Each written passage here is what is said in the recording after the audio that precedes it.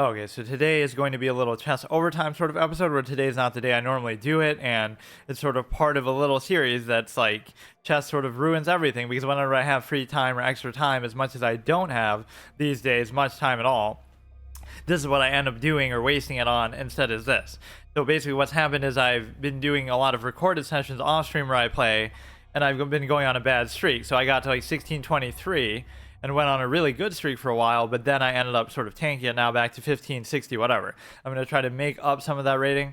I won't do it for that long because I have to do, it's almost an insult to the other series that I do on this sort of day, that, oh, I should commit more time to that if I have extra time, but it's just a casual card game and a one-off hard mode thing that's like, whatever. It's like, fucking, what do you call it? It's like a one-off hard mode thing where you only get one attempt at each, so it's fine. But so I was going through all these different cosmetics, like a little permadeath piece set round robin and stuff like that, which is just sort of like a little fun bonus format. But overall, we are trying to get to 2000 now in both rapid and classical, and I'm kind of prioritizing rapid for some reason. I was on like one of my best rapid streaks ever, at least, like getting over 1600 just like that. I went from like 13 to 16 in like the course of only a couple months. So all it takes is just playing regularly. I can seemingly get as far as I want, but hey, Nightmare. What is that one in the middle? I can't even tell. It's like a hand facing down. He has all the emotes that I've never seen before. So we have the Belladonna piece set, some kind of a... I can't even remember what they were because they were on my other computer, but we do have them on here. Yeah, Belladonna pieces and then some other background that I completely forgot. We're using the themes on the site now because I ran out, actually.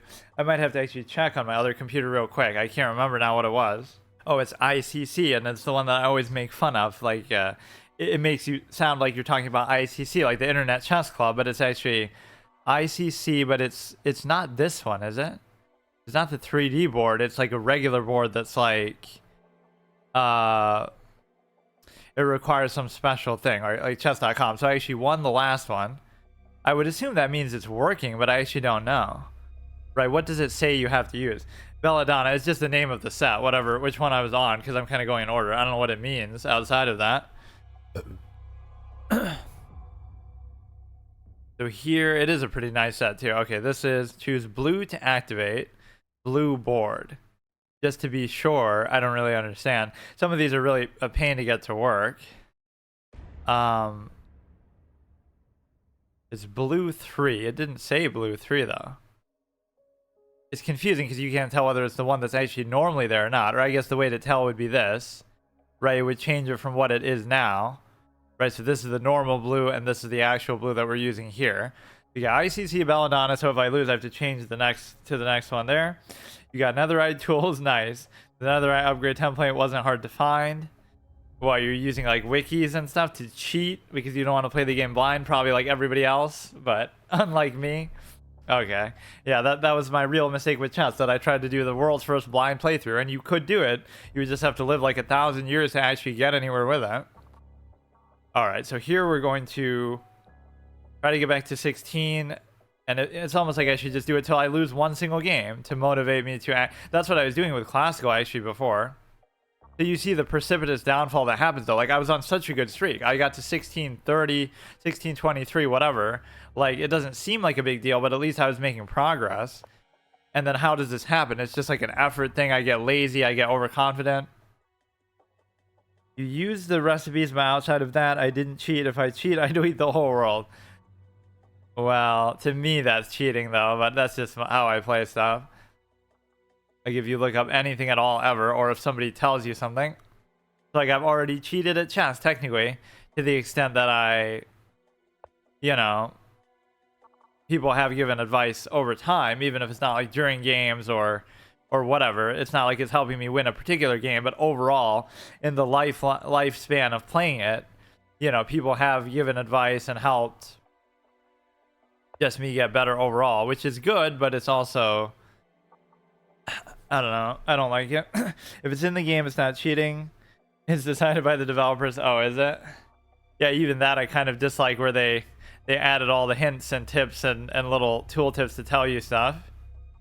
I love that at the beginning of games like that, where in the early stages they won't tell you jack shit, partly because they're just kind of doing maybe more slim whatever kind of design, like they're not, you know, whatever, it's in a rough state, so it has its limits that way. But part of the reason is also deliberate, like with Don't Starve. They didn't want to tell you too much because they wanted you to figure it out.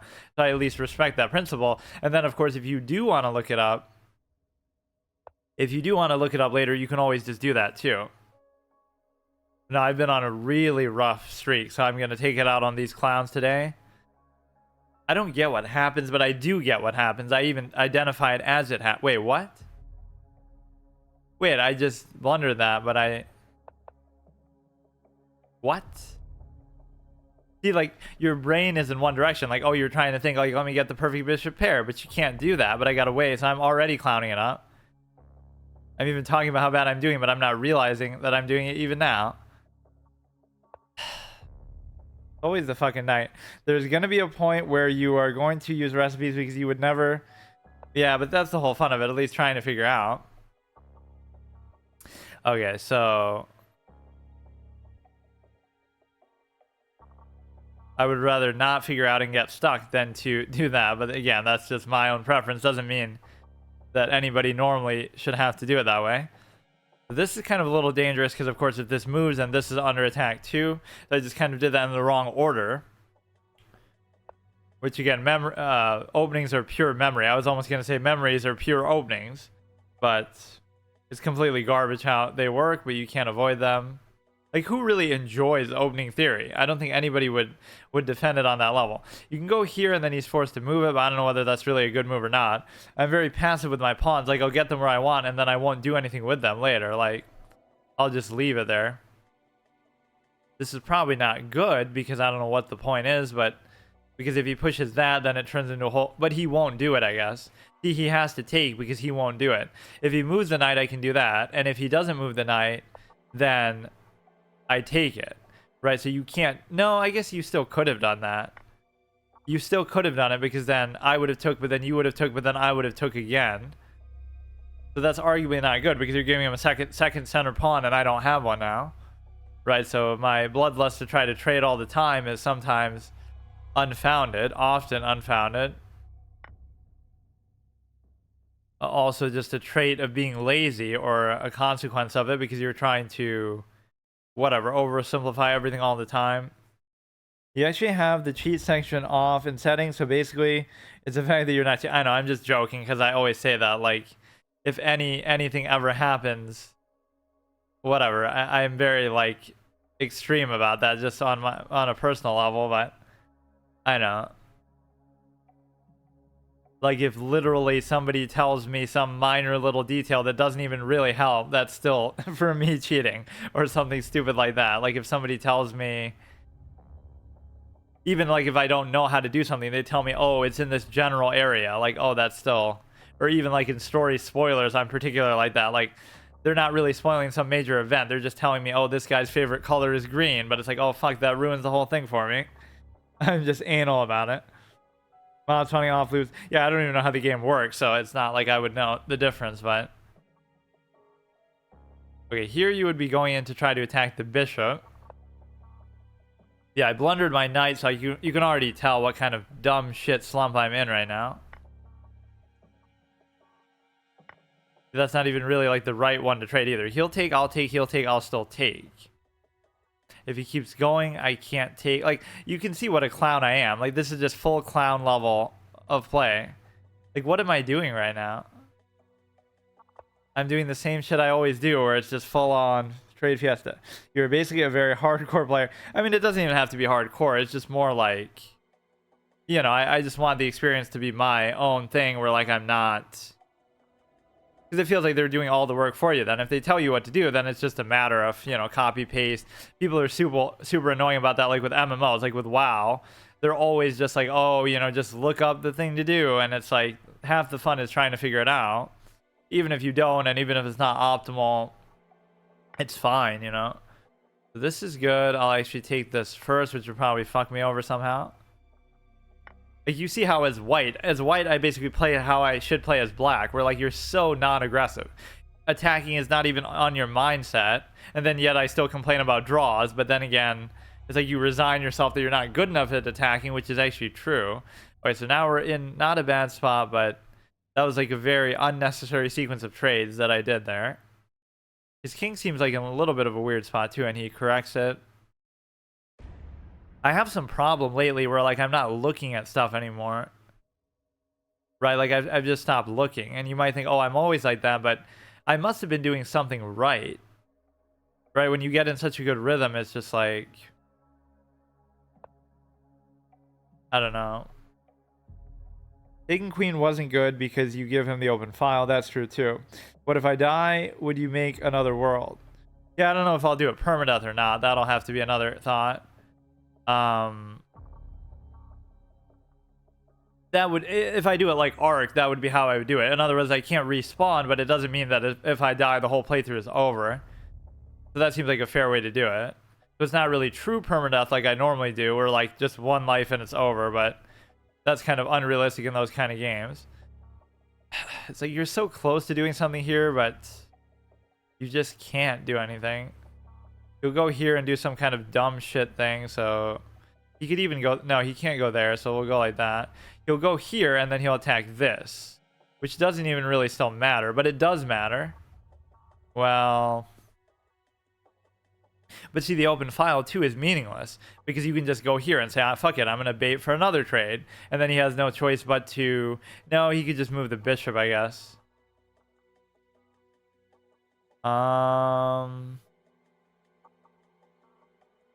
Yeah, I'm taking a little bit too long.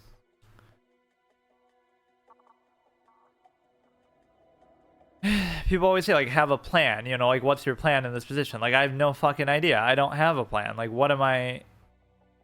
It's just all random. Like, you want to keep this to be able to cover. So, like, I'll put the rook here. That's my plan. And the reason why is because he's going to come down, or rather, I don't have to move this. I guess he can't really target this, so that's one good thing. I want to try to take there. It's almost like this is a good position to try to move the knight, but the problem is the knight can just overall be kind of irritating to deal with. You want to get it like there, let's say. Right, but in trying to do that, you'll fuck something else over. But I don't see how you can really target it for now, right? There's nothing that can really attack the knight, so you should be fine. You can't come there with the rook. You can't attack it yet, so he hasn't even connected his rooks. A plan in chess is basically creating weakness or attacking weaknesses. Yeah, but I don't know. It's not as simple maybe as what it seems. Okay, that's a good move by him. See, he could open the king like I always like to do. But this is the kind of position where you could almost afford to, you know, not worry about that. And the reason why is because even if you attack there, it doesn't do anything. What if we just get this knight out of the way? Right, just that's fine. That you, it looks like you're giving him a strong diagonal, but again, without the queen there, without anything else, like how are you really going to take advantage? And maybe he has an idea for it, but I try not to use the arrows too much, but maybe I could use some help with them now even. I want to go here. If he takes, it's perfectly fine, right? And so I want to go here, which is an octopus knight, so at least that's the strong point that you're emphasizing. And it also allows you to basically check, fork, take something here, but not really. But no, this is a great spot for it. The problem is these pawns might be a little bit weaker than expected. So he's double attacking there. It's an interesting move, but it might be a little bit... You definitely don't want to do it now because then he'll just go there. So you go here first, which allows him to check and fork. See all these kind of problems that open up. There's no way that I can actually cover this one. You almost want to go like this. Now that I think about it, this looks like a little bit cleaner because then he's never going to be able to take advantage of this type of position. I don't think. Gives you another cover for the knight, which I argue we don't even really need. My temptation is always to just try to bully the knight and try to take it, but knight equals octopus knight. I had never heard that term before in my whole life, actually. Nobody had ever said that. Like, I'm sure I had seen them in practice and in effect, but I just never... It sounds like some Cthulhu monster type shit. F3 was already protected by the knight. F3 was already protected by the knight. Like there, but I don't know. It seems fine. Yeah, now this will sit there for like 50 moves and then finally do something good. We could sit here, but we gotta come up with an idea now. This would be like a useless gesture. We can fuck around with this one a little bit. And the reason why is because it's just kind of free to roam around. The whole irony is, as much as I hate knights and criticize them for being so objectively flawed, is the fact that... Oh, see, look at my time go, though. Is that I'll end up being better with them, or at least they favor the kind of positions that I end up playing because I'm so defensive-minded. You can go here, you're double threatening, he can go back.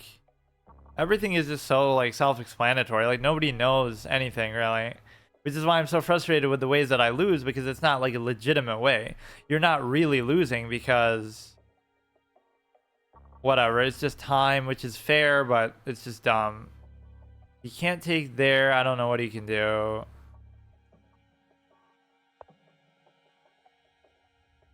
My move is pretty obvious, even if he's not sniping me or anything, as if that really matters. But it arguably at least would save them time.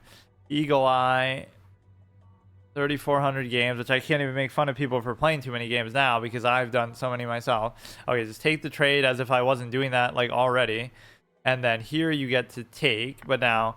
in before the knight gets trapped or some dumb shit, or he had that exactly as planned. So we're already attacking this one. He's going to double attack it somehow, which he can't do yet at least. So we're still not in a bad position at all, though. We're completely fine. If it wasn't for time, and I could say this about every game ever, I guess. If it wasn't for time, what the fuck, dude? What the fuck? Why the fuck did you do that? See, like, this is what I mean, dude. And he has the time, too. You only win because he makes an objective clown level move that nobody... Oh, my God. Like, I don't want the win or loss to be determined by that kind of move. That's my point. Or, for me, because of time, I guess. Now, he's going to end up fucking me around still and making me flag, but...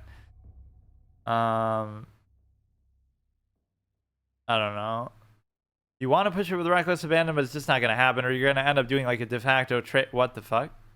But he's willing to sack for it that easily. You go like this, you can potentially take there if you move away from there. So if you move to protect there, I take there, or whatever. We take there, we check. You go, you give another check, no threefold repetition, and then you try to... Oh shit. So he just started to randomly play like a clown. So what a great instructive game. Just wait for your opponent to clown it up, or wait for yourself to flag on time, or do something that's just wholly uninstructive. Just go here, you double attack it pretty easily. Okay, these are the positions where I really get tilted, though, just because I deserve to win or whatever, but it's going to be time that fucks it up. He goes there, but I can still take. He goes there, but I can still take. He goes there, doesn't really matter. I should be able to take it, but then it'll still take me like 50 hours to figure this out.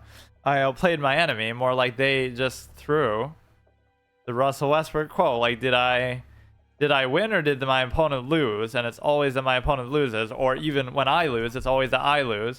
Chess is like the #1 game for that too. And people even say that, oh, at the high level, it's like, oh, haha, if two GMs play perfectly, it's always a draw. But like, it's so dumb. Like, oh, it's only because they play so well or something. Just keep giving random checks. There could be a mate here, but you really think I'm going to see it under this level of time pressure? So let's just see. We want to push the pawns on the other side if we can. He's going to get some kind of crazy fork, but my pieces are kind of too far away for that to even happen. Oh my god. Okay, what we can do here is just keep targeting this. Try to double attack it here, depending on where he goes. It's so frustrating, man. I hate time more than anything, but I guess it's fine because I've done so much classical over time that it's... He's going to move it now, and then I'll go behind it, and then I'll take it. Or I could just take it with the knight if he moves it. Just take it with this so the knight doesn't fuck something else up, I guess. He's gonna check with the knight, but I can take it. Gotta move the rook now. Like, why don't I just play for my fucking opponent too? And I'll make mistakes often enough where it'll still be fair. Like, I know exactly what they're gonna do. It's like completely meaningless. He's gonna check again. Cheeky check. I'm the master of cheeky checks that don't do anything. Okay, hurry up, hurry up. There is a way to mate like this, but I'm just not gonna be able to do it. Like with the two rooks. I should try to just promote, but it's gonna take fucking forever. Or again, even if you can just trade, I'd be happy with that too. But somehow... Wait, just don't give us check fork, stupid ass thing. You can just do so much with this shit. You can give like an endless check back and forth kind of shit. Right now, this is pinned to that. If you were to attack it again, you'd be in great shape. But I can't figure out how to do that, so I'm going to waste too much time. Just go for the sure thing, which should be the promotion. There's no reason why you should be afraid of this, because you can give checks and cover and whatever. Or even that I'm fine with. The clown take on the thing. Just go ahead, do the trade. I'm still winning by enough to fucking do it. So he's stuck on that side with the king. Right, he can't come up. So now, unless I get forked or something, I should be fine. So just keep pushing this. Okay, just gotta focus. It's just so dumb, dude. I blundered my shit at the beginning, too, whatever that was. Like, okay, take this. I don't care. I don't care. Doesn't matter. We have enough to be able to still do this shit. Just go behind it, I guess, is the best way, surefire way to do it. Which is not really going to still work, probably. I mean, he can delay the inevitable a lot here, and that probably does benefit him because of the simple fact that we have so much, so little time. Okay, whatever he does, it's fine. It's covered by the stupid-ass knight, too, so that's why it's so good.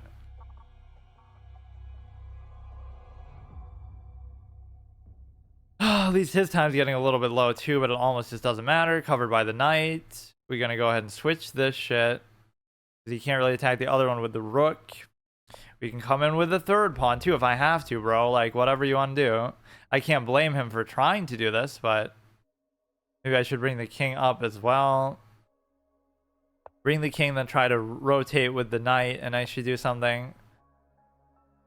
And then you can push it, probably, because he's going to have to move at least. So if you push it, then you can probably attack it again with the thing. Cover it again with this. Cover it again. Go like this. You should be able to pre-move it now. There shouldn't be jack shit you can do. Or whatever. I better be careful about that. I'll fuck something up still. Do this. If he takes, I take. Nice game, bro. Nice game.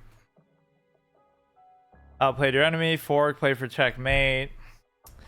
Look, dude. I mean, now we still get to preserve the piece set and stuff. But that pretty much sums up chess in a nutshell there. Comes down to time. You do something like that. Like, what the fuck, bro? As much as I scorned the knight, I should have taken with that. And it wouldn't have been mate, but it would have been whatever. This is the game. Like, just be as annoying as possible and just stall it out and just fuck you, dude. But no, we get to preserve those because a draw doesn't count as a loss, you see. Even though this website does count it that way as far as, like, it'll break your win streak. If you're on, like, a 7-game win streak and you draw, it'll end it, which is not at all how it actually works in like, tournament settings or however they would track it for real. What is something good? I'm running out of, like, actual good stuff to do. I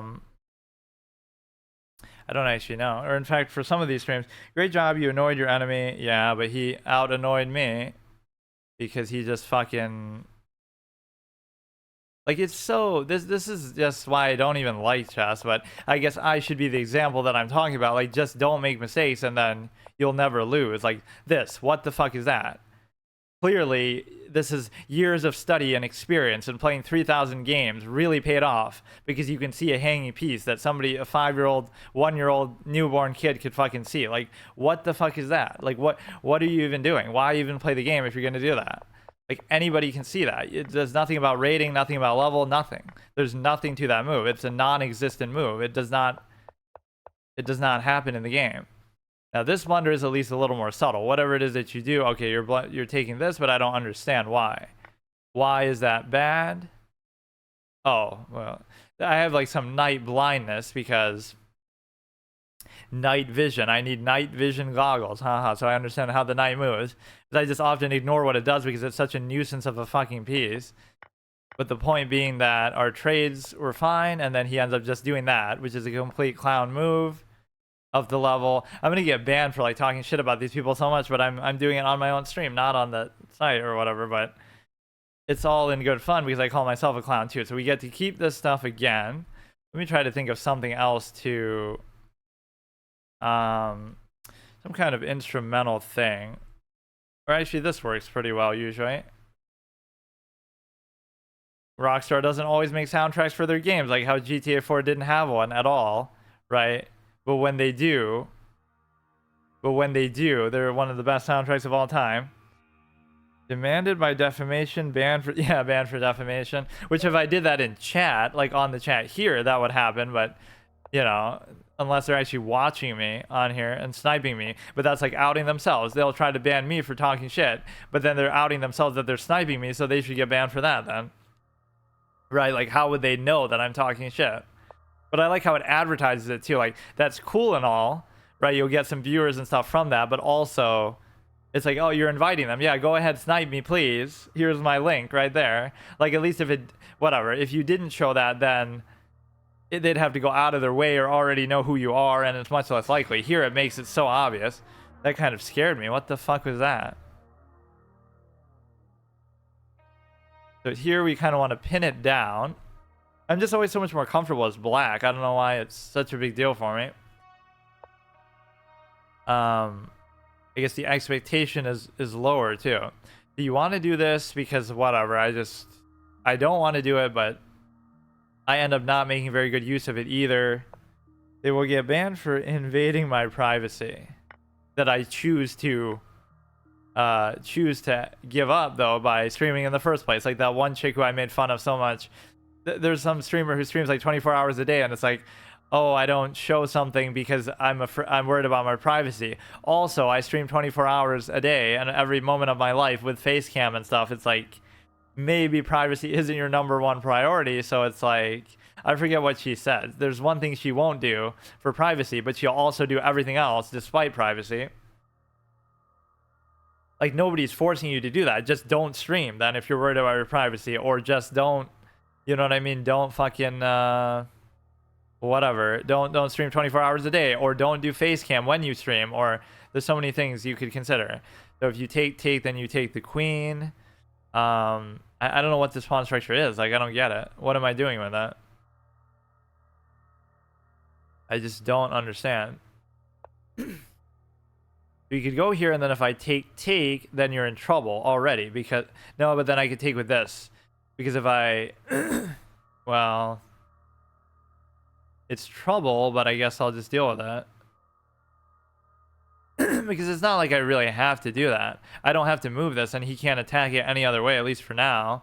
What if I just do this? Now we're double attacking, like, with the thing. It's a bad spot to be in, to be sure.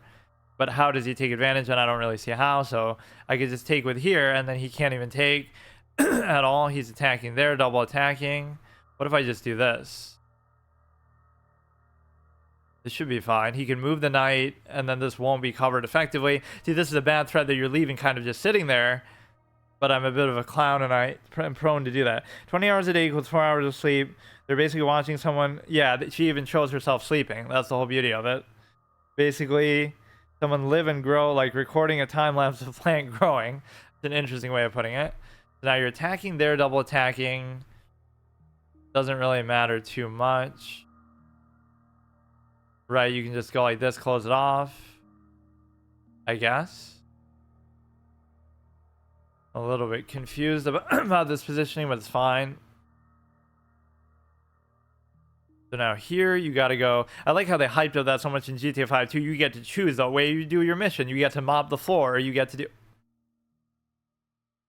What?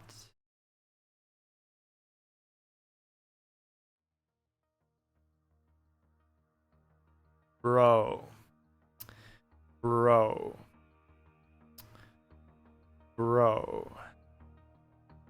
He would take, I would take, oh my god. But he can't because but he can because he'll do this. What the fuck are these stupid ass positions that happen, bro?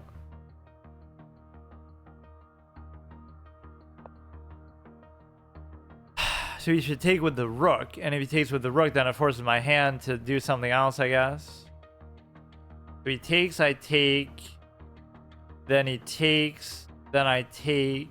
It won't be as bad, but what the fuck was that, dude? Wouldn't be able to sleep knowing that somebody is watching me. Yeah, I don't really get how that works. That's taking it to the extreme of, like, I mock that people even do face cam. Like, who wants to see your stupid face? Because, like, what does that have to do with anything? Like, what are you, a face model? Like, what does that matter? But even the great ones like Hikaru fell for that sort of thing, that insidious sort of form of content. Yeah, I told you to do that 5 minutes ago. Aren't you watching my stream? Now you get to go here. So you're only down by -5. Which, given my total... Wait. No. I'm only down by -1. That's not even fucking bad as much as I'm freaking out. But I guess because I was +1 before or something. We go ahead. We give a check here just for the fuck of it. Which doesn't do jack all. If to go the other way. Right, like we could come in here now. Just kind of a cute little attack there. Actually pretty good. I was so worried, like we're just gonna lose the game because of that, but that's fucking nothing. If you move this, you go here. If you go here, I can't do anything about it. We can create a nice little double stack here. Cute little threat, indeed. We can't go there, so you have to give up the whole thing that we were trying to do. You give a check here, it doesn't really do anything. I want to at least be able to set up to double stack, but I guess I just can't, huh? There's nothing I can do with this, huh? So you could give a check, but it won't really do anything. That's the good thing about it.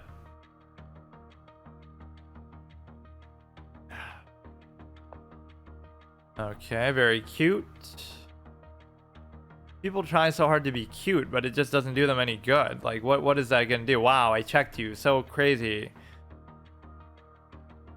Like, it does absolutely nothing. It's actually a bad move, because now your knight's gonna be like almost borderline trapped, and fucking it wasn't even trapped, but okay. What?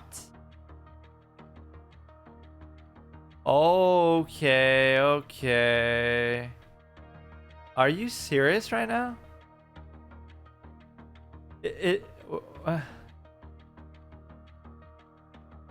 But how?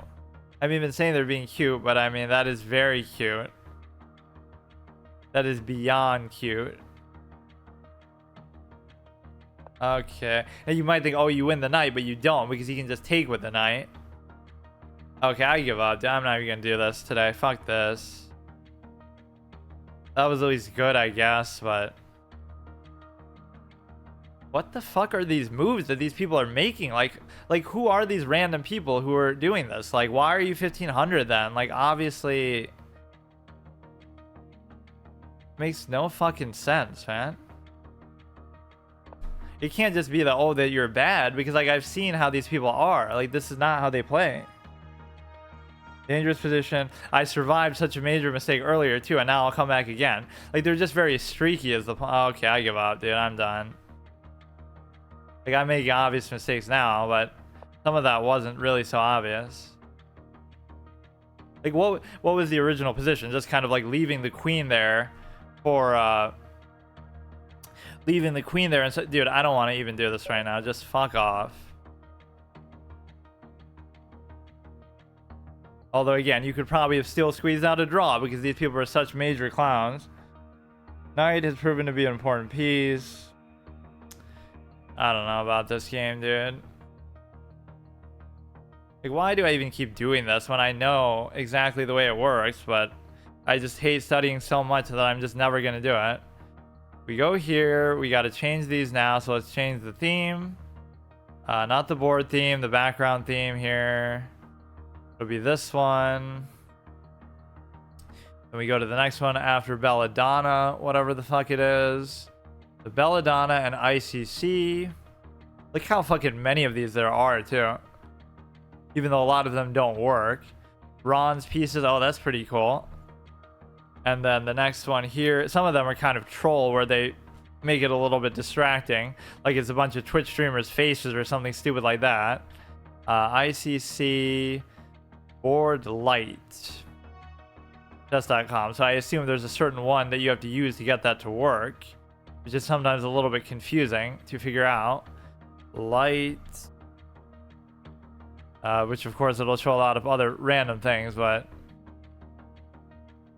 surprisingly not as many as you'd think. Light board. So what does that mean though? It won't even show you. Use the gray theme. This is like a puzzle in itself, just figuring out how to get these things to work. Gray. Newspaper. What is that? My cursor is so crazy it doesn't even let you see that. Now I can't tell whether that's actually what gray looks like or not, so I'll have to turn this off. Light. It's not though. What the fuck? I don't know what it's even supposed to look like. That's the problem. Sometimes it works with purple, sometimes it works with this. Yeah, like it won't even show you an example, so how am I supposed to know? Gray. So if I look at it, that's so weird. The chessboard light. If you go here, chess.com. Or it almost looks like that. What does that mean, light? Oh no, wait, this is a different one. Oh, I was looking at something else. Now, is that what newspaper normally looks like? I feel like it's not.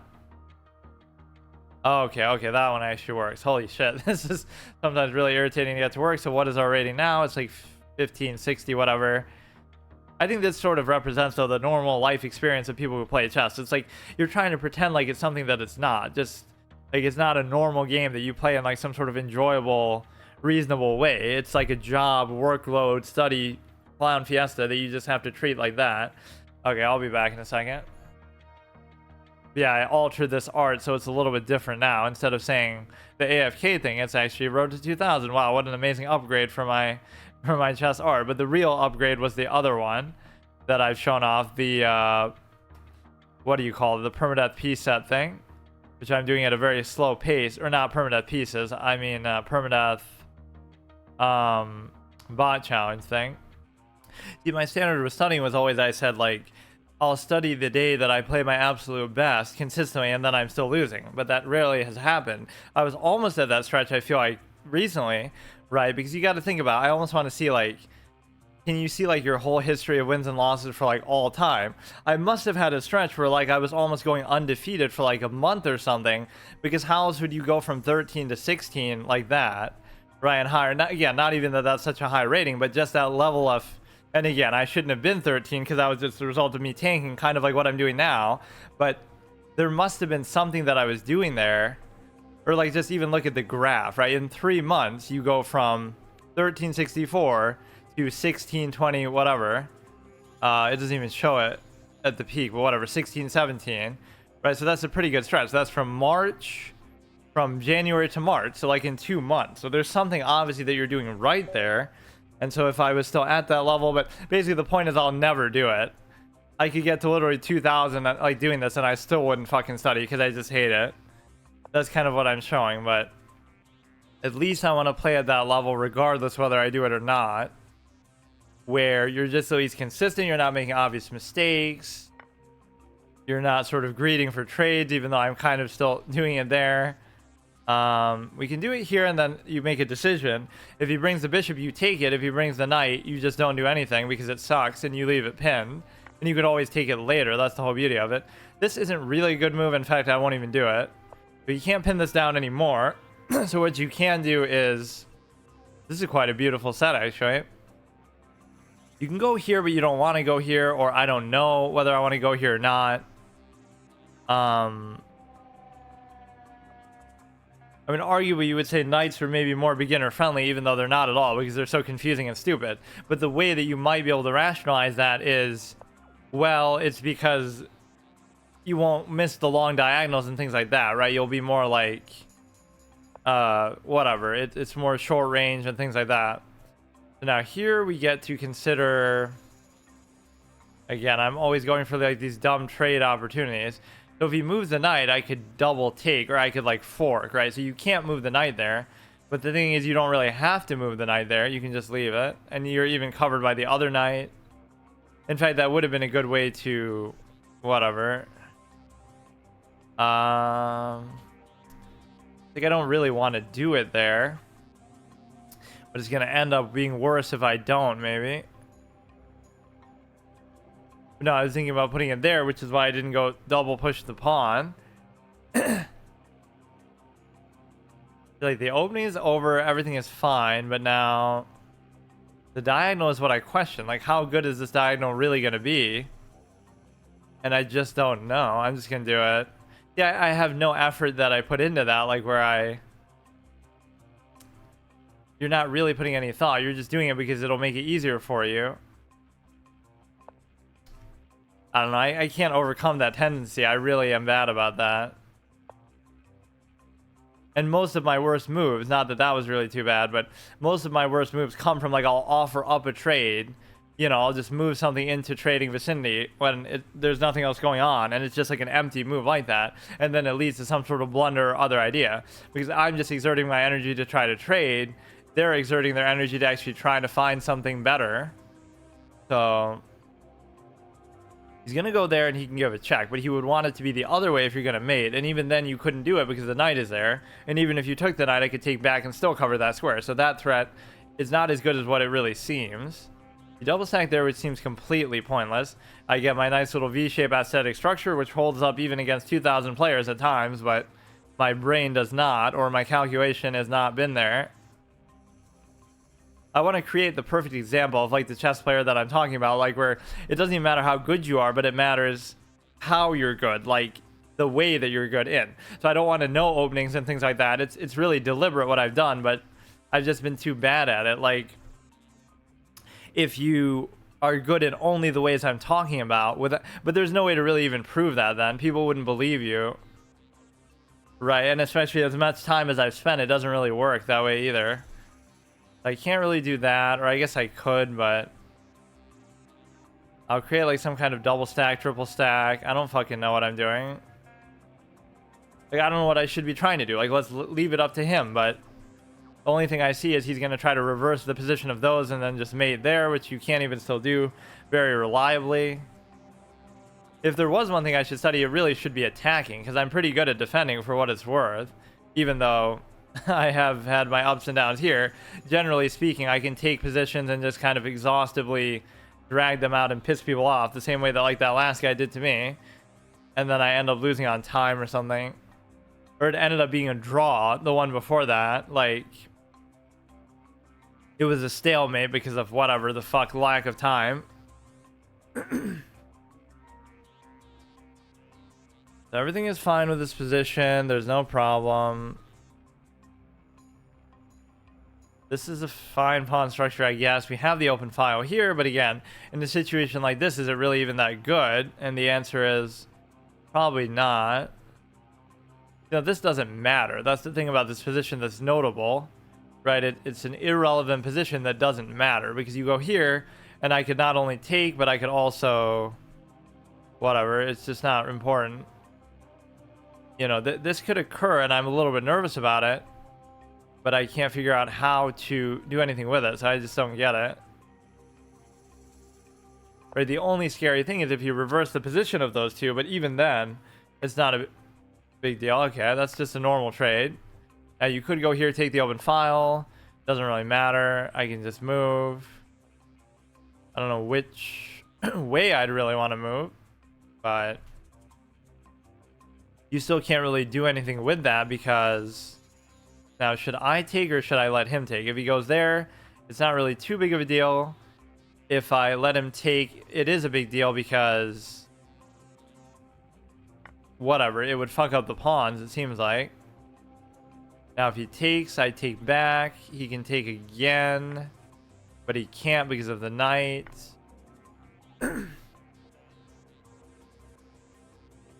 Or there's a maximum level cuteness move over here. Cuteness alert.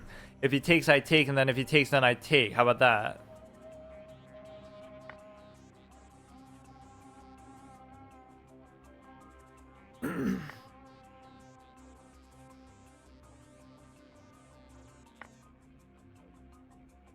There's only a +1, but it's not. Okay, fine. See, anytime you think you have something, you actually don't, because that's, again, that's just how it works. Like, it couldn't be that he actually made a mistake. That's just not possible.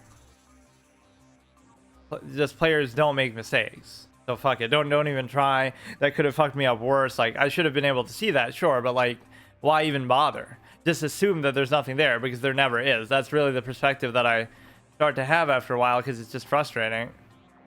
Now you have this little cute move. I wouldn't mind trading and we can figure it out. Oh, never mind. You don't even need to do that. You can just take it. Yeah, this is what happens to me, dude. I just don't have the effort level anymore. I can't do it. I don't know why, but I just...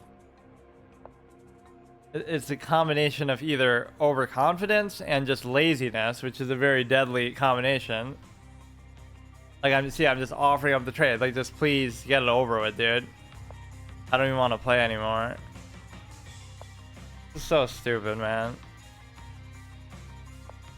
Just keep doing it. Like, this is literally what you're supposed to do. This is a GM line, by the way. This is what they do. Just move pieces back and fucking forth. Fun game, interactive game. Fuck it, dude.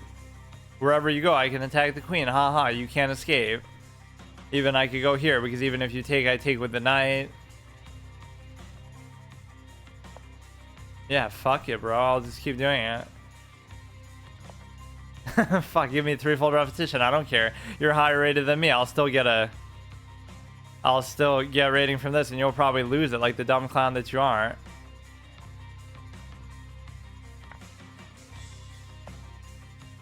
This is literally how I play it too.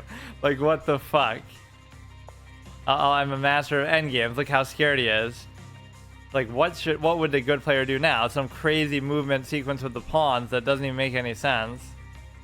And it's gonna be a draw, objectively. Like, I don't know. That's the problem with every position in chess, is that it's always objectively a draw, so just don't even bother playing. It's not even a high level thing. That's what I hate when people say that. Like, that helps the argument, but it's not, because now I'm going to play too defensively there, though, and fuck something up. But my knight really can't do anything. Like, what would I even theoretically be able to do with the knight? He's going to go there. Right, and so you basically get to cover this, which is gonna be fine, but you don't want to do it like that. You can just do it like this, and then if you go there, I can still take, and then if you go here, I can take. So my knight is kind of free to roam, and it's not really doing anything. Okay, that's interesting. But I should just try to do something with it, but I can't figure out what that would be.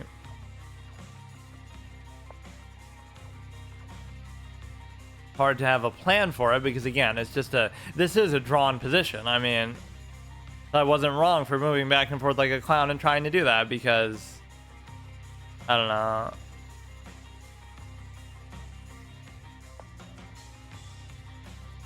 Okay, this could be cute a little bit. Maybe. Just have to make sure not to lose on time, because that's what it's going to come down to. But I guess I did quote that one thing wrong a lot. Like, I always said Nepo. It wasn't Nepo who drew Magnus in every game of a world championship. It was Piranha. I don't know why I always thought it was Nepo. Or I guess I thought it might have been both of them, because, you know, that's just how chess works. That it wouldn't be that big of a surprise if it had been. He's bringing the king up very aggressively, which is interesting, but I don't think it really matters because, I don't know, it's not really going to do anything. Can we just take a draw, dude, and please move on? So I'll only do this till like 8, I guess. I'm not going to sit here all night doing this. I thought at least if I went on a good streak, I would recoup some of this rating, but it's just not going to happen. As long as I just don't lose, though, that's the level of effort I have to show, right? Just don't lose. He's going to come through and actually do something, which is dangerous. You know, when people actually do something in chess, that's a real anomaly. This looks like a heart or something. It looks like a chocolate almost.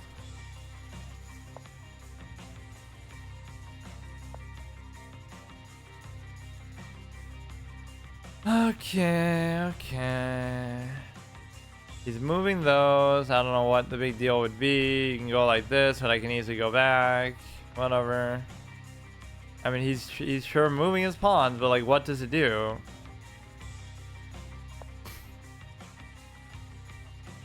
He sort of unpin that from the thing, so at least my pawns can fight back. He does have the one extra pawn, so for what it's worth, we could have the ability to see. I'll just uncritically take because I just want to take. I just want bloodshed. I want some action because there's no fucking action in chess ever. You can go here, you can attack it again. I can cover it again. Okay.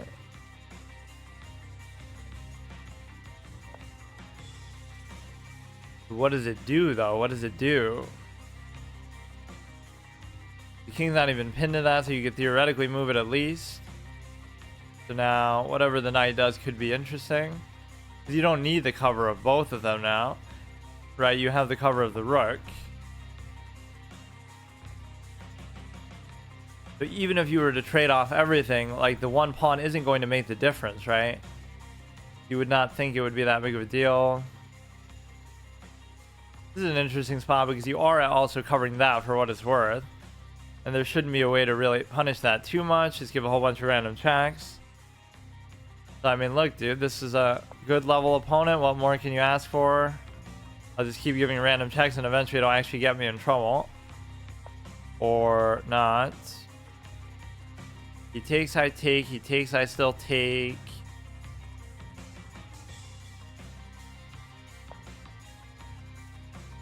You can't do that one. He is giving a lot of checks. Or, I mean, he is moving a lot with the king, but can he actually do anything with the king is the big question, and it doesn't seem like he can.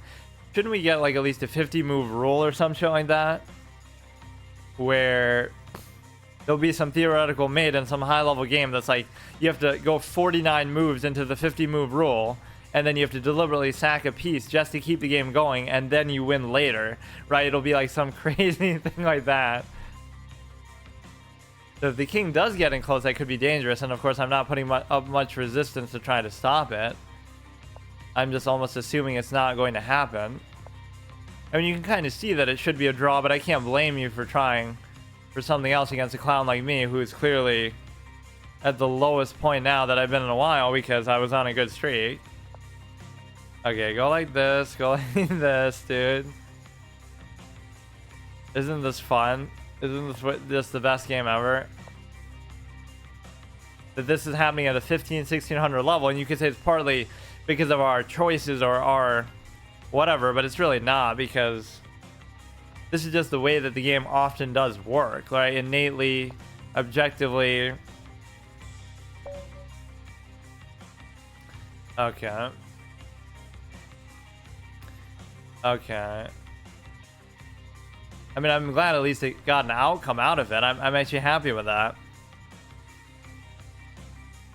That's actually kind of impressive. So that's what a good player would do. You actually, because it's such a, you're lulled into such a sense of security with that position, like you couldn't possibly imagine that there would be a mate there. So actually good on him for even having the willingness to look for it.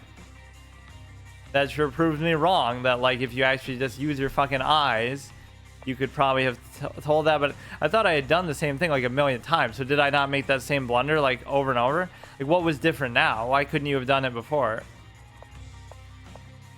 I guess that was a move that wasn't a check, and most of the other ones were a check. Okay, let's do maybe one more. But the real point is I shouldn't keep trying to do it like this.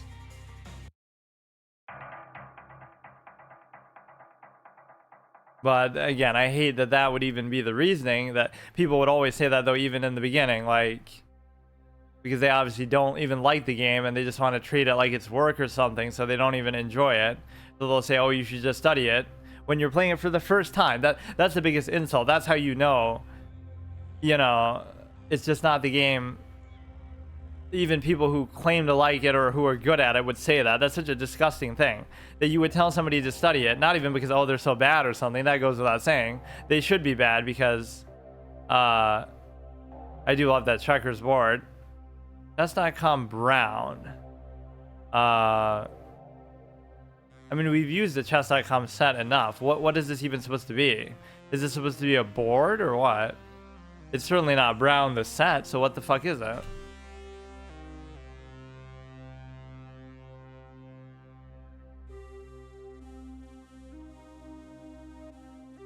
But no, I have to actually just think a little bit harder, I guess. The chess.com brown. Yeah, it's meant to be the board, so that's actually not what I want.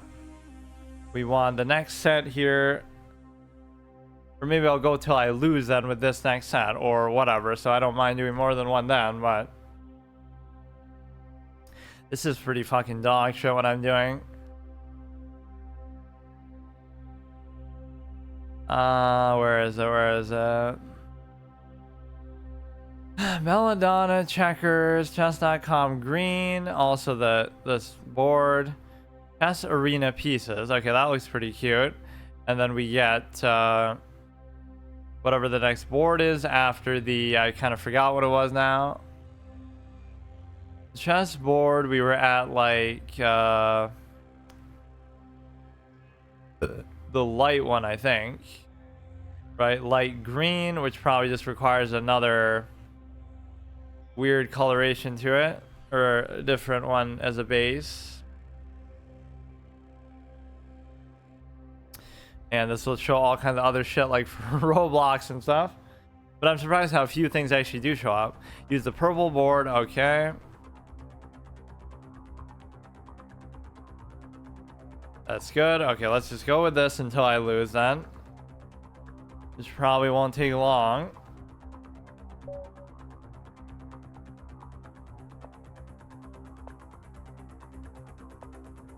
Yeah, like, what am I even trying to do now, though? I got as far as I probably should have, so now I really should just either stop playing altogether, which I'd love to do that, actually. I'm almost ready to do that. Like, I'll just go back to playing variants and doing actually fun stuff again with it, or just not even playing it at all, both of which I would prefer. But...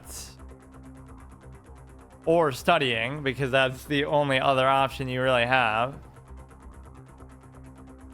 So I don't want to allow the pin to happen here, but it's kind of hard to stop it, so I don't know what this is. Like, this looks scary, but it's really not because of this move. But that's what you're always counting on them, right? At these low levels, you get lulled into that sense of you want to always hope that they make a big mistake, which a lot of the time these people do. But they kind of even each other out with their mistakes, or they're kind of a little higher level mistakes where they're not like super obvious all the time.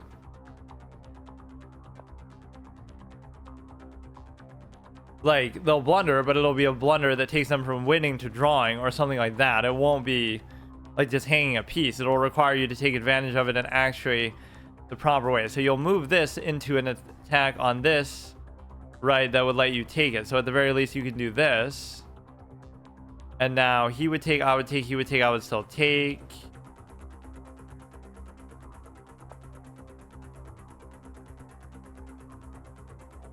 And of course the knight could go there if it really needs to, because there's nowhere else really that it can go, I suppose.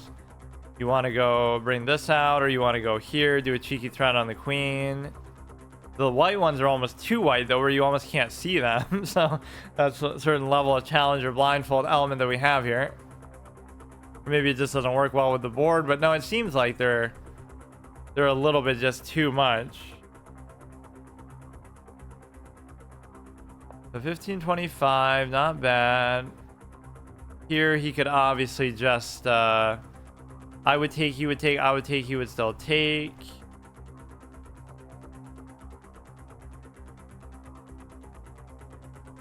This he could take, it wouldn't really do anything there. This he could he could then take, well, first of all, this take you don't even want to allow to happen because that'll fuck up your pawns too much around the king. So let's address that. I guess you only need it to address the fried liver threat, which no longer is there. So now you got to watch this square.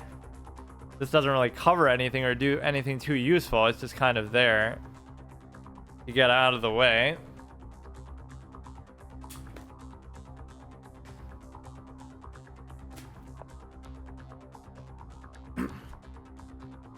That's just like a free take. I don't see how it hurts me unless I'm developed a knight, but I could immediately just pin it down if I was really worried about it. What was I thinking I wanted to do? I kind of wanted to take advantage of this, but I guess I can't.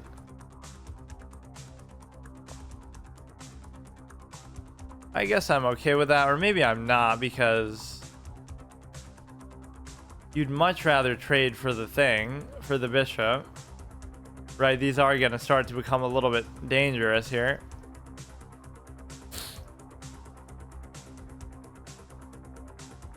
You can attack here. If you move the knight, I could still check and take though, so it wouldn't be a big deal. I would take and check, so whatever he unleashes with the knight won't actually do anything. Despite the crowd of pieces, you could actually do this. Right, so if he takes, I mean, theoretically, yes, but you gotta block this diagonal somehow. Yeah, I just gave him the diagonal that I said would be so dangerous. Now he's attacking that with too many things, and this knight isn't doing me any favors either. Just kind of block this. You go here, I could take, you could take, I could take. You'll bring this one here though too, so I'll go like this. So if he takes it, at least I don't have to fuck up the pawns in doing that.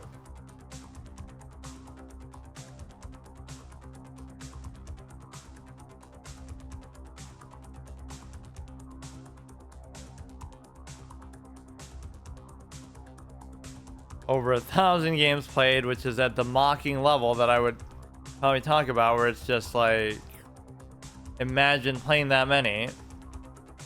Just period, even regardless of what your level is, but especially if it's this low.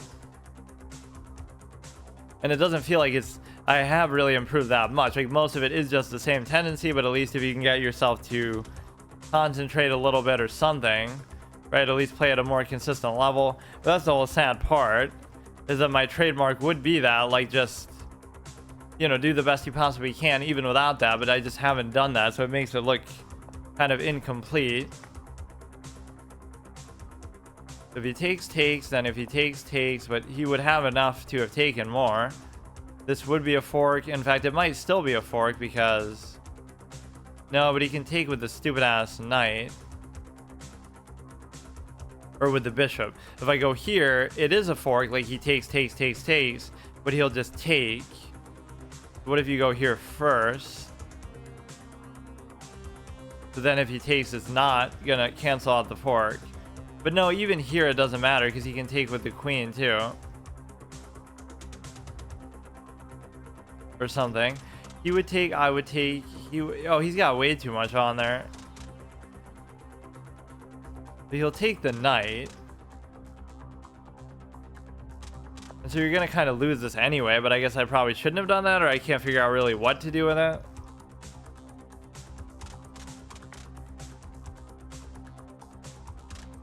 You have to address the threat on the queen, so that's fine.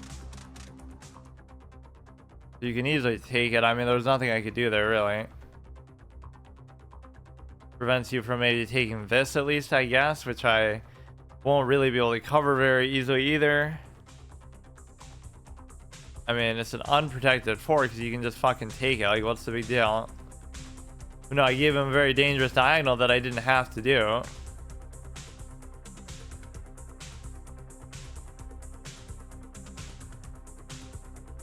He'll go somewhere stupid like that, I bet.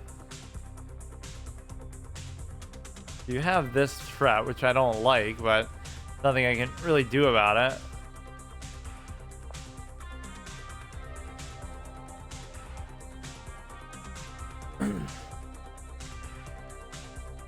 Okay, even on time, I'm +1, which is not a big deal at all. You can cover that easily with the rook or something, or you just move it.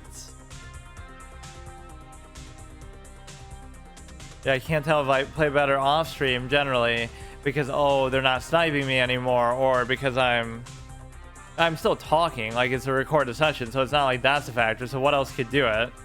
I'm still listening to music, I'm still talking. I don't see what else would cause it to be better than that.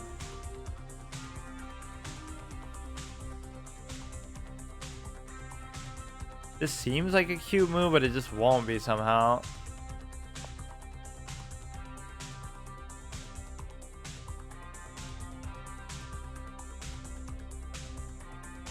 This is very cute, but it's not actually going to happen.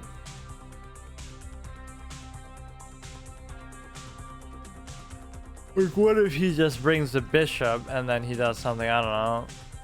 He's gonna attack there.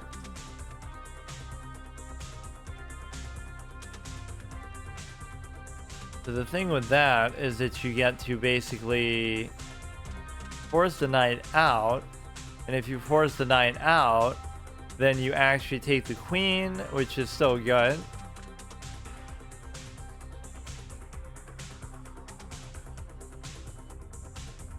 I guess. I don't know what's happening with this position, actually.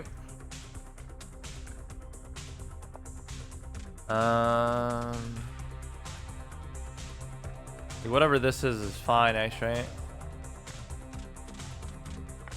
Yeah, nice game. Nice game. Like, I really deserve that. I really feel good about that. Like, this is so stupid, man. Every game that I lose is like that. Every game that I win is like that. Like, why?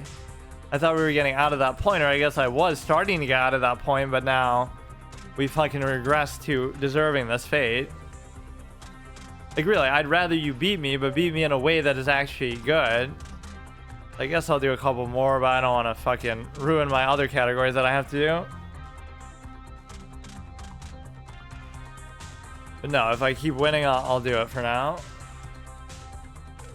Chess is always just the most time-consuming and frustrating thing to do, though, because it's just so unrewarding. Even if you are good at it, it's still unrewarding. Like, look at how much grandmasters make, like an average of minimum wage.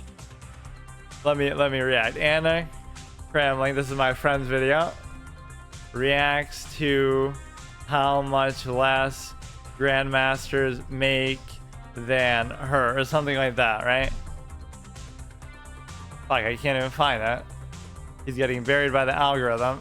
It's like Anna Cramling when she realized how much more money she makes than grandmasters. Here, and I'll get banned for showing her clip, but I'll still do it. So it's not actually, let's see what the thing actually says on there. How much money do grandmasters make? How much do grandmasters make? Chess grandmasters earn variable amounts of money, but generally an experienced grandmaster can make between $2,500 and $3,000 a month, which is like fucking minimum wage from various sources. Wow. The most common means of earning revenue as a chess grandmaster is by playing in tournaments. And yeah, that's basically all the clip is, just her continuing to laugh, but that's not actually what she was laughing at. I don't know what she was laughing at, but that's all he does is my friend has that channel and he'll just take clips of stuff and do it like that. He'll just put it out of context or whatever. What else do I want here? I don't know.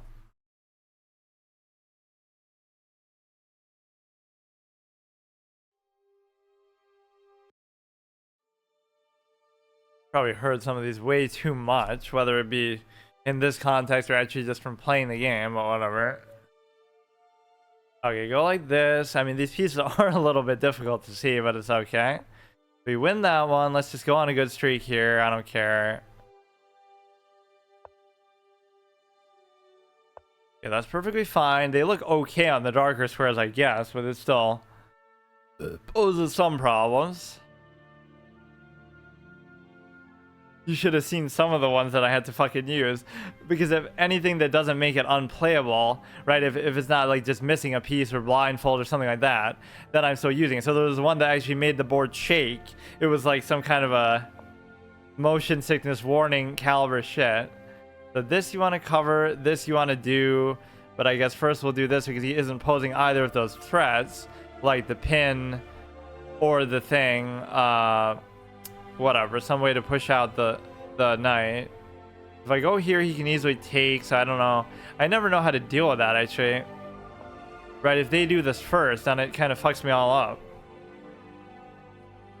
I should probably study that part at the opening.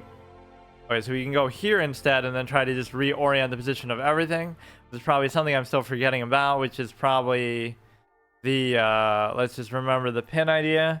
Which again is sad, because that's one of those things that you would say, oh, it's not even bad to let the pin occur because it's still completely drawn and it's not a disadvantage. But I have no fucking idea how to play like that with the pawns. Like, you have to go like that basically to push it out. So this is cute to just try to do a trade. And beyond that, I guess not really much else going on with that position. Or he's doing exactly that. See, I forget what I just said 5 seconds ago, or my own little logical razors that I'm trying to follow. Right, I just don't even do it. We're in a good spot here. Everything is fine.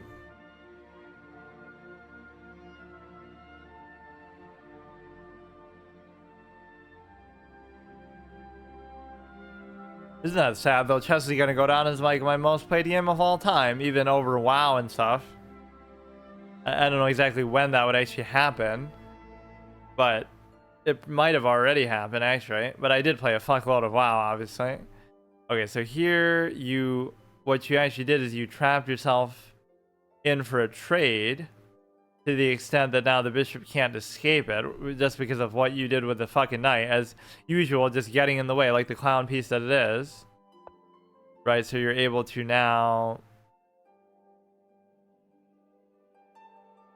That actually doesn't work though, because now he has to choose which one to take, which I guess still makes that kind of worth it, but the only way that's bad, I guess, is if you can't get out of there, which you almost can't. And it maybe very well does fuck up my pawns a bit, but it's not that bad, I guess. Take. But yeah, people will argue in defense of the knight, like, oh, it can actually be a useful piece, as if that's an argument. Like, yes, it's a piece in the game, so you have to make the best of it, but that doesn't mean it's actually good or anything. Oh no, I blundered my pawn. Please don't take it. And so now we can just go like this. That's just in case they're sniping me or something. I always make fun of that prospect. So if he takes, then he could try to take with this if he raises this.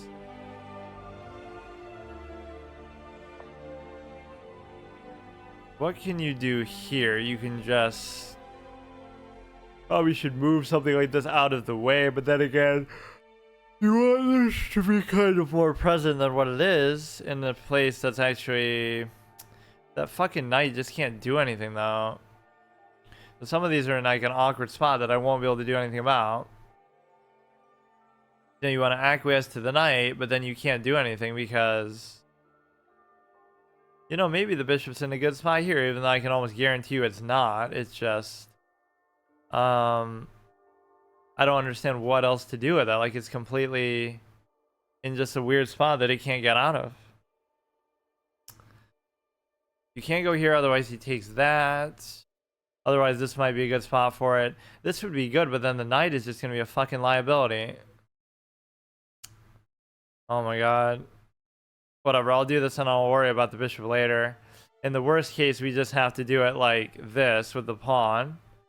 Which again, there's no pawn that can push it out, so it's not like he's going to get trapped there. Worst case, he could get double attacked for some undesirable thing.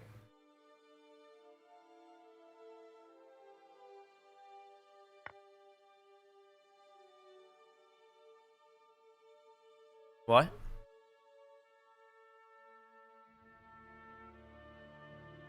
Oh, interesting. That should have been pretty obvious to see, actually. Couldn't he have taken... No, no, no. Okay, that's fine. I'll live with it. It should still be even material. So I'm always up first, and then I start to slip. Because I just stop paying attention completely. Not even because, oh, I think I'm winning or something. Just because, whatever. It's like... I don't know. You just kind of lose interest somewhere along the line. This position is perfectly fine. Like, I can easily win this game, but I just won't because I'm a clown. Or because, whatever, just... I don't know.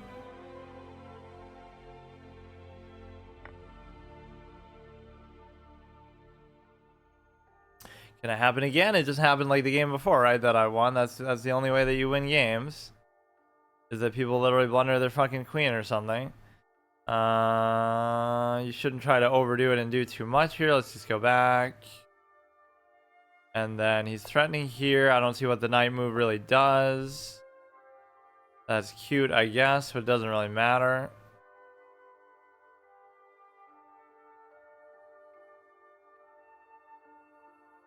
We can try to cement it in there, but I still am not really that impressed by that position. Right, like it's not really going to do anything too crazy, I don't think. You just have to take those few seconds extra when you think you know what you're doing or you think you see everything, and you obviously really don't, then just be a little patient with that.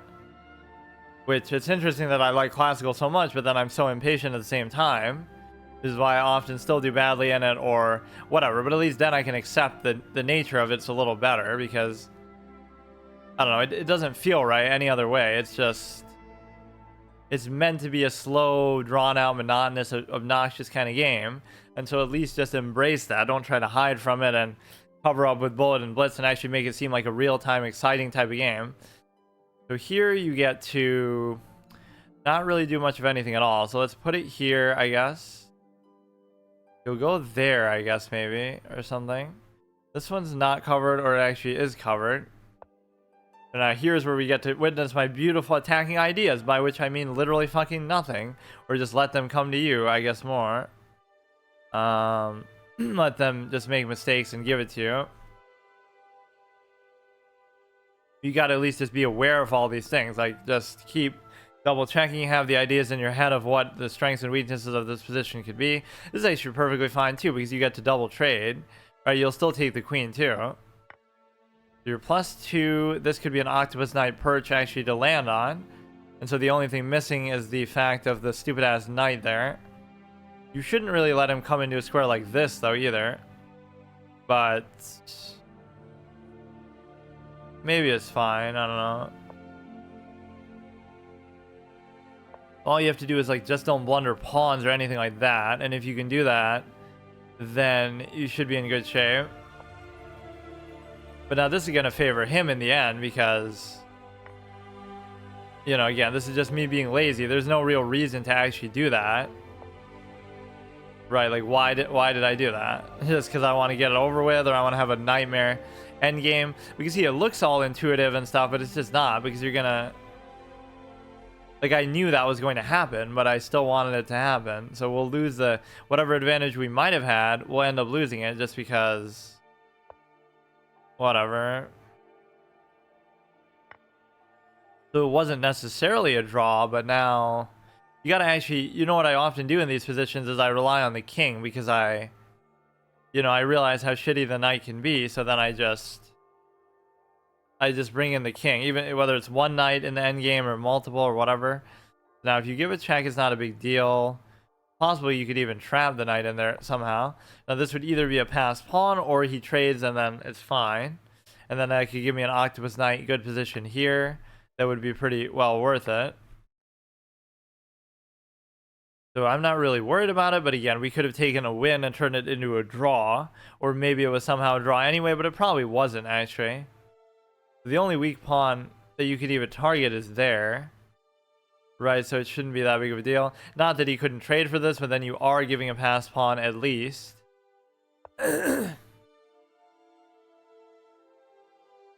So these moves don't really give me any indication that he's even doing anything, so...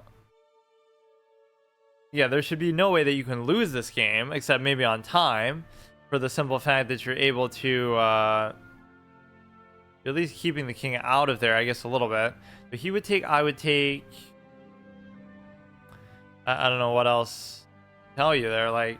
I don't even have to do that. I can just do this and try to promote, but it's going to be hard to do that. And he can't even push it because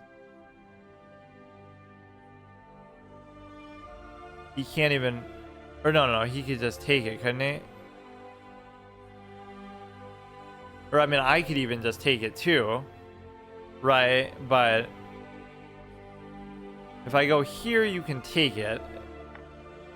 I mean, it'll prevent the whole passed pawn eventuality, but it's like, I just want to get the king out there, but it's just not happening. Right, I could have potentially gotten the passed pawn in a much better, effective way there, and I just didn't do it. As long as we don't blunder a pawn, but he's doing a good job at least keeping the king out, or maybe it's pretty natural that that would happen. I saw they've been showing on the news like non-stop. O.J. Simpson died, like, of all the random stories. Like, it's hard to know what tone to take with it. Like, oh, is it good because he was a, you know, people will be happy that he's dead because he got away with his crime, whatever, or because he was such a great football player or something, they're celebrating that. Like, it's, I don't know how people are interpreting it.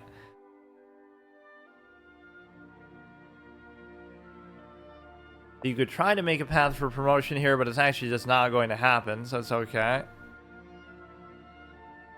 You could potentially trap a knight here too because of how stupid they actually can be as a piece in general. So now you go to here, and then you're basically able to,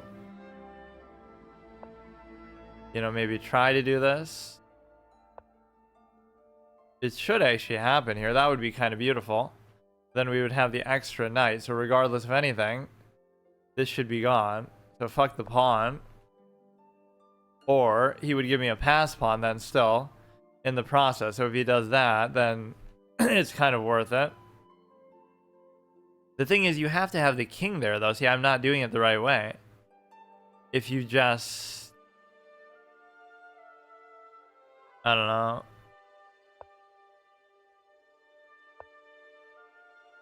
You can put it here, which is probably not even a good idea.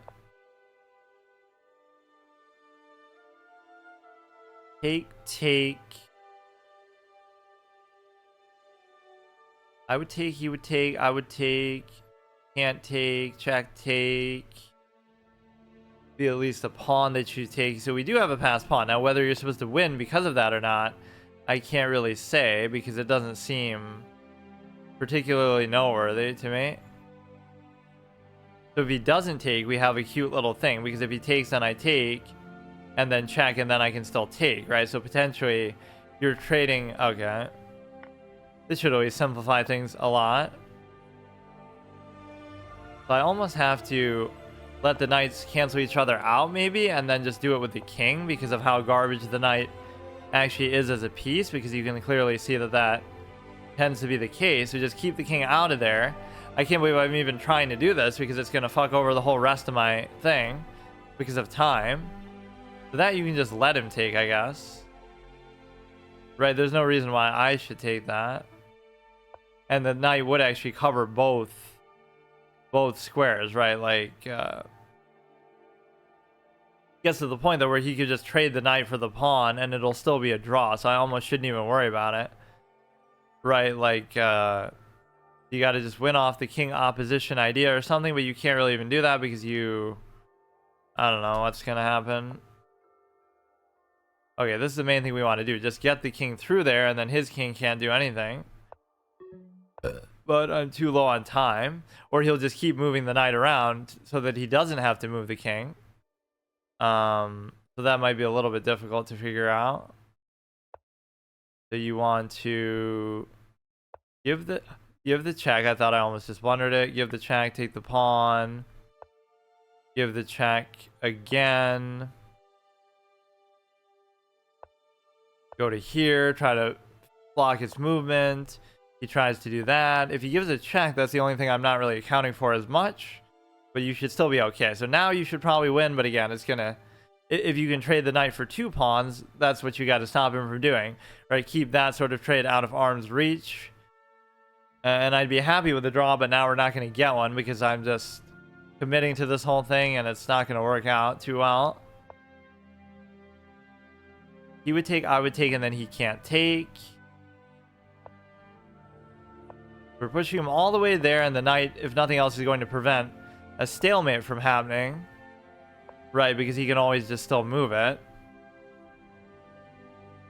If you can give a check to here, then you're forced to move. Okay, okay. Yeah, now all you would have to do is sack it for that, which I'd be actually quite comfortable with doing. Okay, bro, okay.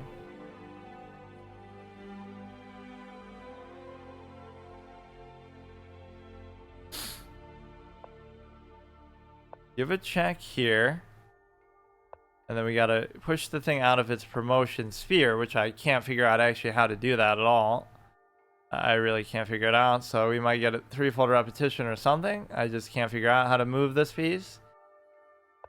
How does the knight move? Indeed. So now you're fucked because you have to, you know, deal with this. If you take, then I do this. Please, bro, please. Just let me have this. If you don't take, I take. If you do take, I take. Like, fuck off. Now we got to figure out how to do it with the knight on the board, which should be relatively easy to do, I guess, but... Oh.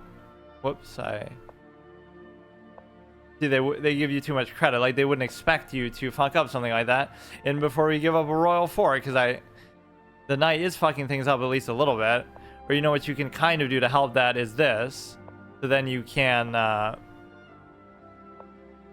bring this in as well, and then he'll probably do something crazy with it. This is very irritating, but okay, dude. Oh my god, oh my god, oh my god. Well, he has insufficient material, so regardless of what you do, you're going to be in a position where... That's really too bad, though. Shouldn't I be able to take this at some point? Like, you would think that would happen, but I guess not. Very fun game, dude. I'm enjoying this more and more the more we play it. Like, you just realize how it is my fault, but it's only partly my fault because these positions that we're getting in are consistently so stupid. Like, the only thing that matters is time, or the only thing that matters is, you know, like, obvious things. They're not really instructive, or they're not really good. I guess I didn't lose, so I'll do another one. Like, what's the thing that I should do there? Just play faster. That's all. Just play faster. Like, fuck it. And I'm kind of too fixated on trying to do the knight thing, but I should have just done the same idea and sort of forced him to deal with it. Yeah, nice move. Just move the knight out of the fucking way at the edge of the board. But it should be almost generally the same thing that you get to do. Or even the engine did still want to take the knight in some way. Okay, let's see what else we can do. I don't know.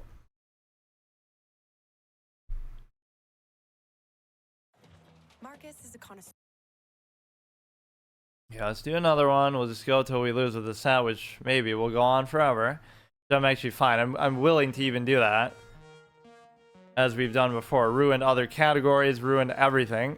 Just ruin your whole fucking life by quit your job, take a day off work, break up with your girlfriend, just all to play fucking chess. Like,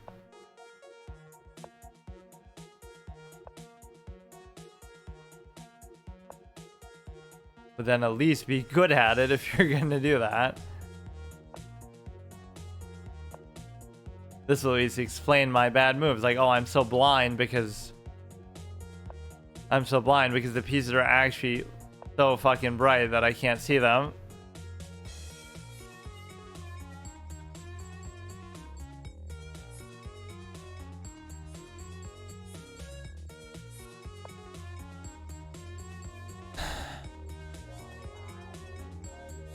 You can go here with it rather than try to do this. Although I guess I could have still done it, or... No, you would still need another cover there, actually.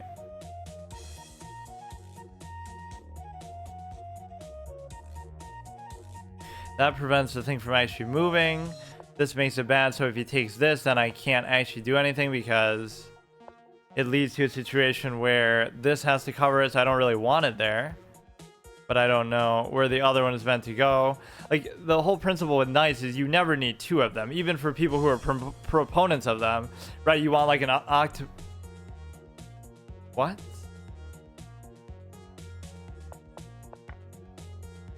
Okay. Well, this will be the loss then. Or he could have taken that one too. Even they get confused because it's like such a rare position, or they almost can't believe what's happening themselves. We can try to take advantage of this a little bit. Because you had to address that thread, and so you couldn't really cover it and do all that at the same time.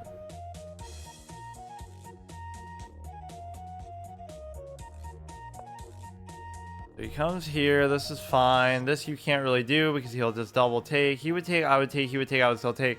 I mean, you can do it, but it's like... I don't know if I really want to. So now whether you take or not... He has too many covers there, though, so... There's no value in trying to push it any further. So you try to open the king a little bit, which doesn't even entirely work. Let's just try to go for a train fiending again, which we... You know... If he does take, it gives me the open file, so I guess at least that has a certain value to it. You see how that minimizes so much thinking that you have to do, though. That's why I like it so much. You don't have to think about anything hanging or whatever if you just...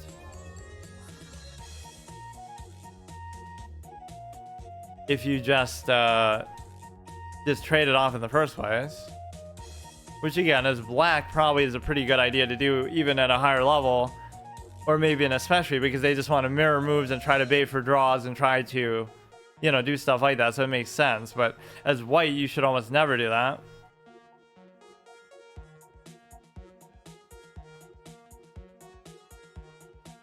Even if you're losing, you arguably shouldn't do that because you want to, you know, the less material you have, the more their advantage is kind of emphasized and stretched out. So you don't necessarily want to do that either.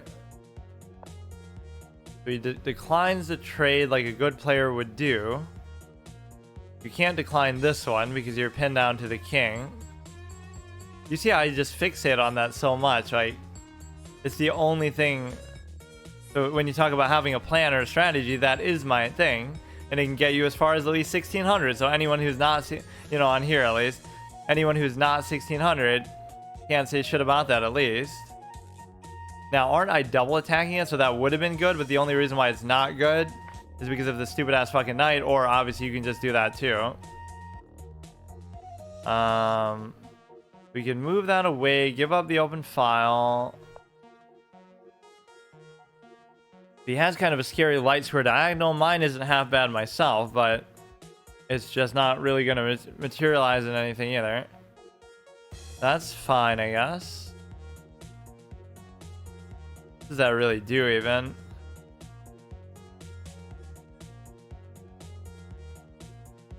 Everything should be fine. So one of the games we win is because of, obviously...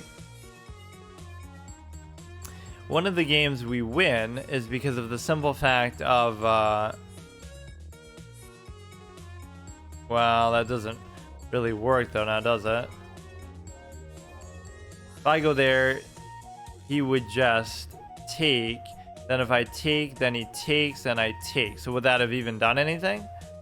I would take, he would take. It'd be the same thing, I guess. Really, the problem with this position is just a stupid ass knight that's kind of leading to this problem.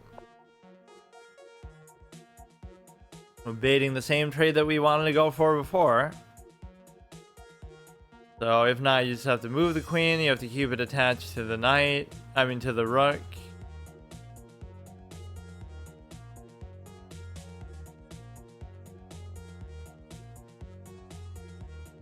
The one thing at least we don't have on here is like a permadeath for rapid, at least. For classical I do. That's why I'm actually not playing classical, because I felt so close to it that I might actually, you know, I'll have to delete my account here too, which, okay, this is fine. You're double attacking there.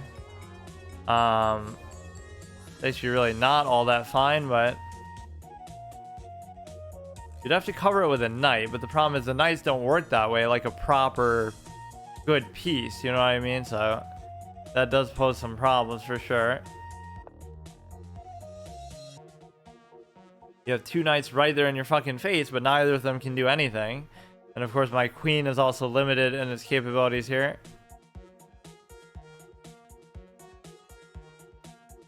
This is cute because at least if he moves it, I can just take it and maintain the diagonal, which is the most important thing there, obviously. You can also do it here.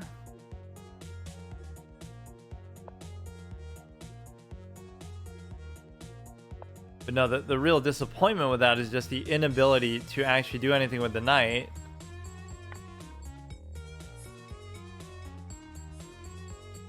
Of course, that has to be exactly according to his plan, too. I'm sure he wants to do that. Somehow. So you go here, just give a whole bunch of random checks and try to bait for a draw, probably. This position is always pretty good. Maybe. He's gonna just keep bringing the king in more and more, I guess. So doesn't really matter, but can't really take that. Is there just nothing that the thing can do though? We can go here and give a check. We're gonna end up mating him like this somehow without even realizing it. So the bishop is at least covered by the thing, but the other thing is not. Oh shit, I don't want this.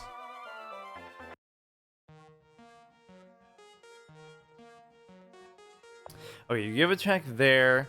You would think we should be able to actually do something with this, but like, you can't give another check or anything. So if he takes the bishop with the thing, would be bad with the knight. Right, that's the only bad thing about it.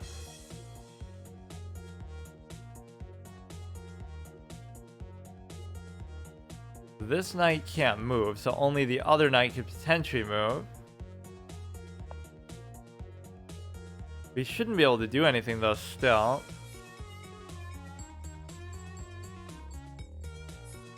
He goes there would be the predictable, obvious move. We can keep giving sort of spam checks maybe to get out of it. Because you can always just move the thing. Like, keep it in that diagonal, but keep it out of arm's reach. Sure would be nice if the knight could actually do something. That would be a crazy idea, huh?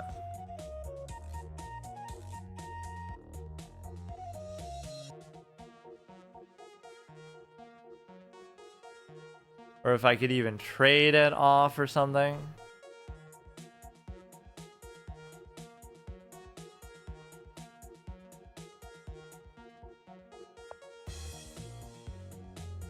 Maybe the knight can come in and actually do something for him, but not for me.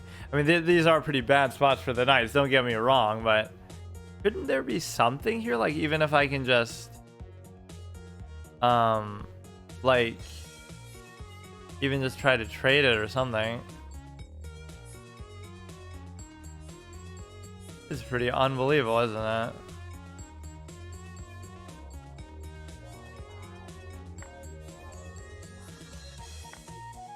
You can go ahead and check and even take and maintain the diagonal in the process, right? Because you shouldn't be able to, you shouldn't necessarily be able to do anything else because you can't, or I guess you can. And you're even attacking that as well, but you can't move it at least. I'm kind of confused about this. Okay, we can give a check with the knight now at least. It's not like they're doing fuck all anything anyway. Can't take, you would think maybe you won something there at some point with the knight, but I just couldn't see actually what it was.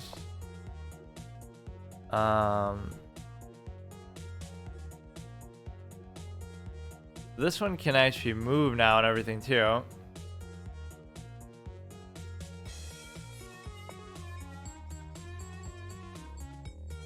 Okay, maybe we can keep spam checking with the knights and actually get them in a position where they can actually do something. That could be kind of good. So this is pinned to this, but you kind of just have to keep doing this. There'll be some kind of mate even here, I bet, for him. But I won't give him the chance, right? I'll just keep spamming it and I'll mate him myself. You have this kind of a check here. It seems like it is getting very close to a mate, because then where does he go? Yeah, I don't even see exactly what the mate is, but... Oh shit, are we actually going to go on a good streak now? But... Yeah, I don't even have the effort to calculate for stuff like that. I always hate doing it at the end of games, but we are kind of cheating death a little bit here. Do I really keep going? I guess I should. So we're back to 1570, which is still garbage, but let's see what we can do. Who can simul? Yeah, believe it or not, I've done a simul before too, but it kind of reverses the whole point of it, because instead of one good player playing with a bunch of bad players, it's the opposite. It's one bad player playing with a bunch of good players, or at least ones who are better than me. So here, let's do, I don't know, fucking just random things. The first thing that comes to mind. Would you look at that? This song was the inspiration for Sea of Thieves, because the same company made it technically, but it's not really the same company. Right, they're not really in the same state or anything. But yeah, I clearly have the objective advantage because I have the more visible piece set. So this is such a cute move that people always try to do, but it doesn't really do anything. He goes like that, which means he can take here. You have to cover that in some way.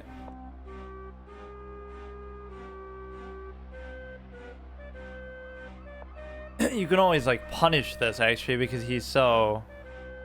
whatever, it's just so overly aggressive and clownish that it's just not a good move to move the queen early, period. You could say the same for me, but I just did it reactively.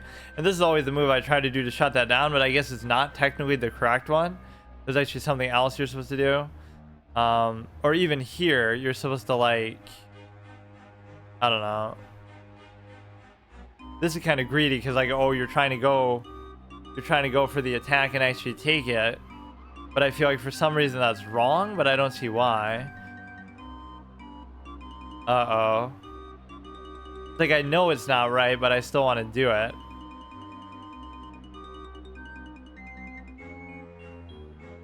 It's bad because it doesn't give the knight a place to go, I guess that's actually the thing. Right, because you want to put the knight here, otherwise it just gets in the way. So the whole point is that even as much as I like to trade, I'm not the one initiating the trade.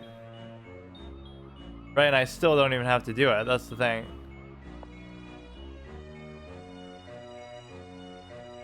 I don't have to ever do it. I can just let this guy clown around.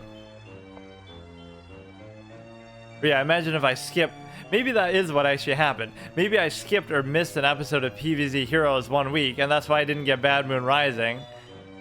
Right, like in this kind of instance, I would almost do that. I very rarely have done that, but I think I only really did it with Paladins or some other series, but you could put this here and then it's almost fucking trapped or something, but it's really not, though.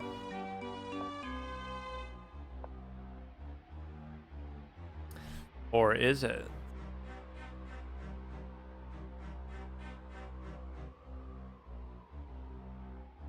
Gotta move that stupid ass fucking knight. That's really all you gotta do. Which of course is gonna have nowhere to go and just do nothing but get in the fucking way all the goddamn time. You can try to get this one to go away too.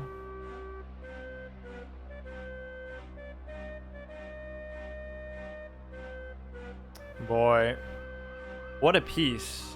Aren't you just so impressed with the fact that it can do that? Like, he's clearly trying to trap it, but I guess I could move the other one and then that gives me just more squares to go to, period. So don't you love this when your own queen is sandwiched between two knights in such a way, and now one of the knights is actually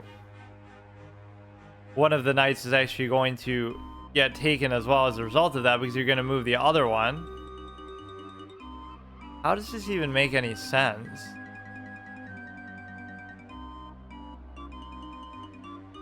Why couldn't I have just gone there?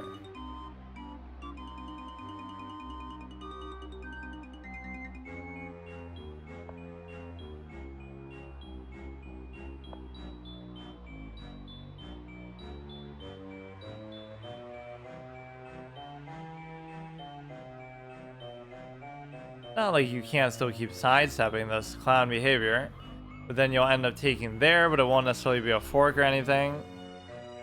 I mean, I probably will get trapped, but I just don't care. Like, this is typical fun opening gameplay, right?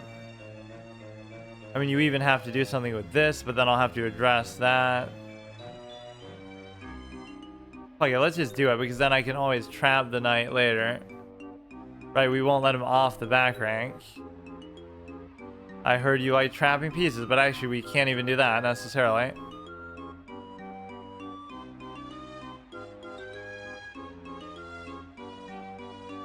That's going to be very obnoxious to try to cover as well, and I almost shouldn't even bother trying to.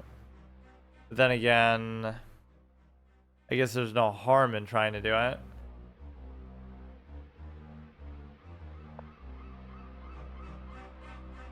Oh, we're already letting the knight escape too, so forget it. What?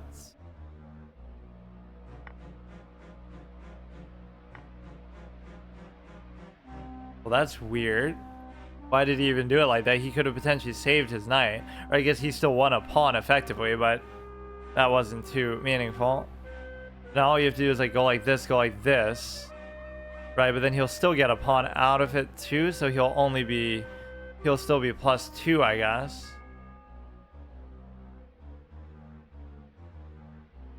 Interestingly, even if you were to go there, you would just not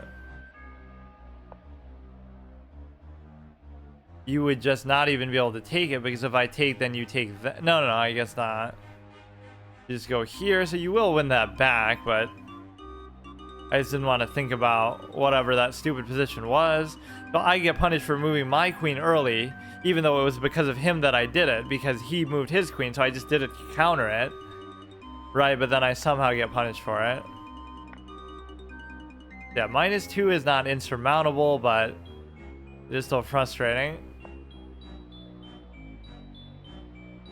So the light square bishop is not really too active here, and so I should try to do something with it, or I should even try to...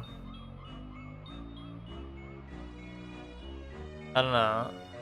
You might try to do something like this, right? But he can't really do anything with it. Like, you take, then take. Can't do anything with the knight, which is pretty typical. You don't even need to say that. Like, that's just the way the piece works, so... This is fine for now, I guess. That could be a very dangerous spot, but I'm not going to get there in time, probably. I would take, he would take, I would take, but I wouldn't necessarily want to even do that. You almost want to get rid of this one and actually do something with it, but he very badly wants to push that particular side. I would take... Okay, that's fine.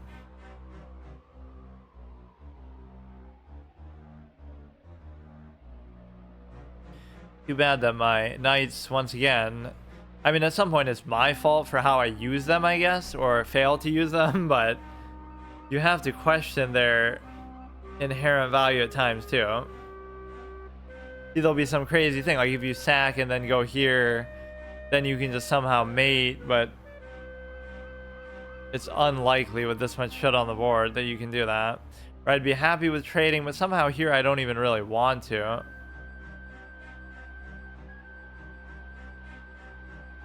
Yeah, isn't this what exactly this is? Because like you take with this, then I go here, but then you can still save it and stuff. I don't know.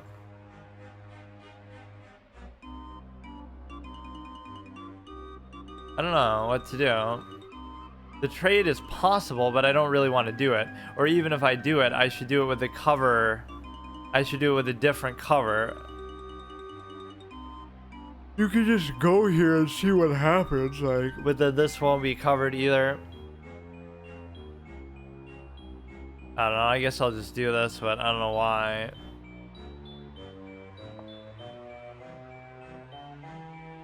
So my light spear bishop is not even properly developed, but I get to at least try to do something with it.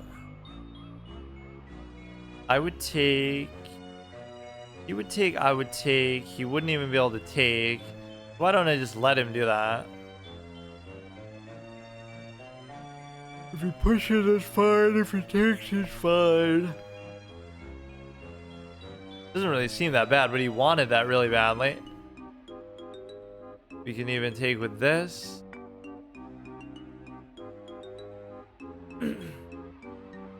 Which maybe that wasn't even the right move, but it creates some sort of scary potential attack there. If we take there, he takes there. And so it's fine. He can still take even, but should I even care about it? I guess I will. I can double push a pawn. I can take this pawn. He won't take with that because then I'm leading with the, or he's leading with the queen.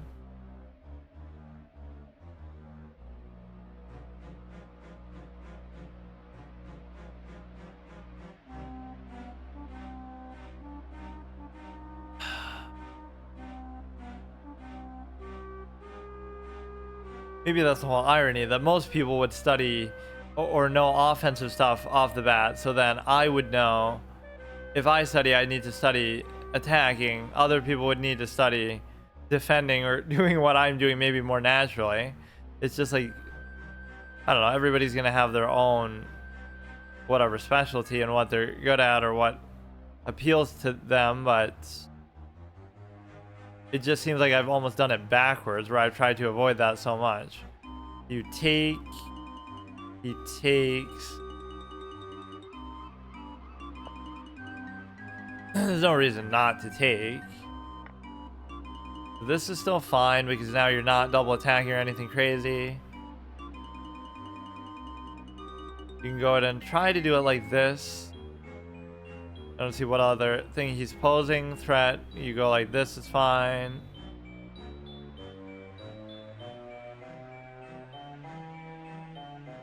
You don't really want to do anything with that now. Unless you're double stacked, and even if you were, I still don't think I'd really want to do that. I always hate that position of like two knights versus a thing. Or not two knights, two rooks versus a queen. I still like the queen better, even though technically you're out material with the two rooks. Right, it's much harder to use it or whatever.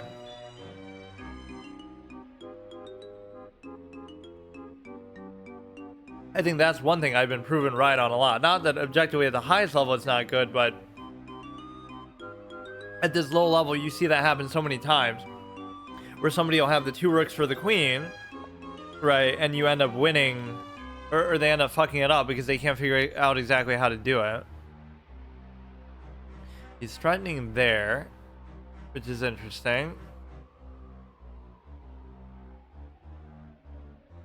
There's really no way to cover it aside from with the queen itself.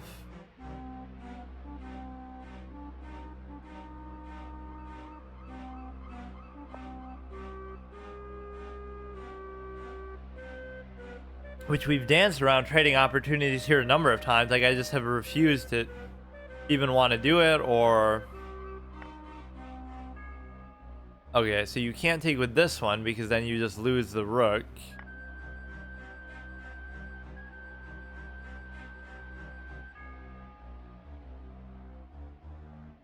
Mostly what I complain about, though, to be fair, is my fault. Like, I'm just not paying attention, or stupid things like that do end up happening. If he takes, I can't take back, so is there nothing I can do about that? I guess not. I guess I could keep going. This kind of blocks out my own diagonal, but you don't really have to take. That's what I always call like pulling the rug out. You think, oh, if you take or whatever, such and such okay, that I kind of have to allow because I don't know, it's just not gonna happen otherwise.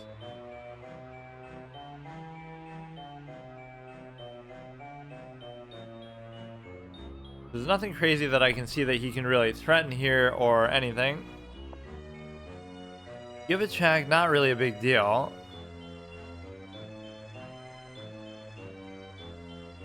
I mean, this could be good, arguably, too. Or wait. What? Yeah, see, like, that's 100% my fault. I'm kind of stunned by some of these moves. I don't know. Partly because I'm low on time, but not really. That's just kind of... Okay, I guess we'll stop there. Unless we somehow draw it.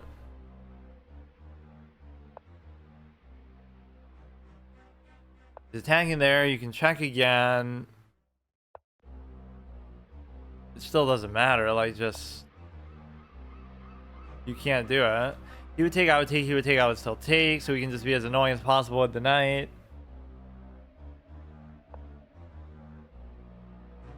And cover even with the king, which is probably a bad idea, because now he's going to start to exploit that. He'll check and take the knight. You don't have to let it balloon and make it even worse than what it is, but I do, because that's just me. And he's like a little bit faster, but it wasn't enough to justify the difference. Like, sometimes I'll have 9 minutes and I'll have like 2 or something, and then you know they're just way too fucking fast. But you'd almost try to get a stalemate. I could have taken there, actually. I mean, you could probably just mate me any time because it's so wide open.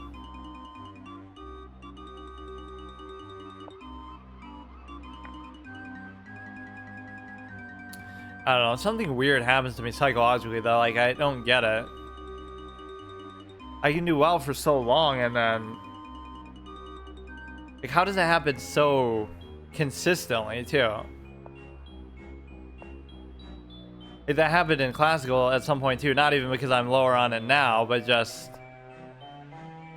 At some other point, like, I don't know, I got to some good checkpoint and then I fucked up. Yeah, make him have to go through the whole ship. But the disadvantage here is, like, sometimes you can do that. You can get away with it to the extent that... like, okay, if his time was where mine is, then you might be able to make him fuck up, but... You can just do it, can't he? What? Well, that's fine. Yeah, how about you give me a stalemate like I gave it to somebody before? Not that I did it on purpose, but... Yeah, time almost always favors my opponent, which is fine because that's part of the way you can explain, you know, me beating them most of the time is because I at least take my time more and they don't. So even the times they flag me, it's kind of worth it because then I know, okay, I'm winning a lot of these games too because I'm focusing and taking time and they're not.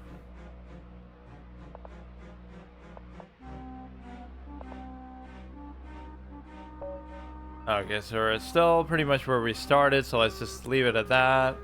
I'll have to change this hat next time. But yeah, I've been doing this sort of a lot off stream, and it's just like...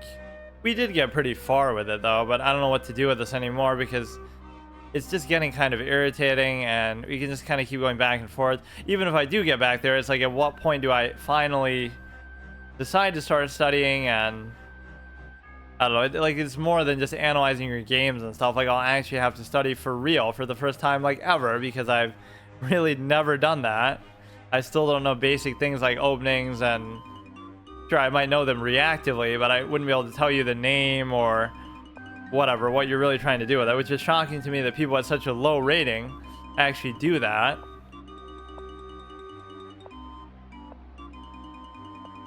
Talk about fucking inflation. Like, obviously, this is why people like these faster formats, because it gets more about flagging and clicking speed and stupid stuff than actual... Not saying he's not, like, a good player, but... Yeah, what the... Wait, what the fuck? So an 1800 FIDE... I didn't think it would be that extreme. I thought, oh, you know, he's like 2200 or something. So somebody who's 1900 FIDE is like 2800 on here? In bullet, though, obviously, but... What is this? Why is it... What is it showing there? Okay, I'll be back with my actual real category for Friday then. Okay, so I did an unexpected sort of chess overtime session on this Thursday, so that's I normally only do it Tuesday as like my normal chess episode. So, and normally what I'm going to be doing on stream, at least for a while, is that permadeath bot challenge, right? Just because I can show the real board, and that seems kind of more fun to do on stream. Whereas here, obviously, I'm just trying to get to 2,000 effectively in both rapid and classical to re-unlock my chess.com account for what should be the final time. But the way that I fail these challenges is hilarious. So we had to actually write down what I had there because that was on my other computer. So we were at Chess Arena Pieces, which I think is like here. Chess Arena, where like the white one is very, I don't know, the white one is like almost hard to see because it's too white. Chess Master is kind of awesome. Some of these sets are really spectacular, and I hope they don't stop working, but some of them end up just over time, I guess they just randomly don't work. Then we have the chess boards, which is higher up here. Yeah, I didn't make much progress there. In fact, I might have even lost rating, maybe the -2. I don't know over what period of time that is. Is that like 8 to 25 minutes? No, I mean like 25 minutes and more, but there's a limit to how much more. One or several days per move. Become like a correspondence grandmaster, like in jail, like Claude Bloodgood or some fucking clown like that. That's one of the funniest things ever. He was really good though, genuinely. Like I don't know, like they say his ratings inflated because of something he took, like some loophole, right from prison. But he was actually a really good player. There's no question about it. You know, somebody in jail who was allowed to play chess, whatever, and he couldn't take part. He like qualified for like a world championship match, and he was only not allowed to play because he's in jail, not because like there was something like that. I don't know. I think it was light green was the one we had done. So now light wood, which also works with, oh, that's pretty beautiful. Although the color of this set and that almost are too similar. And then this one, we were just on like the 7th one. This would be the same because this is like tied to your account, right? So this would be the one that we're on. But that means since we've ran out of themes, we've gone through themes on the add-on. We've gone through like 8. We've lost 7 games just in that period alone. Like, I don't know what to make of it. Yeah, this is a beautiful set. This looks like some kind of old school video game that it must have been in. This is awesome, dude. Oh, but what the fuck? The white pieces don't look white enough, though. That's so dumb. I was just complaining last that was too white. These look too similar, though. It's going to confuse me. Why can't they actually be white? What the fuck? So just to go like this, I love the appearance of the pieces, right? Don't get me wrong, but I don't like the, fuck. I don't like how similar they look. So this is like a light brown. This is like a, like everything here is too much of the same color. The board is brown. The pieces are brown. Even the white pieces are brown. Like, fuck. So it's okay, right, that I've had this little... Okay, so here you can just go in like this. The whole idea here is you get to basically wait until... See, if he doesn't do that, you can punish it, right? If they do anything... Like some guy previously played the knight there, whatever, then you can punish it. But now he's done it exactly correctly, right? We're playing engine line openings at 1500 rating on an inflated site. Now I'll castle... And then I'll fucking do the take, I guess. The thing is, okay, now here you're almost obligated to take for the simple fact that if you don't, then whatever. We can just trade it all off. I mean, that benefits me. I mean, that double stacked his pawn, which he didn't have to do that at all because you could have took there, and I don't know how much that would have hurt you, really. You can go here and you can always pin the knight down, but now there's no reason whatsoever to take. If he brings the bishop, then I can certainly do that. But no, I'm exposing myself a little bit in terms of like the lazy gambit to the extent that if I just really try, but so many of the last games that I played have been like that, where I just don't, I either don't try enough at all, which again, is no excuse at all. It's like I'm just acknowledging what I'm doing wrong, or I mean, I guess you could double stack the... No, you'd bring it towards the center. You wouldn't double stack it, actually. But no, you have to think a little bit harder, and I can't get myself to do that, really. So there you could just double take, so there's no reason to do that. So you should almost be on the aggressive here because you're trying to just fuck up his stuff. He can still castle, right? He can still castle, but he can't do anything else. And the reason why is because he's or whatever, he's still open, and so he's probably going to queenside castle. This is still pinned. This is cute, but what does it really do? Because, well, I guess I see the value of that move, but you could go there, and then it kind of imitates the whole idea of the. It imitates the idea of basically being able to do it like with the queen, but it's not quite as good because you can almost just ignore it, and well, you won't get mated, right? You can still kind of deal with it. So you can go like this, which is a little bit of a scary move. It's more scary, though, if the rook is still there, because then it feels like you can't let it get in there with a cover. But then again, you have to keep... Well, yeah, so you would have to keep the cover there basically forever. One time I actually hit accidentally start streaming, but somehow it didn't actually register it. Maybe if you ended that quickly, but it should still have created a VOD, though. I don't know. Though here you can't take, and quite frankly, you wouldn't want to anyway. So I don't know what to do with that. Like, if he takes, it's fine. It's more scary if he gets it there, because then I don't know what I can do about it. I'll just never be able to do anything about it. So why don't I just ignore it for now? See, I don't know what this is going to do. Like, it's a good diagonal, and certainly it's going to fuck over the king side for him even more. But if he takes, it's fine. And the reason why it's fine is because, you know, it doesn't mess up your pawns. You're not open. But if you go here, that is a strong move. And again, there was nothing I could do about it. I can put the knight there to single attack it. But then you would have to address the fact of the bishop or whatever. So you can go here now. And if he takes, I take. If he takes, I take. It's all good. Right? Whatever you do, it's good. He can't take with the knight. If he takes with the thing, I could have took... He's going in there to attack the knight, which doesn't really have a whole lot of relevance to me, because it's still covered. Like, you know, it's still covered to the extent that you have the bishop, and you can't take with that. I don't really understand the meaning of it. I almost don't want to do this, but I also do want to do this. Because, like, so what? You're open from the light square diagonal going the other way, but so what? Who cares? And then the bigger point is you also get to...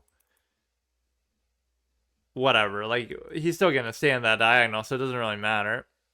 You know, the one side that I used off stream for a little bit, a long time ago, or whatever, like maybe 2022, was FIDE Online Arena. I actually was trying to fucking do that. So this is unfortunate. Whatever he does with this is not particularly pertinent. It wasn't even like I was winning a pawn. Although now I actually will. So I don't care if he takes the other one. You will actually win a pawn because take, whether it's the double pawn or not, doesn't matter. So he's left this pin for like an hour. And the point is, even if he tries to push it out, he'll still lose it. Like, and then this could turn into a double threat. Like, now he's forced to move it, and he can't cover the knight from this angle. And so therefore, I get to take. Or rather, I could take, and then take. Look at that, dude. That's exactly his plan. Even when it seems like I fucked up, I actually didn't fuck up. Because now you're forced to move that. You can't cover it. And then the act of me taking with the rook. See, this would piss me off, though. Like, who the fuck is this guy at 1500 doing this shit? I'm going to take, and then if you take, I'm going to take. And you can't do anything. Or, no, you still can't do anything. Because even if you took, right, then I take, and then you go there, but then it's too late. So this is an absolutely bonkers fucking move. But there's no way out of it. Because even if, you go here, but then you already just gave up the knight for nothing. So that's still fine, and it's not like I'll lose mine or something. But this could be a little awkward, though. But, I mean, it's at least better for him than simply taking with the pawn.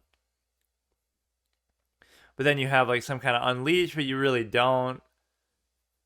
I mean, look at that, dude. Look at that. Like, what do you do with a guy like this? What do you do with him, dude? What is this, dude? What is this? This is like what I mean, dude. I don't think I'm too good, but there's just something to it. Okay. Let's be careful just to try to trade everything off though, just in case that becomes relevant later.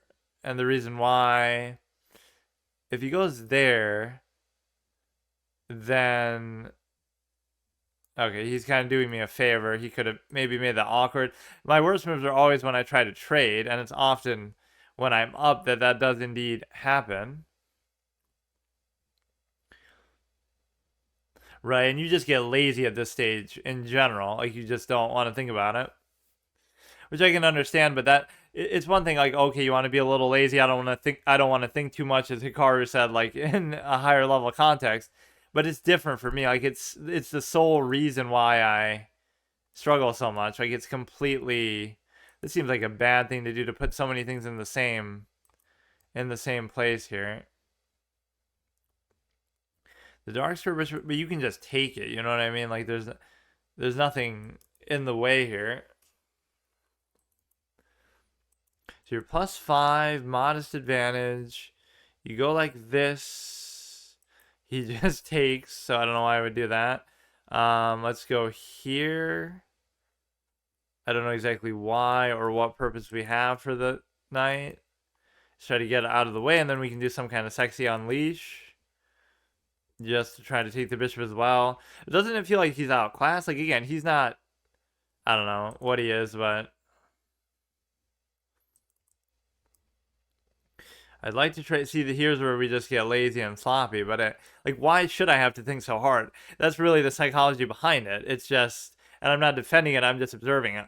Like, if I'm +5, I shouldn't have to think. That should be my reward, right? Not just that, oh, I'm gonna win the game, but that I shouldn't have to even worry about what I'm doing. But let me see, man.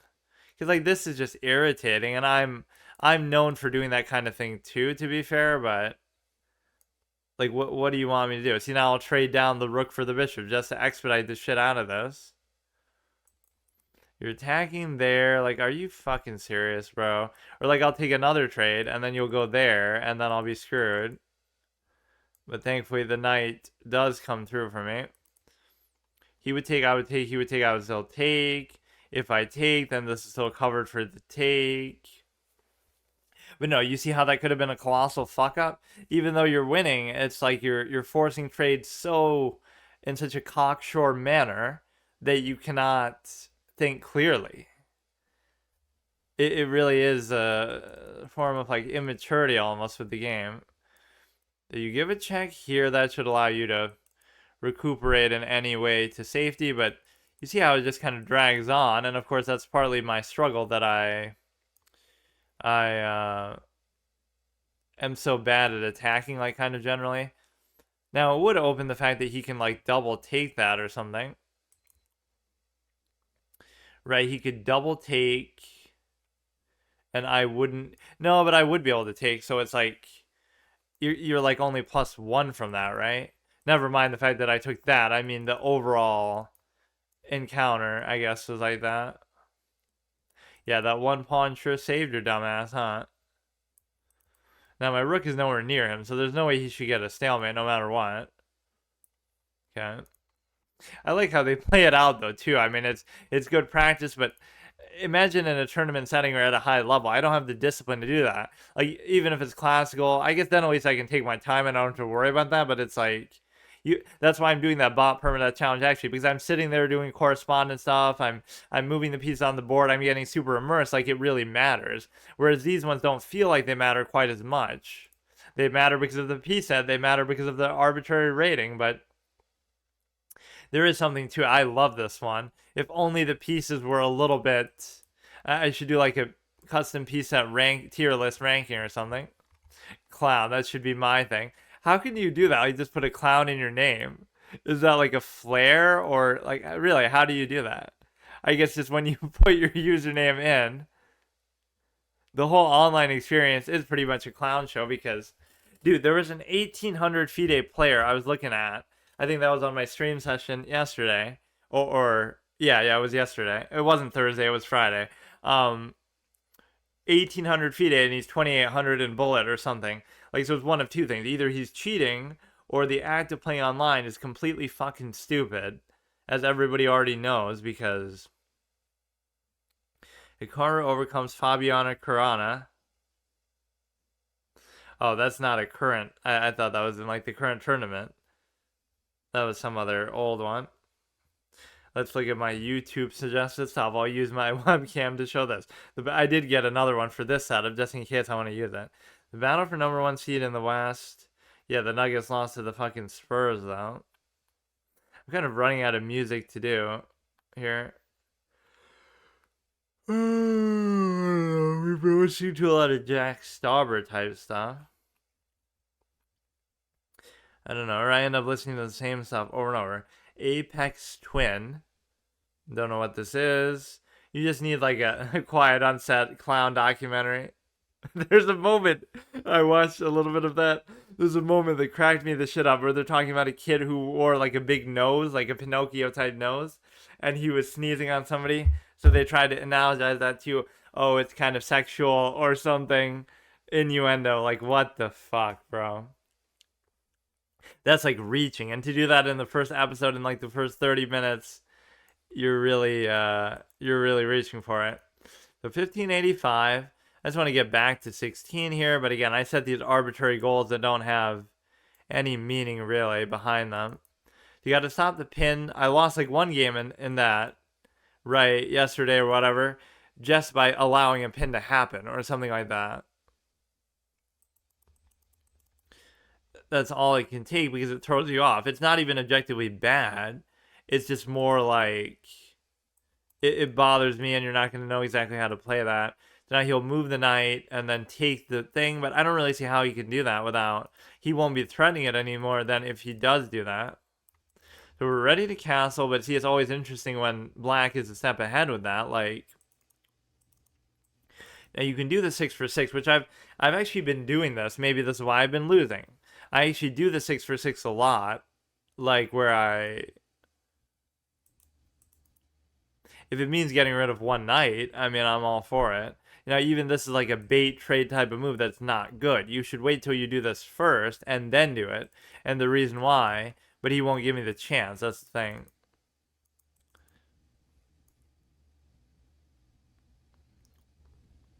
Well, now he can simply move it, but this opens up another threat. And so therefore you feel compelled to take, because if you don't take, then I take and fork. So you have to take, because you either have to move back, but then if you move back, you're pinned for the double take, which you can actually easily afford to have happen.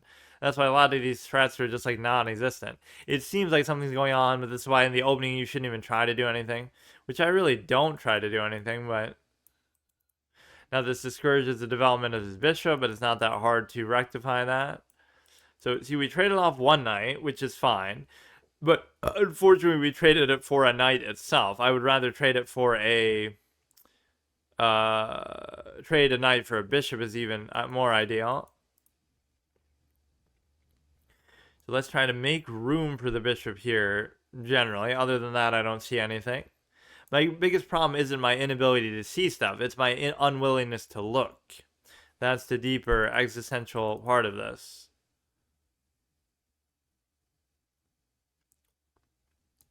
I think generally there's no reason not to take there. I think I've seen this in an engine line where it tells you always to do that whenever the bishop is in a weird spot like that because it double stacks the pawns, but I guess in this case it doesn't, but even then it's probably the right thing to do.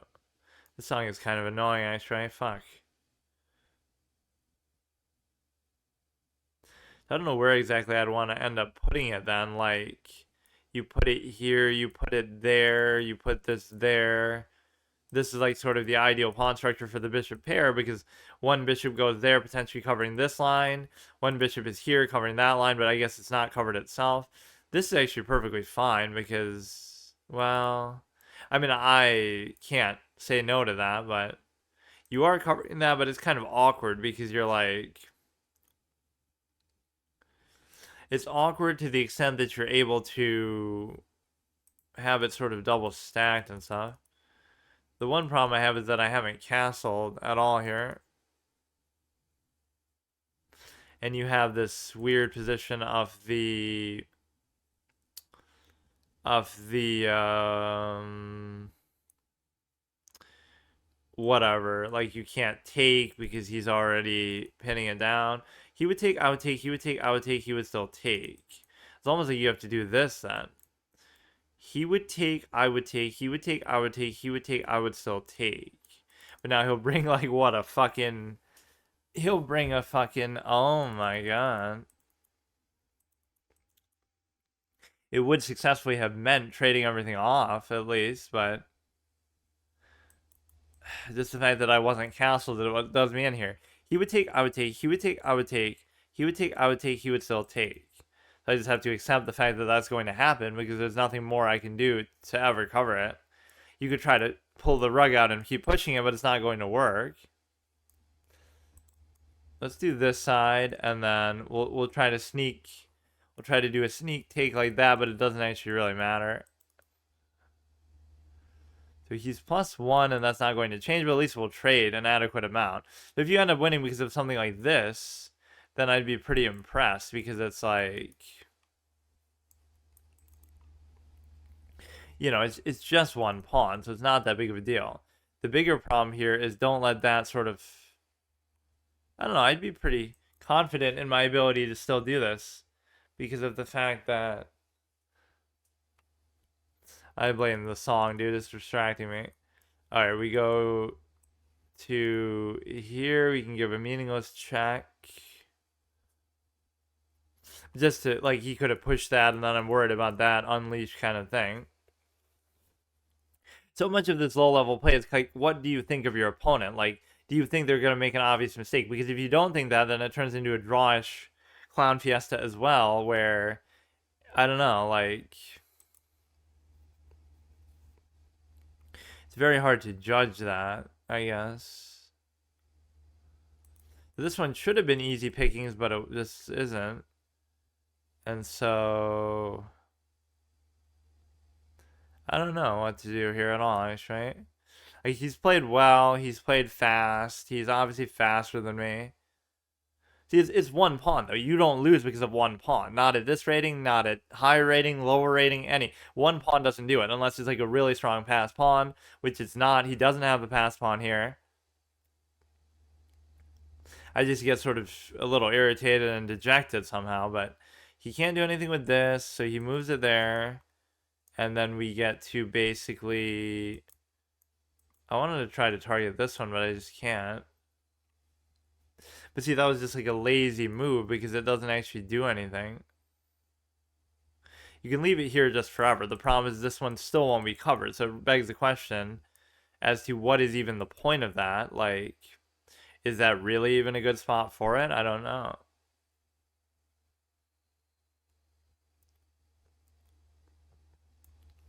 What he's going to end up doing is he's going to end up targeting this with the rook. And then I go to try to cover it, but then he pushes it out. Right? That's the problem. And it's pretty obvious and I can see it, but I'm not really thinking. Or I guess I could go here to try to...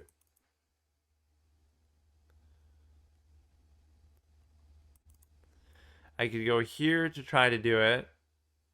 And that would allow me to basically do a trade that I almost shouldn't do or I don't necessarily want to do. And of course, this would be extremely dangerous because you're getting a pin down into the king. So once again, my desire to trade sometimes gets me in trouble. I kind of see a path for my own bishop here that could be pretty strong if he does do the trade, because his bishop is kind of blocked by that. So then you get a double attack or something onto here. Right, and I see his whole thing here. Because he's going to go, no, but if this is already here, then you can't do the pin. Like, he'll go there and then I'll take, but you're already... And then he'll go there, but he can't do it. That's the thing. And if you don't do it, right, if you do this, then I just take it, don't I? So... But then you'll have nowhere to go. If you let me take it... No, wait. You'll push me out.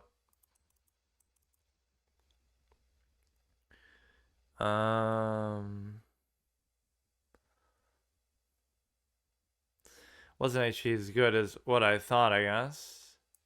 We can just kind of move it anywhere. It's just the bigger question is whether he gets to do this or not. Like, the bigger question is whether he gets to do the push into the attack, right? And the problem is I can't control that diagonal. And the reason why I can't control it is because of the simple fact that you're not able to actually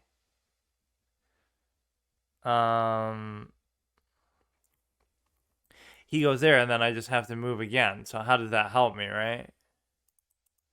I was assuming somehow I could take that almost. You won't be able to go there either to block it. I'm very confused. Like, I don't understand how this is happening. You're so fucking stupid, man. What the fuck? How are you making these kind of moves? Like,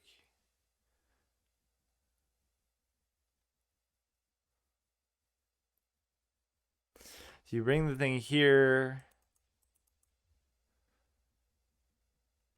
This guy is doing everything I am thinking about myself, although maybe it's not as good as it seems. I don't know. The biggest thing is you just want to okay, he brings the bishop into here, maybe would be the next move, which wouldn't matter because I could just do it in the other way as well. I could give a check, which maybe it opens something on the dark square that would be good, but I don't think it really would be. Everything is still fine. That's kind of a cute move, I guess. So let's just try to... I don't know what to do. I should have just moved that somewhere else where it would have actually been covered. I'll put it there as if to try to do that, but it's just not going to work even. Because he'll already be there and then whatever. I don't fucking know.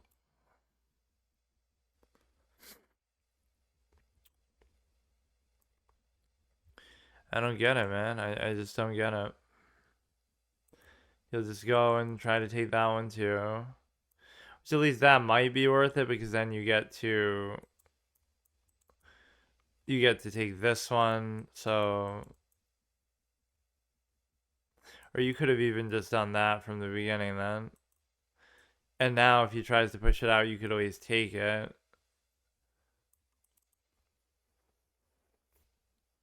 The one pawn doesn't win you the game, but two should probably do it, although they're still not passed, but it wouldn't be that hard to get it to that point here. He should almost push it now. And if he pushes it now, then no, but then I could take something else. And so if he tries to do anything here, funny, we can always just take it, I think. So he'll cover it, and then I won't be able to take it. But as soon as he does that, I can just like attack it again or something. So it's getting confusing as to what to actually do with the rook. I have no idea actually what to do with it. You should probably just try to keep it off the dark square, maybe in general, but... Okay, you're forcing the trade, which I can't really argue with too much myself. So now you keep that there. You try to bring the king in, and if you can do that, then it might help me a little bit. He might overestimate just his pawn advantage, but he might have to bring his king in too. You could just push, whatever you want, but you can go here and then you're covering both side anchor pawns. But again, this side is simply too strong. He simply has too much time. He's being lazy with his own king's movement, and I'm kind of giving him the idea, I guess, to do this otherwise. But yeah, this is pretty strong because, I obviously have to emphasize the king on this side. These should probably balance each other out unless his king really does get all the way there, which wouldn't actually be that hard to do, but...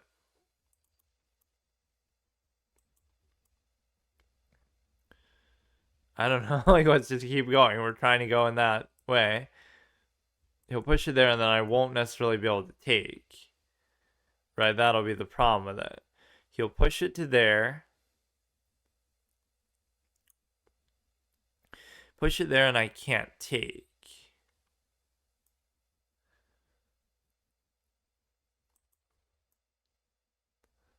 But I could do it. Oh, okay.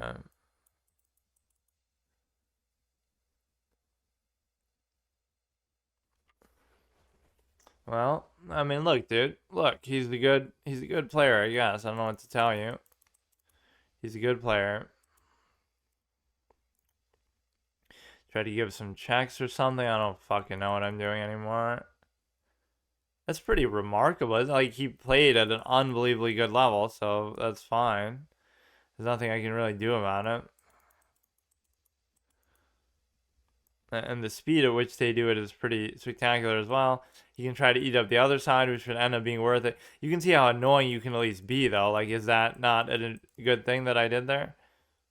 Go to here, so it's always covering that. Whatever he tries to do, I can at least make it more difficult.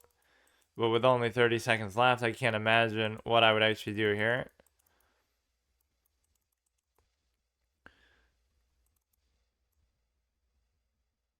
Would I not be able to catch it? Because I'm right there. But, oh, well, obviously not. But I wouldn't be able to catch the other side either. Like, I'm obviously not going to win that, but the 2-pawn difference is there, and it's fine.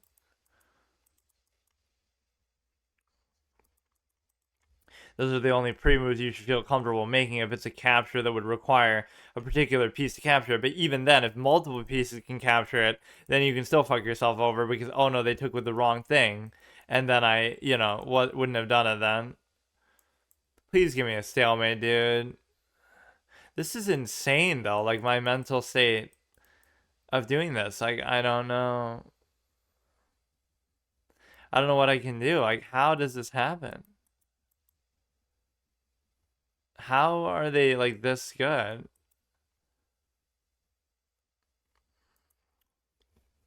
That's insane, man. Like, I've given up. I just can't do it. Like, I don't, like, let's actually analyze for once that I haven't done in a long time. I don't know how much that really helps. I think I tried at least pretty well. I don't think I made any really, really obvious mistakes. Probably one blunder. I mean, he probably played next to perfect because there's nothing to even think about there. Like, you're literally just perfect. 92%, 23, 5 inaccuracies, 1 mistake. Like, I'm not going to beat him based on those things. I made 2 blunders myself, which I should not have done. But again, how are you going to argue that's a blunder when you can't stop what he's going to do anyway? Like, what does that mean? Okay, so you go here, and then what? He's already +1, so what the fuck does that mean? I don't know why he has to let you take that, but whatever. Like, it doesn't solve the core problem. Now, is that even really a blunder, though? Because it takes it from... Like, that's a meaningless blunder, because it takes it from one... Yeah, that's completely garbage. But the first one... I don't get it. Because just realize, we're -1 pawn. You go here, but what does that mean? Why can't he just cover it? Like, why not? What? Okay, but so what? Okay, that's... Again, should I really be expected to do that? That's my problem, too. Like, it's not even sometimes you don't see something, but you see the idea that... You see the idea that you're not looking for, like, attacking ideas, which that kind of is, in what feels more like a defensive position. If you're going to offer me up the trade right that early, then I'll just go for it, right? I'm fine with it. So we're at the chess master 3000, or no, wait, it wasn't. Oh wow, these ones are pretty sick though. So we had done chess arena, chess master. No, this is chess master 3000. These must be old school, yeah, DOS games. Damn, dude.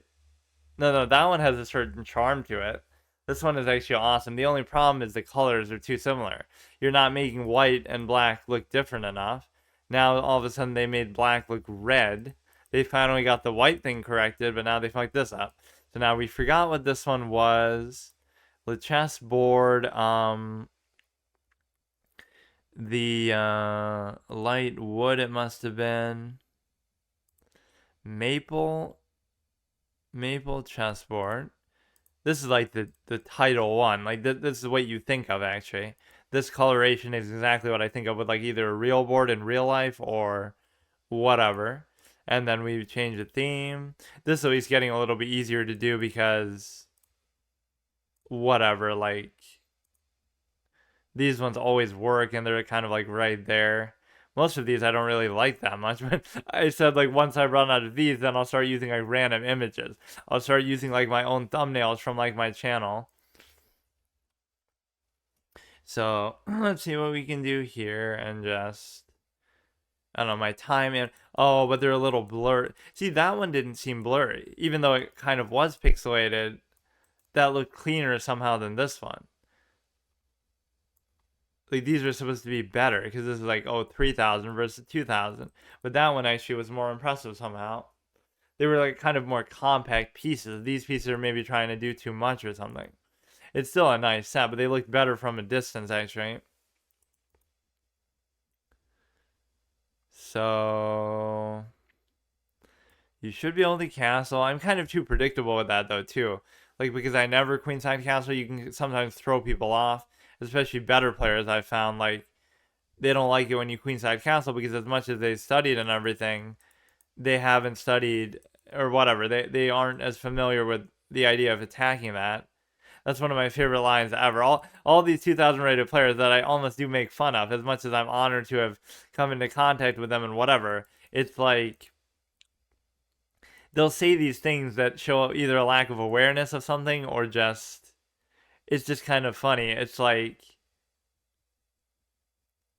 no, you can't do that.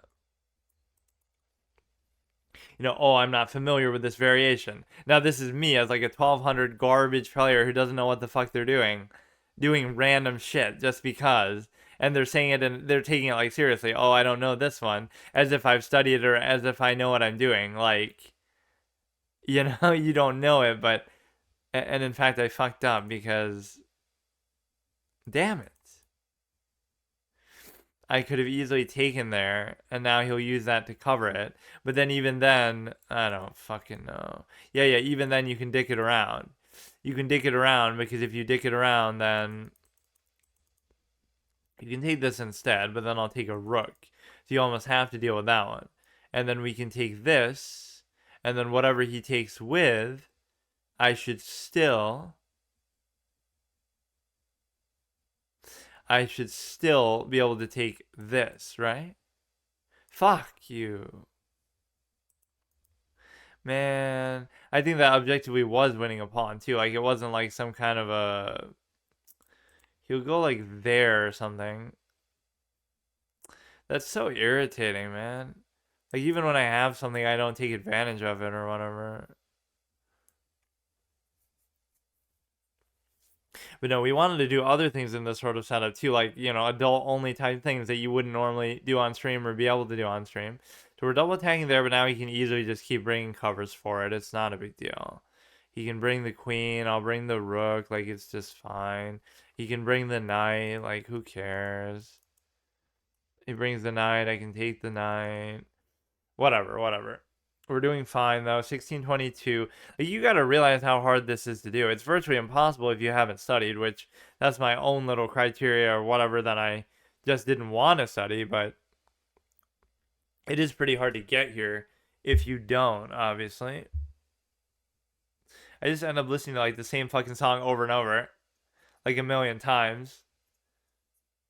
That's like some sort of tendency, ideation that people have, like all these psychological profile things that you can do since I'm so into psychology. Like this guy only likes plain food that's like, okay, he covers that, which doesn't matter at all to me. So let's do this one, which I don't like because, but he can't really put any pressure on it, right? So like I can just move it.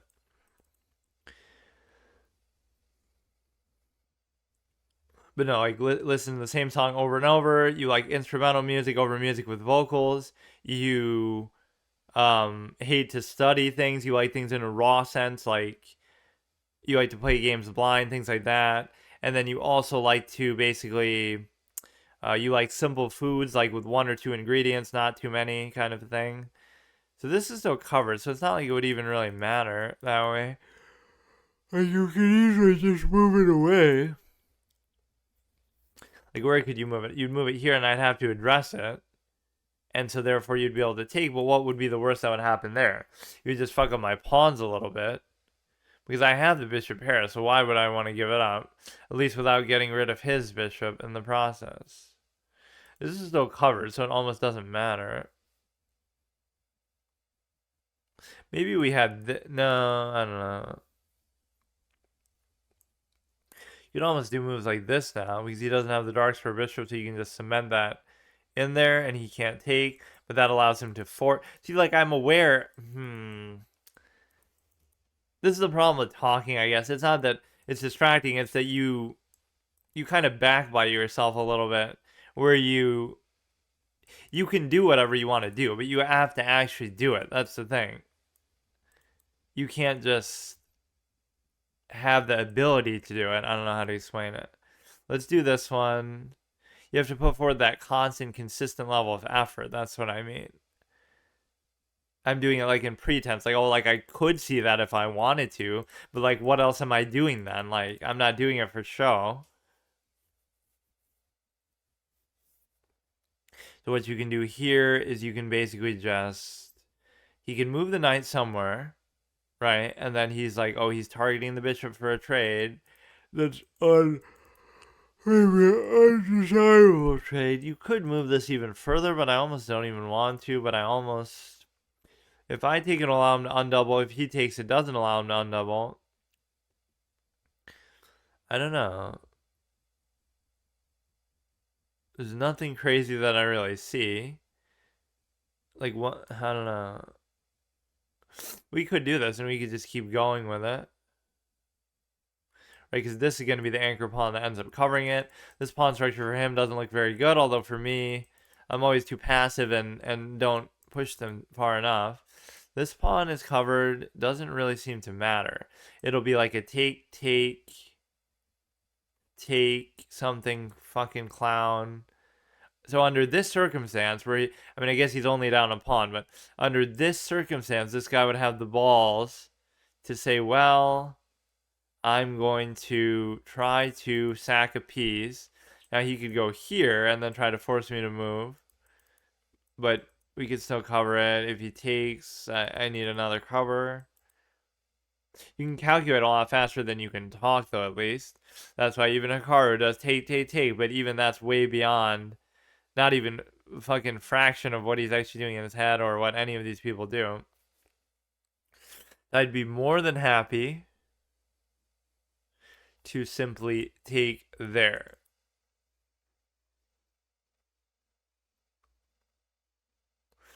And the reason why is because you get to basically, okay. So I wouldn't mind trading a lot of the stuff outright. But the whole thing is that you get to...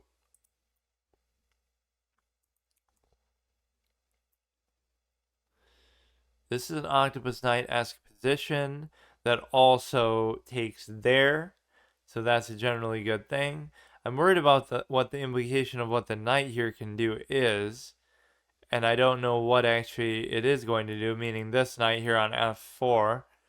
The knights are very sackable pieces, so it might be worth it to do that, and then you do something, and then you bring the queen, but it's always like very unclear. So you could take here, and this would fuck up his pawns further, because it's kind of split by itself. Even though it is allowing him to take towards the center, I don't think that's enough to make up for it. So that last guy frustrated me a bit. This still doesn't let him do anything with the knight that is really too damaging. But we have a fork, and so he has to address the fork, and he can just cover the pawn. So it's not like a big deal. There was no way for me to really prevent that from happening. Because, like, what do? I take the fork, but then you're already giving up the queen, so... you would have to consider the possibilities there a little more thoroughly. We can leave this here and just steal on it. No. This is a problem. Definitely a problem. Now, would he sack it? But if he sacks it, he can't even go in there. That's the thing. Right? He would sack it. I would take, but then the queen can't come in as a result of the sack. And even the knight can't come in as a result of it necessarily. So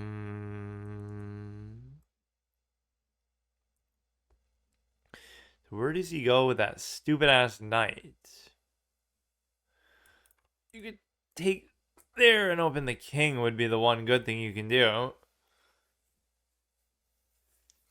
Right, just fuck up his pawns. That's the kind of minute level that we're at. You have to enjoy dicking around with the pawns all day, which I sometimes do, but that's the that's the highest level of advantage that you're really gonna get here, I guess.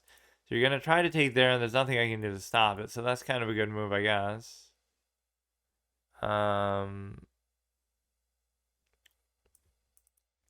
He would take. I would take. He would take.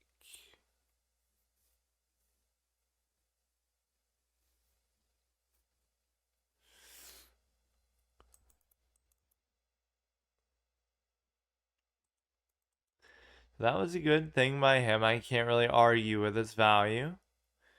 And I'll give up even my ability to take this because I'm a bit of a dumb clown. And he's kind of attacking me too aggressively here too. Here's where I just start to slip. I just start to play badly just because I'm bored or moronic or whatever. You'll be double attacking this. Even in a game that I should win or at least is even. Just like there was nothing I could do there to even to cover it. So now if you move the knight, I just win the game, but he's not going to, and I'm just screwed, and the queen's going to come in somehow and fuck me over. You move this here just to cover against a double attack, but now there will be sack plays. You sack, take, then I take, then you come in there. I can't believe it.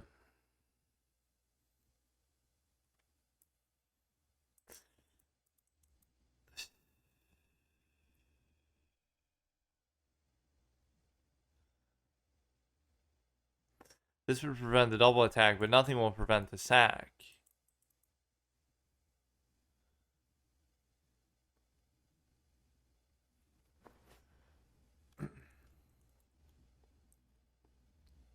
This might prevent the sack because you get to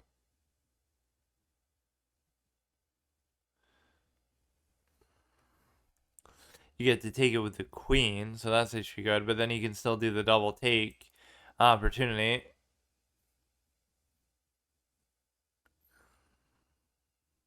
That sack seems far more dangerous because then if I take, then he just mates, right? But then he's still setting up for the same exact thing. Where. What?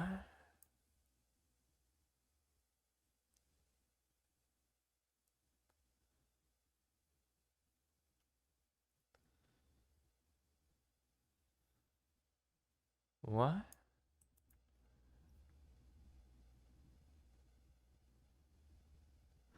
I think he did exactly the wrong thing there, though. He was in a good spot, and then they just miss it. Why wouldn't you just take with the rook period, and then you're still setting up for the same mating possibility, and then I don't know what I would have done there. So he obviously fucked it up. Doesn't mean he's not going to still win, because these people are just gods at seeing offensive threats and whatnot, but he's trying to do too much. It was the correct sack play if I didn't do that exact move. Now you can just take here with impunity. I can't do anything about it. He's still going to have something crazy because that's just what these people do, but I don't understand it either. So what does he do now? You can take a pawn, dick around with the pawn. You could potentially go here, go there. You take, I could still take. Go to the back rank, go to the back rank, take. Go to the back rank, I can still move. Go to the check here, I can still take. You could go here. Kind of want to move the knight, but I can't because it's not going to be covered. He would just take here. I wouldn't be able to do anything. Looking for the fork opportunity.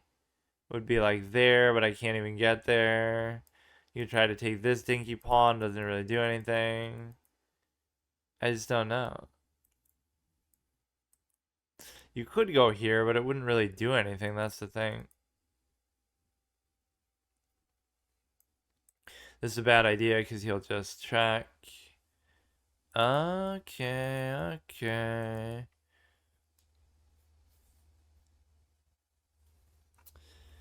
So he probably should have won there, honestly, and we can give a check on the back rank or whatever, for what it's worth.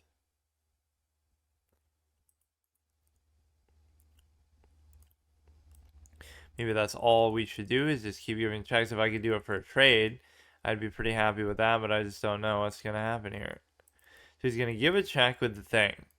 And if he gives a check with the thing, then I can move it. And if I move it, then we should still be fine for now. Right, but I don't really understand the full implications of it. You can't let him unleash the thing. So that's pretty clear what you should do there. But what does it still do? I have no idea. Maybe he has no idea either. You could have done something with this pawn. Take there. Pin the thing down. I could take. He could unleash. This is probably still... No, he can't do it. He can do it, and I can't take back. Whatever. My knight over here isn't doing anything.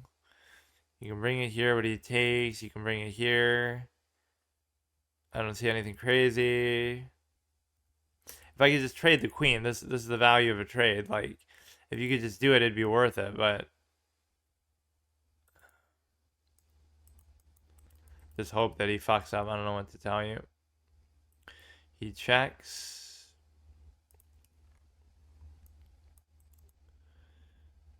He goes there. Okay. Okay.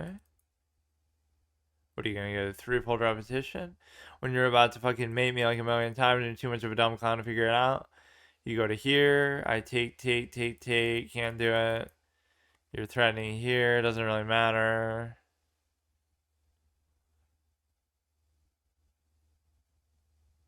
He brings a rook. Nothing I can really do about it. You can maybe unleash. If I take there, you take there.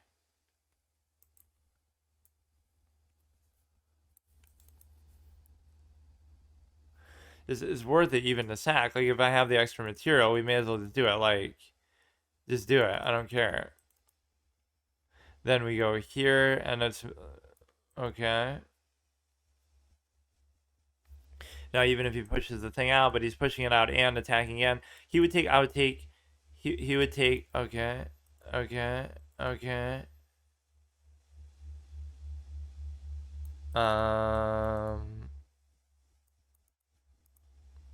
He unleashes, but there's no good unleash, right? There's no good unleash. Oh, please. We got 6 seconds left. Like, I mean, I just sacked that just for the fuck of it because it's not doing... I have all these extra materials and nothing to do with them. That's my problem half the time. Like, where you just don't even take advantage of it. Should be a threefold repetition somewhere along the line here, bruh. It's almost like he wants it, but why would you want it with 4 seconds left? Like, I can't do anything. I mean, I'm assuming this is just what he keeps doing back and forth, but...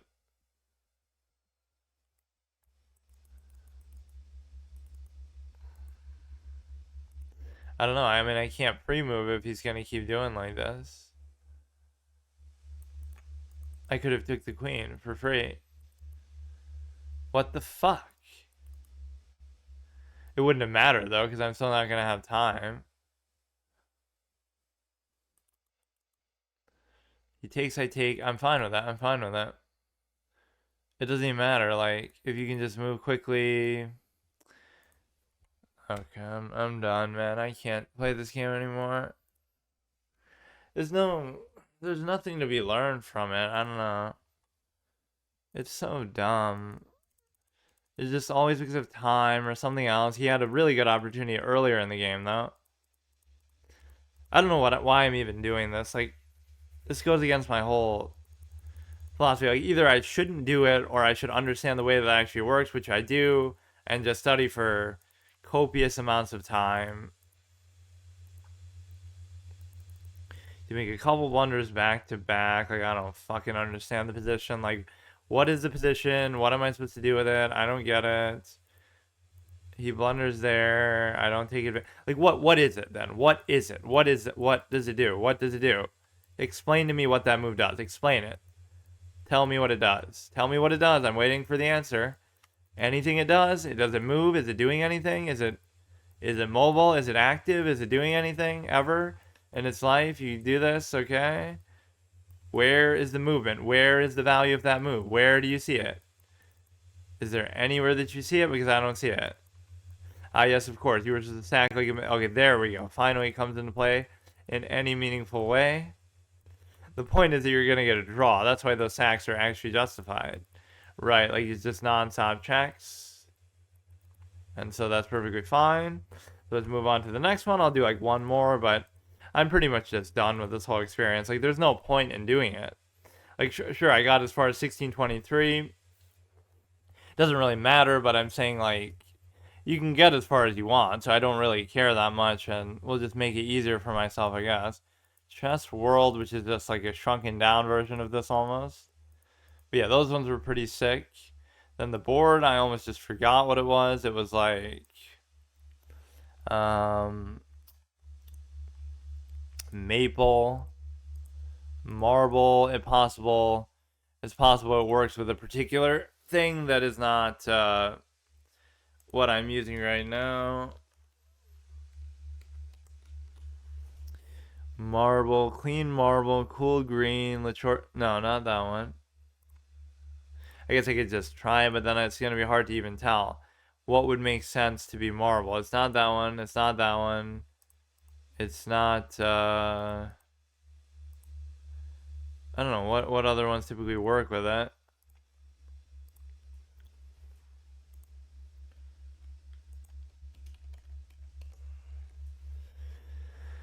It's not the queen marble. It's not that marble. It could be this one, which some of these genuinely don't work. And I love these pictures they show. They're showing the chess, but where's the board? It's not even on there. Like, what the fuck?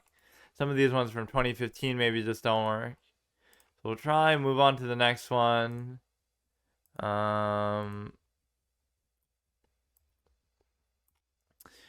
So it's a chess board. At least these kind of all come together. Then otherwise you have to keep guessing and going in between stuff. So marble wasn't working as far as I could tell. Newspaper is kind of, we already have a newspaper one in here. We have newspaper at home, but this is a different kind of one, and it's kind of a little bit obnoxious actually. And then finally we have oh, it has to be even with purple. And then we have the ability to basically, yeah, but let me play a crossword puzzle while playing chess. Make the board a crossword puzzle, actually, or something like that. So the background, you can go to this one then. Right, we didn't change this yet. Let's do one more, and then we'll call it quits for now.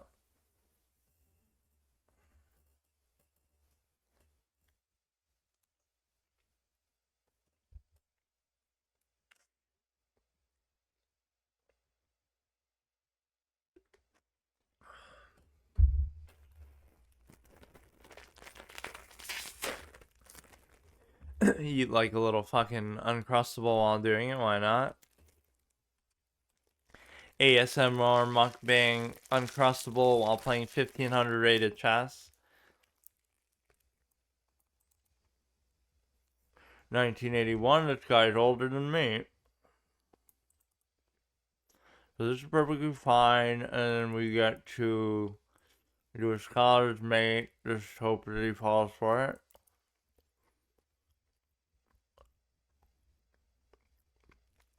This whole thing kind of just pisses me off, though. There's something innate missing with how people approach the game of chess. Like, it's not... It's kind of artificial.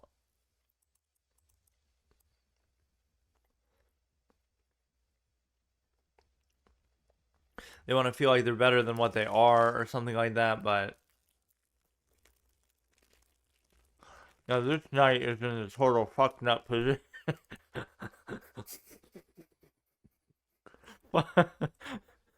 You could have took and prevented the castle. If you go there, then you take and you open the king. So it's totally fucked. That represents the knight perfectly. it's, it's not even doing anything. It's sitting on its starting square. But it's just a total fucknut position. Like, look at this shit. No, I guess it doesn't work though because of the other knight. Never mind. I retract my reaction. No. Well, no, you're right. It wouldn't, and by you I mean me, because there's nobody else here. But, alright, just focus like this, and then you certainly blocked off the light for diagonal. I don't know exactly how I would approach it.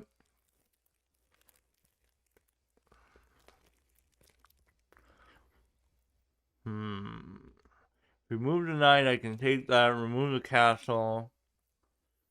If you don't, we can leave it for now. If you bring the knight here, I can open the king.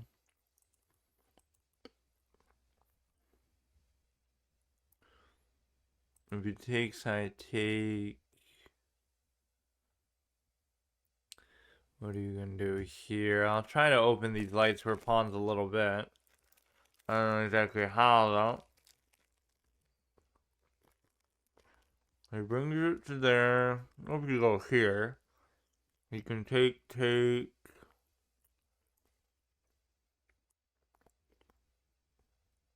I'm interested just in the light square position though. Even putting it here would be worth it. I don't want to take it though. That's the thing. There's no reason really for me to do that aside from trying to make room maybe for the knight somehow. But I mean, this bishop is just not going to be very good. If I take here, well, no, I guess you're winning a pawn, but you're not.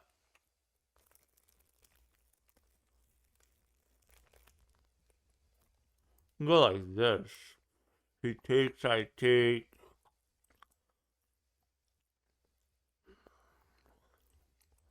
There's an octopus knight, even though he can just take it.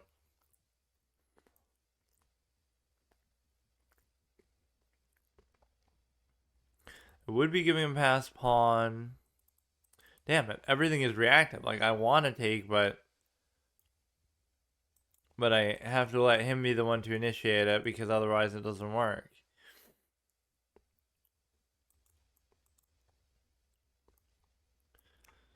Seems like a dumb spot, but you just want it to be there, basically.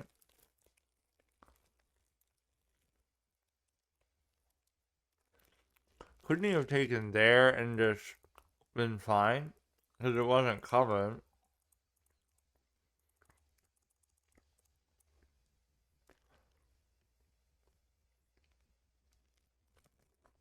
This is really annoying. He played like an anti-light square bishop position.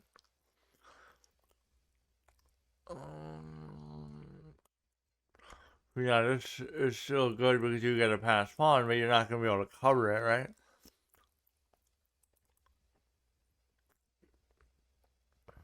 You won't be able to double take on there.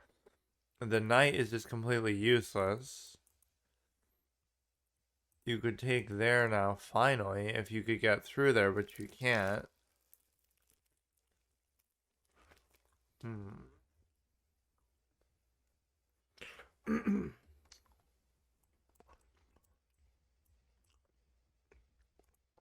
It's like a fake imaginary fork.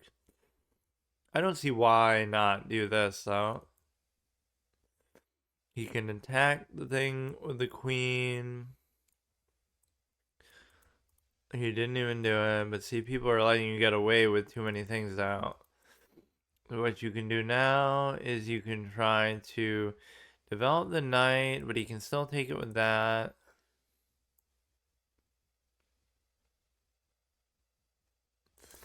He can also just keep going with that.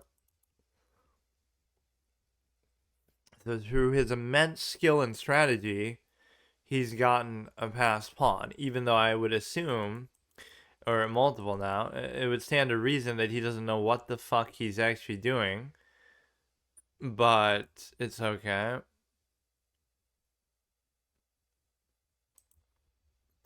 Oh my god.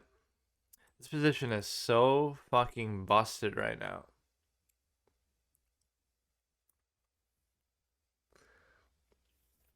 You could have pushed that, and then you're attacking that, and then it can't escape.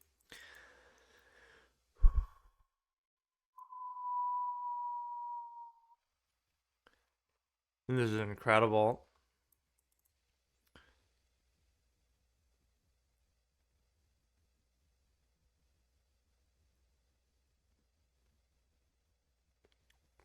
Like, it's still fine, but it's just weird. I don't know. Now, this one can keep going, but it can't. I'd gladly take that. You should be able to win back at least one of these pass pawns. He can sit there, actually. That's not even an octopus knight anymore because it's so deep that it's off the edge of the board.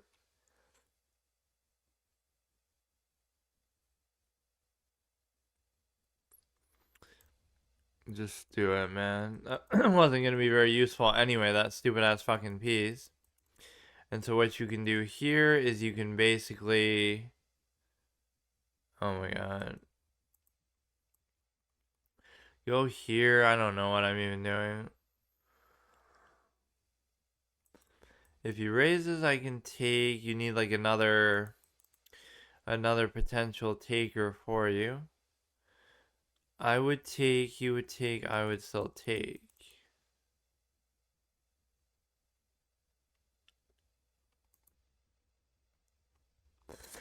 Well, this knight is the prime candidate to move because it's just not doing anything. This is the most busted ass position I've ever seen, but it applies to him too, right? He's just kind of taking advantage of it more, and I'm not because obviously he's white, or he's actually just better.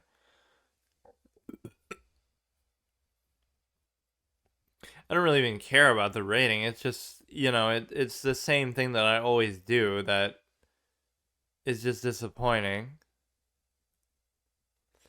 I don't know. So these two are a little bit scary. They certainly should give him the advantage in some capacity. But if you can just reinforce this, there's nothing he can do to it, or he could obviously trade it off for the sake of the bishop or the knight. I would take, he would take, I would take, he would still take. So it's like you'll end up losing that, so it doesn't mean anything then. Right, like what the fuck? He'll just end up double taking and there's no way for me to cover. So you see how shitty the knight can be that ends up happening.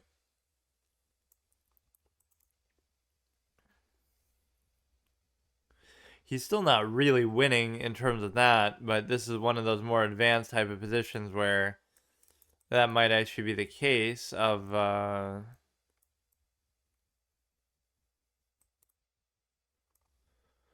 like this and then double stack it from behind with the queen maybe. Like I don't see what else he's doing with this. This is actually interesting because you could have just took.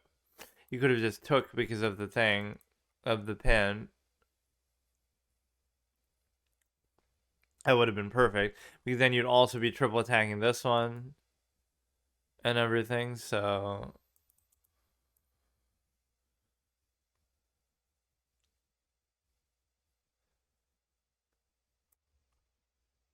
it's a very maximum level cuteness move, but it works because he can't take it. And then you're almost guaranteed to take it now, or not really, because I would take, he would take, I would take, he would take, I would still take, but then he would still take. So you can go to here now, and then if he takes. But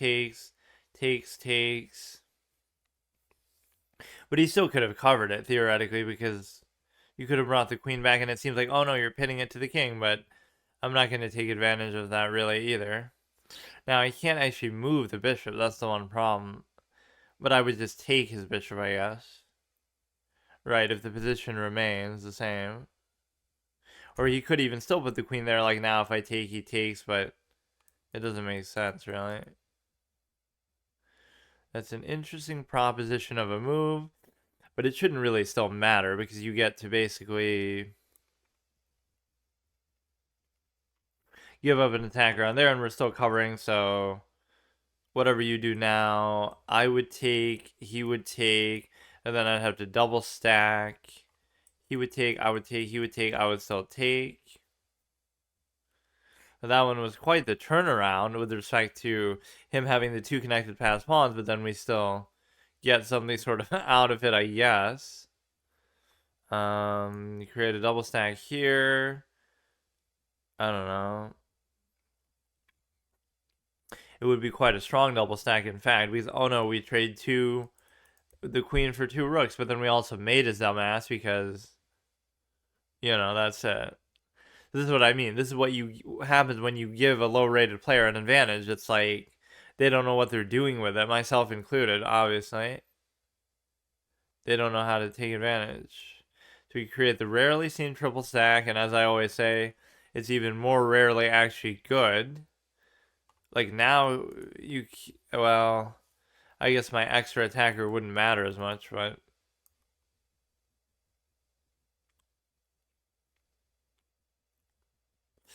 he's gonna do something cheeky with the queen, I bet. You can take here or something, I don't know. So you've got the check potential, which would be a mate as well. Which seems hard to believe that you would even be able to do that, like... It's hard to believe because of the simple fact that, you give a check, I take, and then you do it again. But if I go inside a little bit, then you can't do anything because you would have to be the one to take. You would take, I would take, and then you would come back, though. But I don't have to because you go down, and then I don't take, but you go down, and then I just simply don't take, and I like go here. So now if he takes, I take. If he no, but the queen is there. So what if I cover with the queen? So if he takes, I still take back with the queen, like this. So then he comes down, but then I still take. You could put the queen here itself, I guess.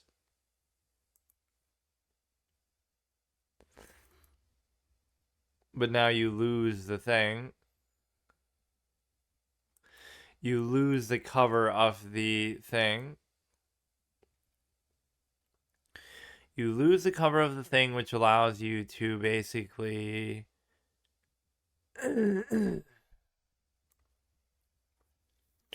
the cover of the thing, because there's probably something that's going to fuck up here.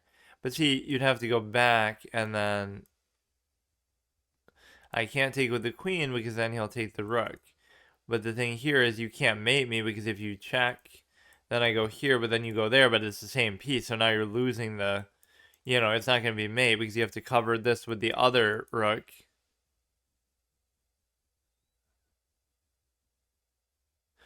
Right, you cover this with the rook, you cover this with the queen. It doesn't work as well now. I'm actually winning this game, but it doesn't feel like it. This pawn is there right for the taking. The check doesn't do anything. The rest of the position is fine. You could potentially take there, you could potentially take there. His queen can come there, so I take.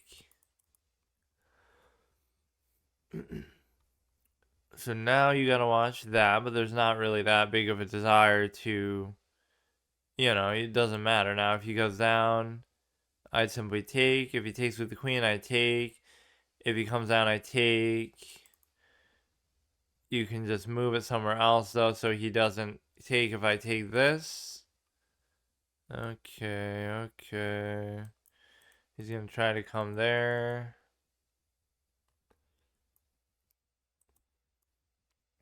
Try to keep doing this shit, I guess. You can put this one back here, so if he takes, I take. Okay. You take, but I still take. You take as if to take, which actually does work to the extent that you'd win like a pawn out of it. Right, because if you take, I'm forced to take, then you can take. That seems probably is the best move. Hmm.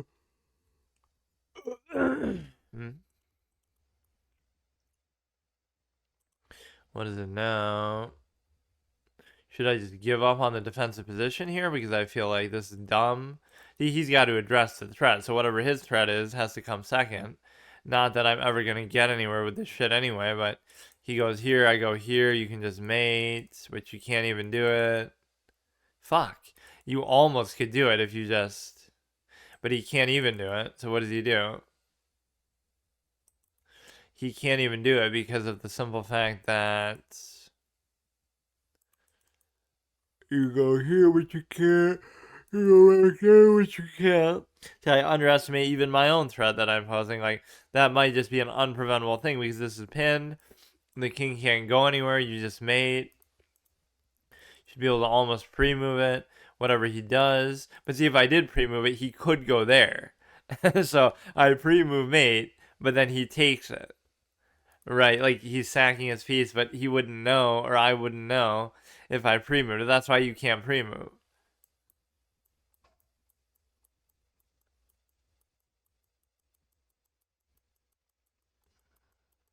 I always hated pre-moving, but at least on here it should let you do multiple in a row. But then again, in real life, you can't really do that.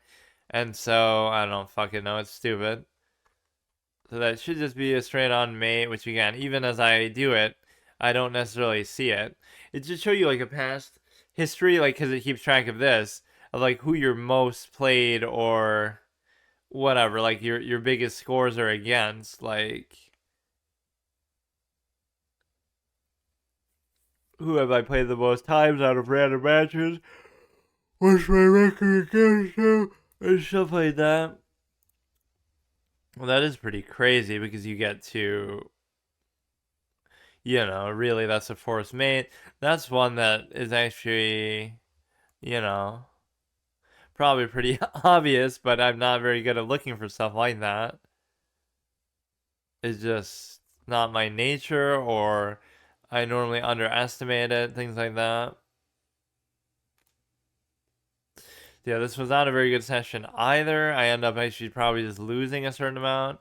Like I probably just went back and forth through a couple of these. Like I'm not really winning the majority of them, and at some point I must have lost the majority of them, and I don't know how because the black is winning most of the game, which actually it didn't feel like because didn't he have the passed pawns? He had the two. Wait a second, he had the two passed pawns. How the fuck is he not winning? Wait, what's going on with that? How the fuck is he not winning at the beginning when he has the two passed pawns? Let me see. Right, this was the same game, wasn't it? How does this position... Like, this is where you just take the piss out of the engine and the game of chess. How the fuck... I guess because of that I missed. But even after that, you're still winning. Who would look at this position and say, oh yeah, black is winning when you have two passed pawns connected potentially as white? Like, how do you say that? So of course it went exactly as planned. I thought it was more like the opposite, where white would be winning most of the game and then I somehow took it back.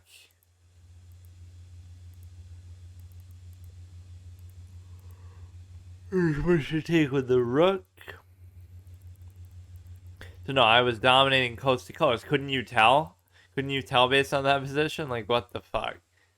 Okay, so here we'll just do a couple more, and I have been kind of on a bad streak, but we haven't fallen off that hard. I mean, like 70 rating, but as long as we get to around 16, like, there's no other way to explain this besides it's purely psychological, and you kind of, you know, I don't know how much farther I could have gone, but I was obviously doing something right.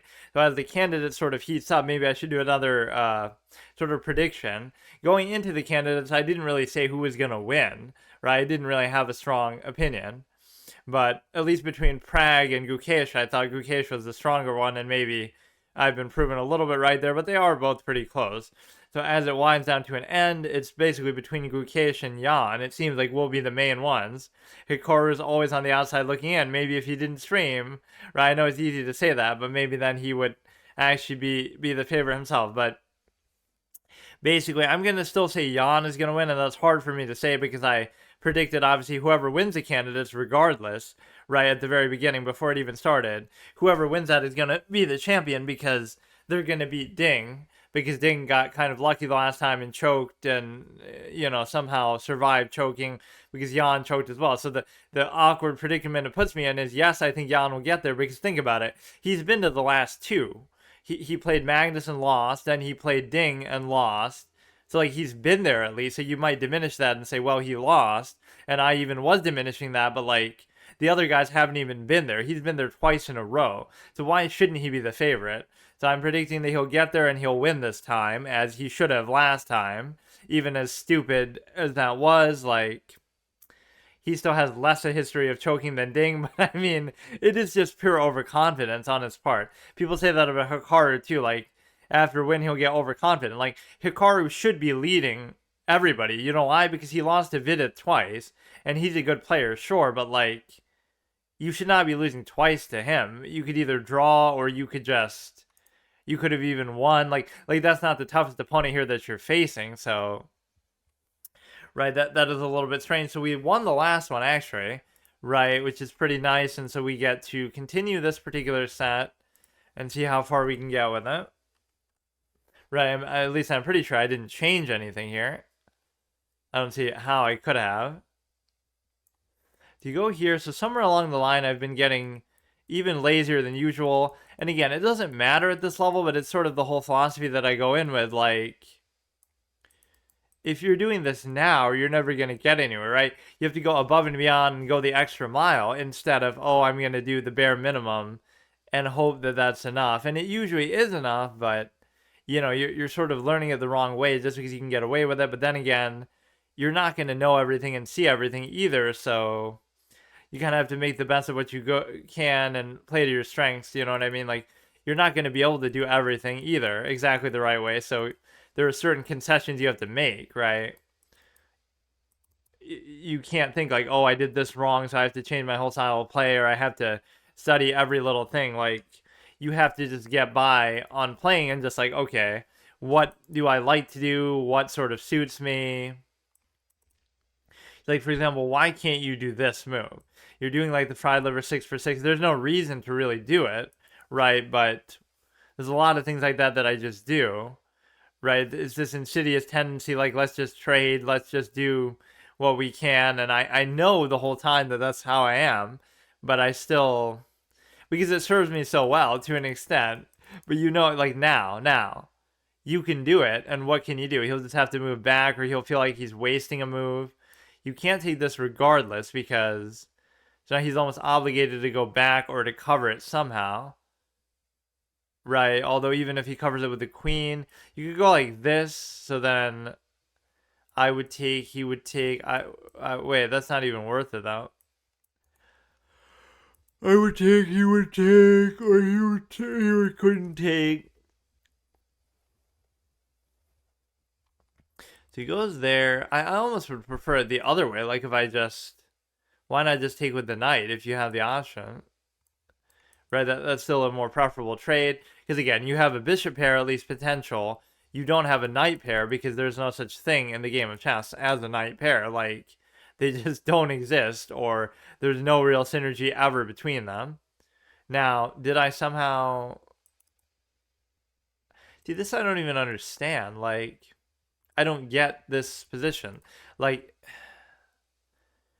there's no reason for me to take because he has too many things. So I want to cover it with something else. I guess. I really don't know. He takes, I take. He takes, I still take. He takes, I take, and then I could take. He takes, I still take. So if you do this in the wrong order, you could end up actually losing something because, like, he takes, I take, then he takes, then I take, but then he takes. So, or no, you still have the cover there, but he might go like this, which is perfectly fine with me too. So you have the potential bishop pair, but you're not actually going to get it. And the reason why you're not going to get it is because of the simple fact that, um,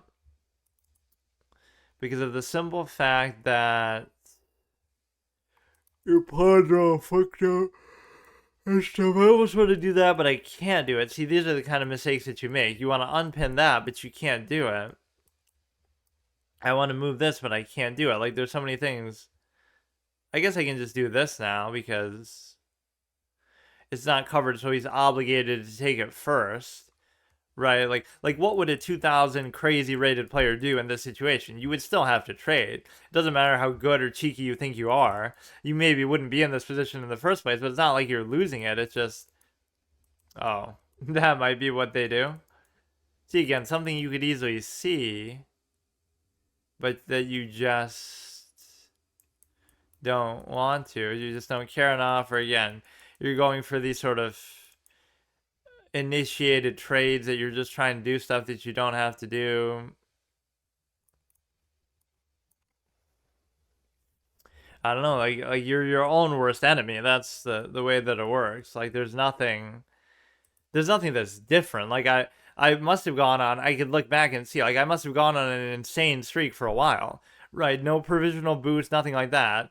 Maybe at the beginning, but like, you go from 15 to 16, 20, you're just doing something right, and now I'm not doing it. So it's just that simple. Like that kind of mistake that I just made there. Like what is that? I don't understand. I don't get it. You're just not paying attention. You just don't care. I can still win, even, but I don't know.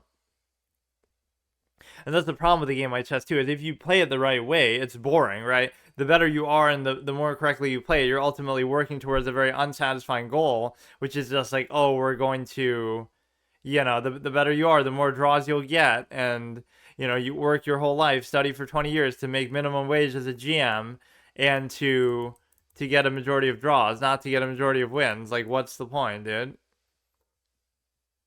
So his pawns are pretty fucked up, actually, so you might be able to win some back that way, but I just don't really understand it either.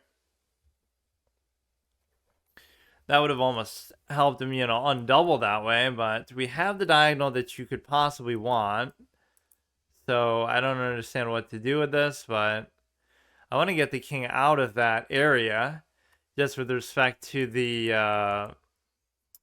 unpin it, maybe open something there. This could be strong, later on. I just can't figure out exactly how or when.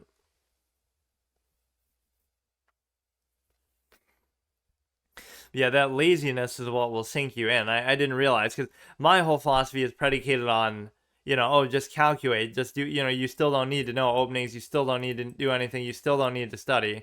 But if you're going to be like that, then at least you have to not be so lazy, and you have to actually do it to the maximum effort that you have. The problem here is obviously that I'm baiting for a trade yet again. You can go into here, you go into here, attack this, he's covering. You can't move that, but you wouldn't be able to move it anyway. You can go here and then here or something.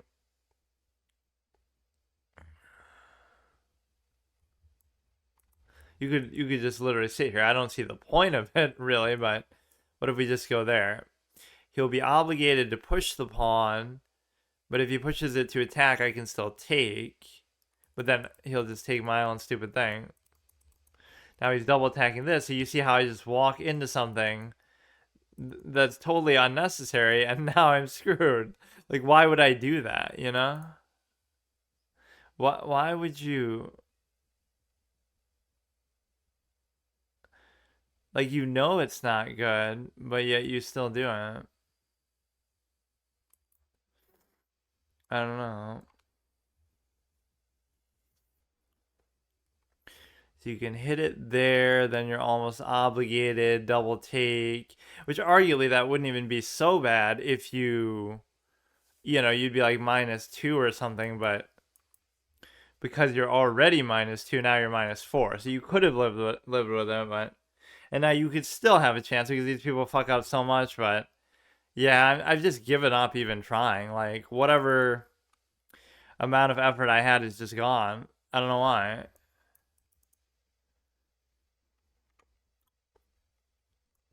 Like, there's just nothing behind it. Like, it's nothing to, and that's always the thing I hate the most is how people treat it like such a foregone conclusion, and they want to study and emphasize that element. The problem with that is you're missing the point of, like, I don't know. They would use that to validate, like, oh, haha, that's why you should study, but that has nothing to do with it, right? You wouldn't need to study to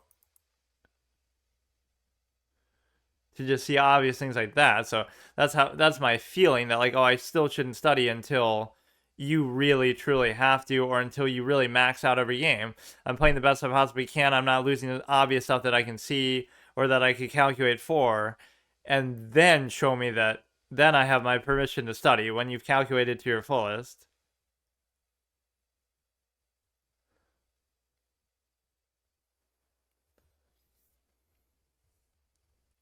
So this could have been potentially bad for him, but it's not. Why don't we sit on the threat, and then it's like, oh no, we've trapped the thing, but we actually haven't. Because he goes and he forks. Let's just do it again. Fuck. So this is an interesting thing as far as the check capability. He might think, oh, he has some strategy. Yeah, please disconnect and just give me the thing. Oh no, he might have he might have some idea with why he's doing that. But the idea is I just like to trade because I'm lazy and I want to oversimplify everything. If he goes here, it's not a check. It doesn't really still do a whole lot, but going there wouldn't actually do anything. We could try to just like try to take another dinky pawn. I mean, that's all it would take is if you could eat up a few pawns. But how is it even this close? It just doesn't feel like it, does it? I mean, like if I won the knight, that would be it. It's even material. But like you're never going to use the pawns that effectively. There's a few things that at this low level, like don't trade 2 rooks for a queen, or sorry, a queen for 2 rooks. No, wait. Don't trade a queen for 2 rooks because then you're left with a queen versus a rook. And if you do that, you're left with 2 rooks versus a queen. And the reason why that's bad, you can still take and then take. The reason why that's bad is the simple fact that it's just not as dynamic and intuitive as a piece. So you'd rather have 1 queen than 2 rooks, even though you're +1. At this stage and this level, I tend to find that's much better. And then the other point is just pawns. You'd rather be up a piece than up like 3 pawns because it's just going to be too hard to use them and promote them. And, those are 2 very legitimate things to say.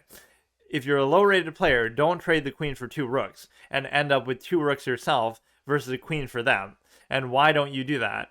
You don't do it because, again, the queen is going to be much more dynamic. It's going to be much more, multifaceted, much easier to use. Using 2 rooks, you can get 1 caught out. You won't be able to connect them. You won't be able to use them effectively enough, right? It just requires a little more skill and effort and knowledge and everything, right, that you don't have. And then the same thing with pawns. You'd rather be up material like a piece than pawns, even if it's multiple, whatever the case may be. You'd always rather take that. And the reason why you'd always rather take that is because, again, using the pawns is going to be very difficult by comparison to using the piece, like promoting them and pushing them. You're probably going to fuck it up and end up just losing them anyway. You can sit on this, and if he tries to take, I still take. So which pawn is actually weak here is this one. He would take, I would take, he would still take. You can go like this and try to cover the thing, but He would take, I would take. I don't know. You can go ahead and check and take over here. Because it's not like it was doing anything there anyway. Right, so he's slowly letting me whittle away these pawns. This is imagine I win this game, but this is what happens. Like, this is, if you actually use your brain a little bit, or at least you might be able to draw. Like, this could still be a drawish position. You wouldn't think so, again, especially because of the dynamic nature of the queen. You'll get like some crazy check and take on something that otherwise, you know, nothing else could ever do that. So this is a cute move to which there must be a proper response, but I don't know what it is. So it's only seemed like I got something out of that, but I didn't, because there's no way to cover both of these. I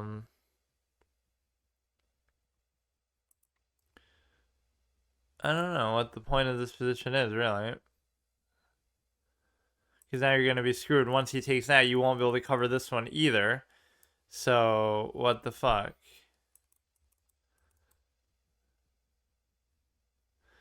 I can't really set up to threaten anything either. Like, it's just kind of a stale, dead position. If you let him take that, but then the bigger problem is that he's going to take that too. If I go here, you've took that, then I have to move this and you're threatening that. This is what I mean by the dynamic nature. Like, there's nothing you can do here. You're kind of screwed. You're going to lose, like, multiple pawns, it seems like. And there's just nothing I can do. Literally nothing I can do. That's incredible, isn't it? Like, you're not doing anything wrong there, and you thought, oh, you're getting back in the game a little bit, but you're just really not. I'll try to do some crazy checks and stuff, but you know, you check here. You can block with this. You can also, you know, you can cover this for what it's worth. But there's probably something better, but I'm not even going to bother trying to find it. If you raise, I take. You can't do anything with this, so you first have to cover this and then do it. What? Oh, this could be cute, but this is the problem. It seems cute, but it's not going to actually work out, is it? Because he's somehow going to threaten something else, but that could have been the worst possible move that he could have ever done because of what a stupid liability the knight can be. You can check there, of course. And that this is what I mean by the dynamic nature of the thing, dude. It seems like you did something good, but you don't.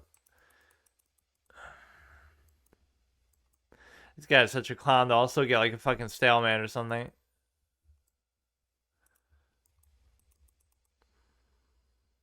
So stupid. Yeah, but see, it seems like, oh, he messed up, and look, he gave me something, but it just can't be. It's just not meant to be. Look how much trouble he's having just doing a simple fucking mate, too. You try to do this one, and then you fucking whatever. Like, even if he blundered his queen here, it's still not as... No, but then I could probably figure it out. But no, I almost came back into it a little bit, but then you realize there's just nothing you can do. Like...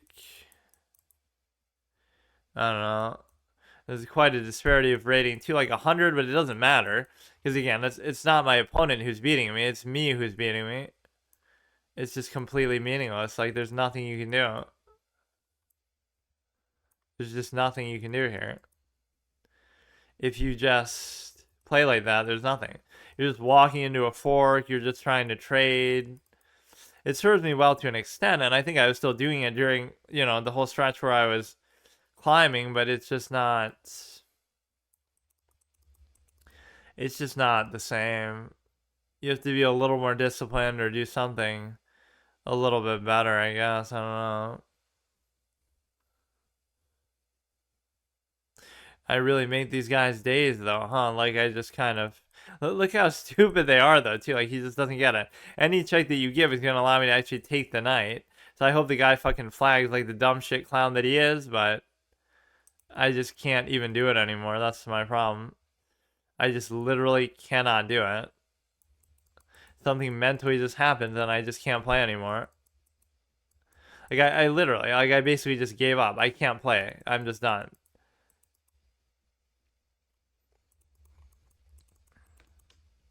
The level of effort is literally zero, just nothing.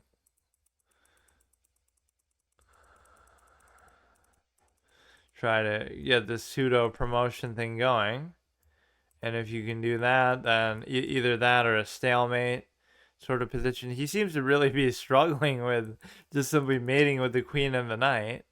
You'd be better off trying to mate with the queen and the king, right? That's always much easier.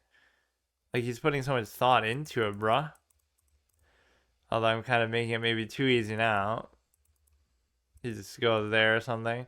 But it's still not made, and I really wish it could be a stalemate, but it's just not.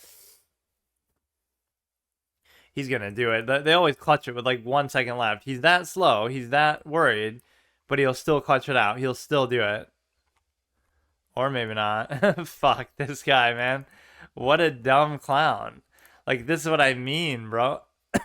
And you might think, oh, that's lucky, but like, I deserve that because time is such a debilitating factor for me that, of course, it's going to affect other people too. So we at least made it annoying enough. I find that one hard to explain, but I mean, hey, we're on a 2-game win streak with this set. Must be our lucky set, and he was winning seemingly most of the way, but look how is he winning by that much this early? It's only move, I guess, because of the fork that again we just walk into, but that's kind of is the chess coach worth it? How about just is chess worth it overall? And it's obviously objectively not. Go here. But in this age of streamers, I guess it could be construed as such. Look at this clown opening that he's doing that nobody ever does. It's objectively flawed. Like, don't try to have fun with it. Don't try to be creative. Just do the same thing, the same stale thing over and over a million times because unless you know exactly what you're doing. But even if you did know exactly what you're doing, you would then still know that this is a better option because, you know. Okay, we go like this, just trying to develop. Whatever he does with that doesn't concern me at all. If he goes here, it's fine. Just you can just move around, dick around. This is a bad move though because I would take. He would take. No. But I could still take. Never mind. You go to here, which is not really a good move. In fact, I don't even want to do it, but like I want to do this, but I can never figure out really how to do it because you end up in a position where you want to go like this and then sometimes here you can like take and then do that. Right? You could take and check and do that. But unfortunately here you can't do it because whatever, it's just not the right position for it. So of course he should move. Like I look for too many of these wishful thinking ideas. Like, oh, I'm gonna try to do this thing, and it's like this would be worth it, unironically, right? Look at what you do, and even if you don't do it on that level, you take, and then fork, and that's worth something too. So this move is multifaceted, multivariate, and before I get punished immediately for it, but you do it in such a way that it's hilarious because you get to just. If you move this, I can do the thing and then take. But if you don't move it, I can do the same thing. So now I would rather do this, right? Would it really be worth it though? And it would be worth it because it would be worth it. But see, you have to address it too. You don't have a choice. Like, oh, maybe I won't do it, and maybe no, you have to do it because you're getting forked. So either you deal with the fork or you know what I mean? You just have to do it. You have to. That's a cute move. It ended up working out. Now I could even do this and take, and if he takes, then I take. I'm sure he has other recourse against that, but yeah, look at that. We already won the game out of the opening because this guy's a clown with that. Why is it sometimes so hard and sometimes so easy? Like, I don't. But that's the problem. The fact that it's sometimes so easy is what completely ruins me. Because then when it's not, you're expecting it to be or hoping that it is, right? And then it doesn't work out. You're always like, I don't know. Like now you should just trade with reckless abandon regardless too. It doesn't even matter. Like just do whatever you want. Go here, go there. You just gotta stay vigilant, be a little bit careful here. I don't really like where my rook is right now, but we're gonna be lazy and keep trying to trade everything. So we're not only threatening a thing, a fork, but also even on there, I would settle for being able to take that so he could just do this, do this, do this. So there is already naturally a newspaper 1 on here, but I almost shouldn't be allowed to change during the middle of the game, but just to double check that what these are. Chess World and newspaper. This is like a different newspaper one.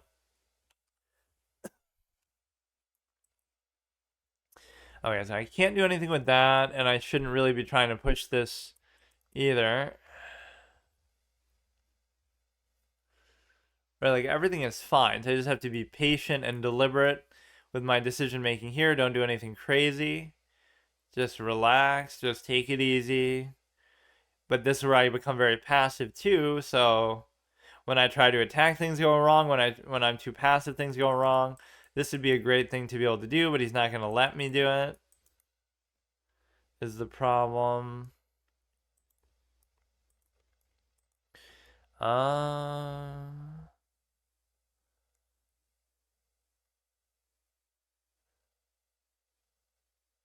oh, I have no idea. The moves that stun me are always the moves like where there's so much to do that I just don't know what to do. Like it's very open-ended. Like you can go here, he could take. Let's just leave it there for now.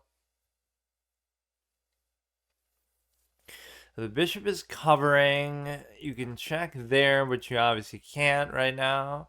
I wanted to just check and trade for that, but he wouldn't even let me do that. Like I thought he'd go there instead, so I'm not forking him. He would take, I would take, I would take, he would take, I would take, he would still take.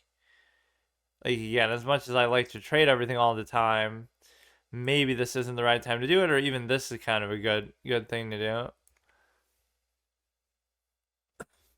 Could be part of his plan, but he could just be making like this is a 1600 rated player. You have to understand how hard it is to get to 16 in my state. Like it's virtually impossible. I can't do it again, even though I just did. Like it's just okay, dude, okay, okay. You may as well at least do that, or maybe that just helps him more. I don't know. You could have like, oh, I should have. Oh shit. Oh shit.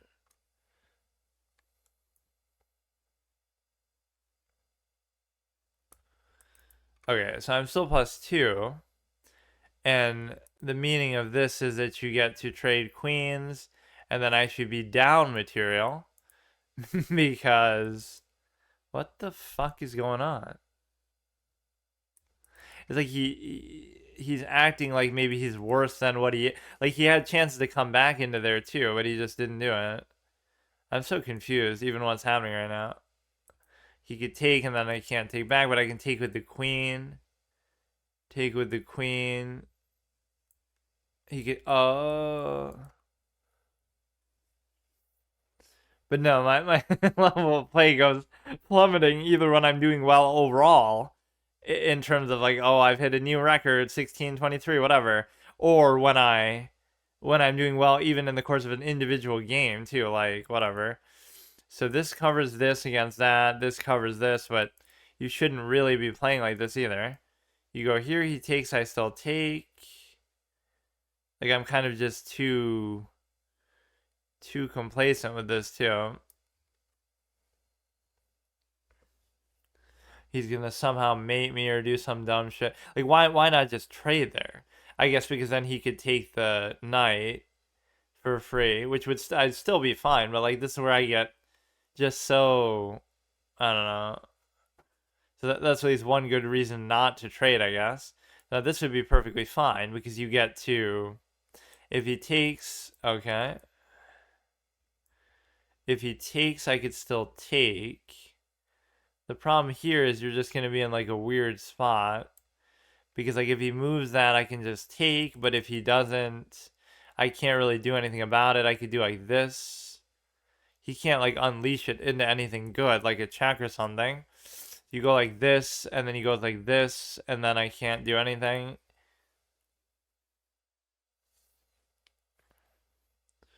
That shouldn't really change anything. And this is almost the time where you just ignore it. But that shouldn't change. Well, I don't know. I don't know what it does.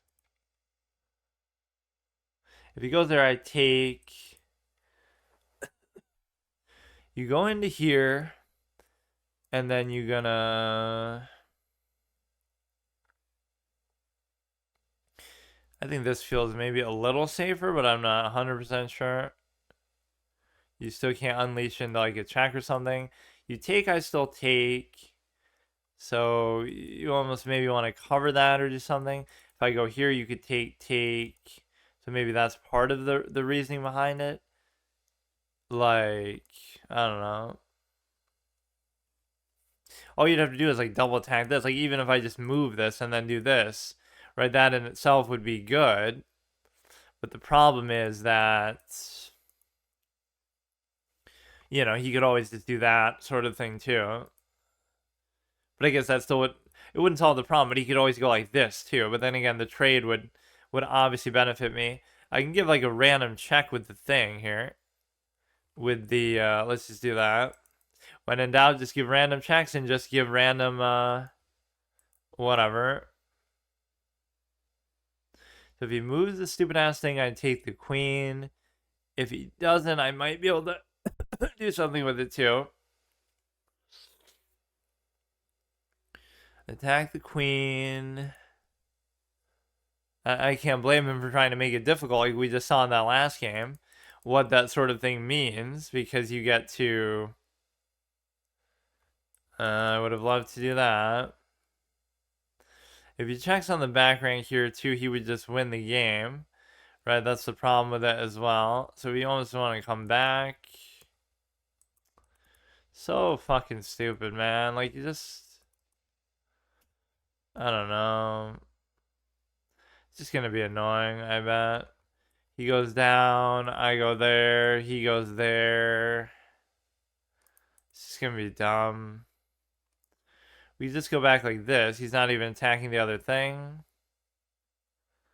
He could take another pawn just to go ahead, dude. I'd like to do this sort of thing, but I just can't, huh? He should have almost nowhere to go, but you have to realize that mating somebody in chess, to no real credit of their own even most of the time, is virtually impossible to do. Like, it can't be done. Nobody can ever mate anybody. And even at the highest level, they'll resign before it actually happens, so you're denied that satisfaction of actually seeing it, but you could take there, but if you do that, then he would just mate. I'm not really sure what this is, bro. It's not like, oh, I'm so scared. Oh, whatever will I do? Like, I can just do whatever the fuck I want, dude. It doesn't matter. It literally doesn't matter. Like, why can't I just do like that, bro?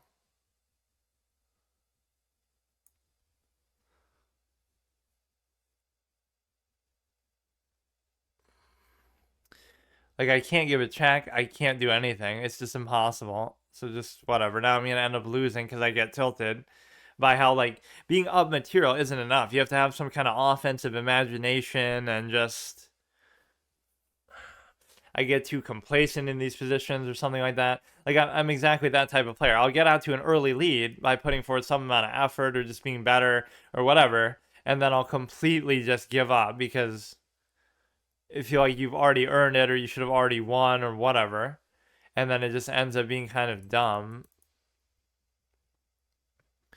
So what about this? Like, let's try to trade. I don't fucking care. It's just all the wrong squares that the knight can go to, man. It's so fucking annoying, man. And then go like this.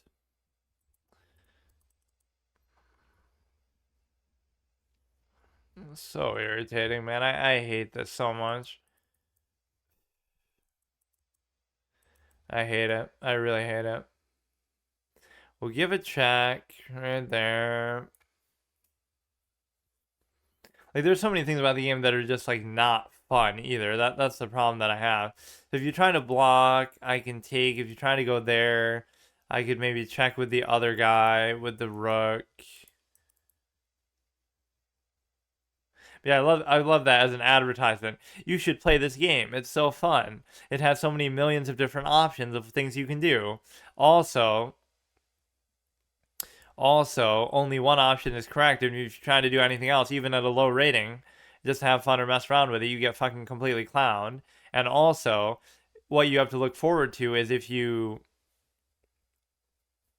what you have to look forward to is the fact that, oh, haha, if you get really good, you'll draw the majority of games. So study for 20 years and do that. Is there really is this what is going on? It should be mate, but it's still not mate. You'll be able to take that. I'm a little bit baffled by this actually. Like my brain is actually not even capable to comprehend what I'm witnessing here. How is this possible? How is it physically possible to not get mated here? How? Explain it to me. Explain to me how this is possible. Like, what the fuck is going on? It's virtually impossible to do it. You can make a million moves here, you just won't do it. It'll never happen. You'll still trade and promote and just fuck it. Like, don't even try to do it, man. It's stupid.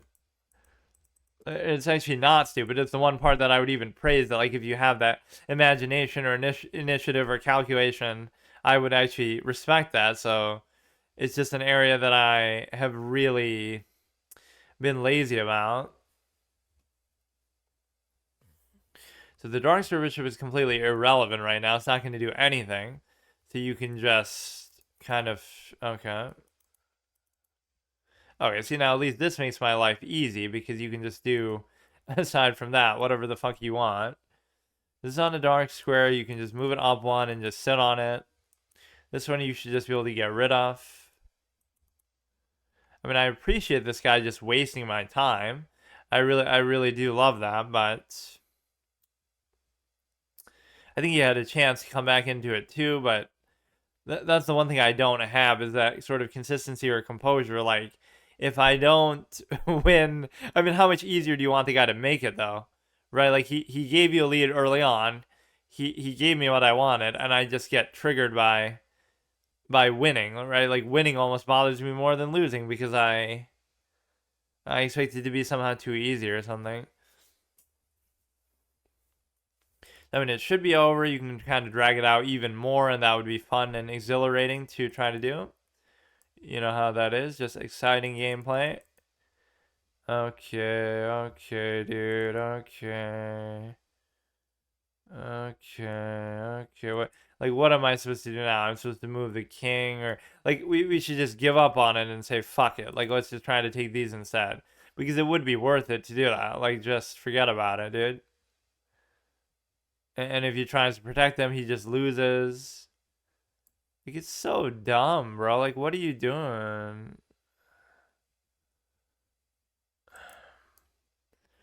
I'll do this one then. If he tries to take it, I'll take the other one. And then if he moves it, I'll try to do something else. Like, I can't say that I'm not equally annoying in these kind of things, like where I would still try to play it out, but I don't think I'm usually this annoying about it.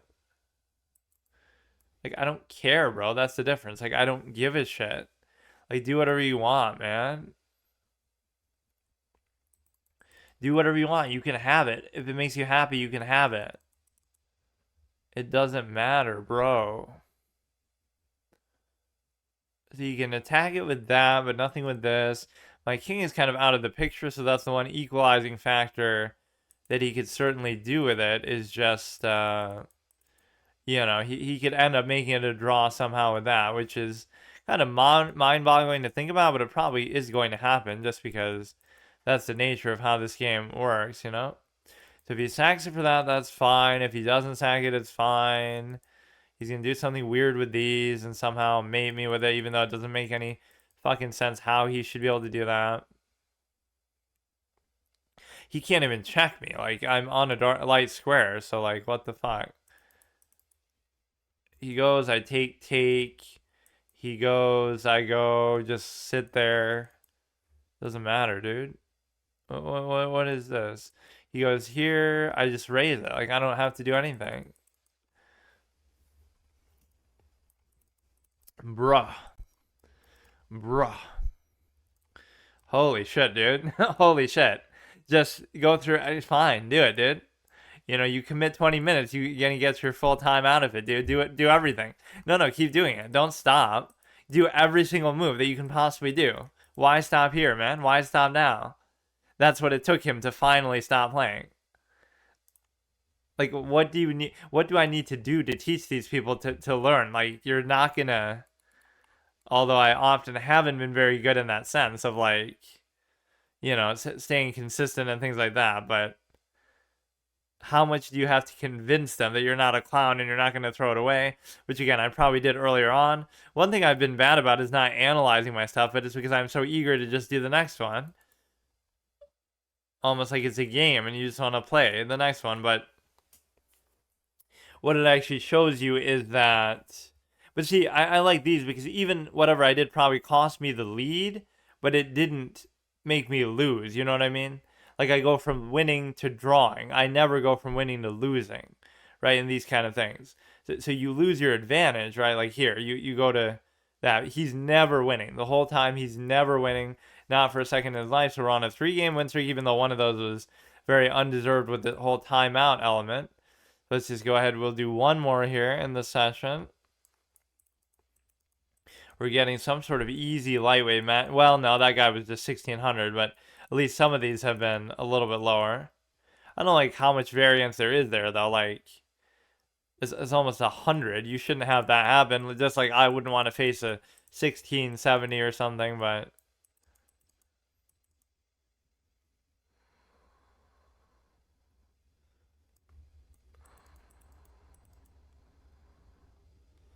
So you go into here. And he's gonna address something with that, which is perfectly fine. So we get the bishop pair here, which is very cute, but it doesn't really do a whole lot. You tempted to go here, but you can't even do it. That's the thing. All right, so I'm not sure if this is really a correct line to go for, but the whole punishment is if I take, we get to like sort of double take, but we don't actually get to double take. We do get to actually. I kind of thought it and then talked myself out of it.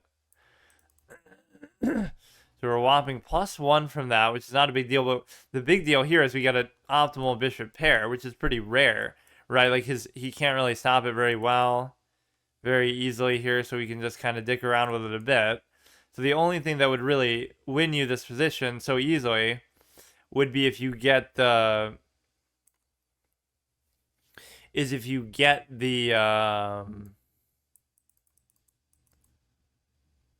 you get the thing, the pawn all the way or something like that.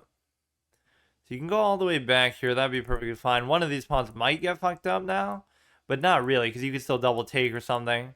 But no, I mean, this was about as good of a bishop pair as you can get, where it's just the middle is completely open positions favor bishops, as we all know. But in my mind, I always like them, but I've at least had some amount of discipline with respect to, you know, if you just, you got to watch this diagonal. It could be very dangerous on his side too, but how does he really displace his pawn? That's the thing. It's a good notion that he has, but all you have to do is, well, that could be dangerous too, actually. See, what would you do here? That's the thing. What would you really do? And the answer is you can't stay anywhere in that diagonal. So maybe I should just do this. Like, what can he do right now?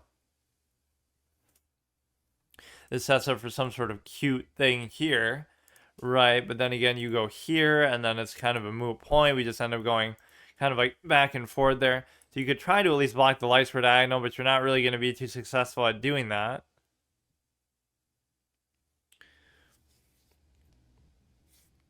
Wait, wasn't the last one like... Okay, we go here and then you go like this and then you have no choice but to dick around with something, even if you just have to trade. I'm acting like I'm winning by more than what I'm actually winning by, but the reason why I feel that way is because of the simple fact that, you know, again, the bishop pair and the whole position just seems to favor me. I don't know whether it'd be worth it to do a thing like that, to actually bring the rook above. The real intention was to try to bring this in some way. But no, I love that sort of projection that a lot of chess players do, even good ones. Like they'll have the, oh, you should do this or you should study that. Like, yes, there always seems to be an answer like that. But what if the real answer is you should have just focused more? You should have just calculated better, thought about it more. Like, you know, nothing else would be really relevant. I'm fine with doing that. But then again, see, the thing is I don't have to do it. And then the thing is, but then I won't get anything out of it. No, I will.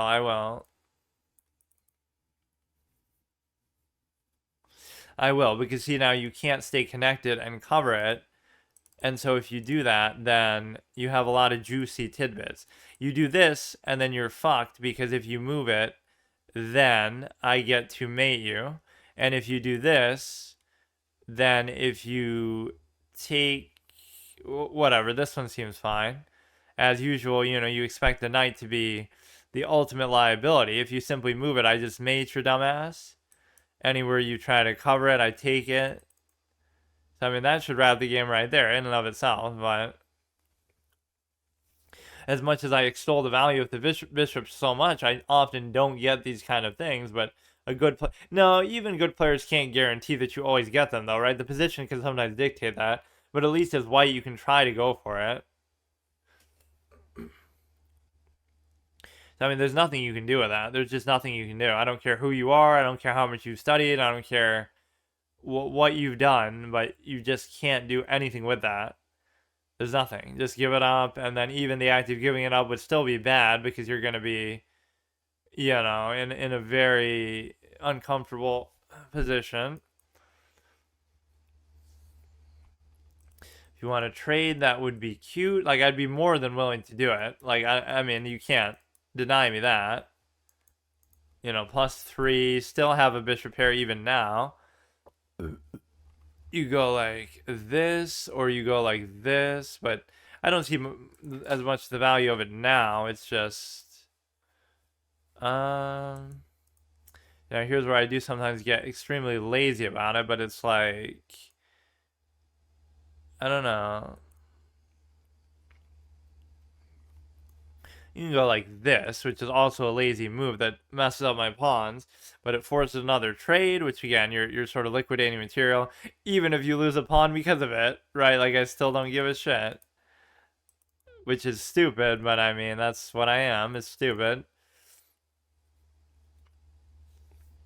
And he can always just cover that, and then it doesn't change this, or it kind of does, because if he takes, well, it had nothing to do with that, but now you get to cover it. Oh, exactly as planned, even though it really wasn't, but you go here, he can't attack.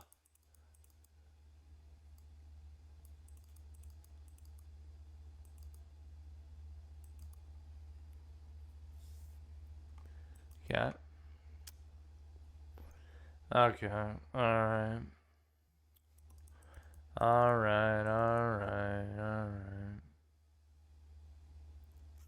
And then, you know, that is a time control symptom to the extent that you're basically, it wouldn't happen in any other context than that, right? Like if you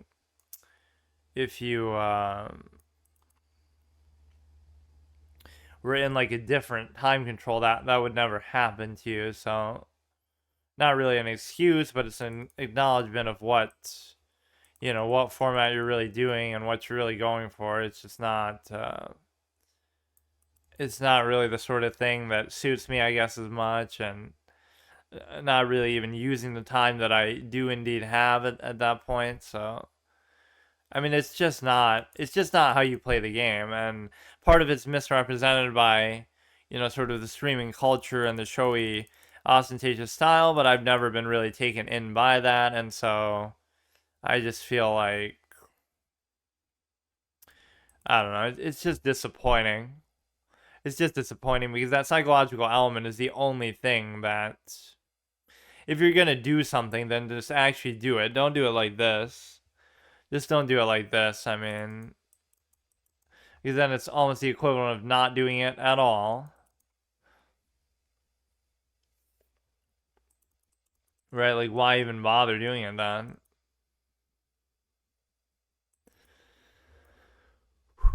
This is an okay bishop position, I guess.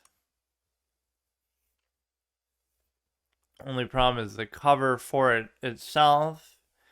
And my king can't really do a whole lot here. I might even want to go like this.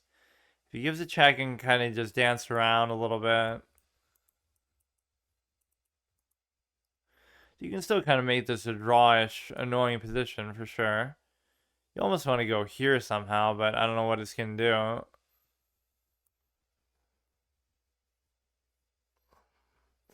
do. Let's let him figure this out. But again, part of it you could say, oh, haha, you're being lazy or something. But part of it is also, I mean, that's worth it if you're going to get a pawn out of it. Like, why shouldn't we be able to secure this? Like,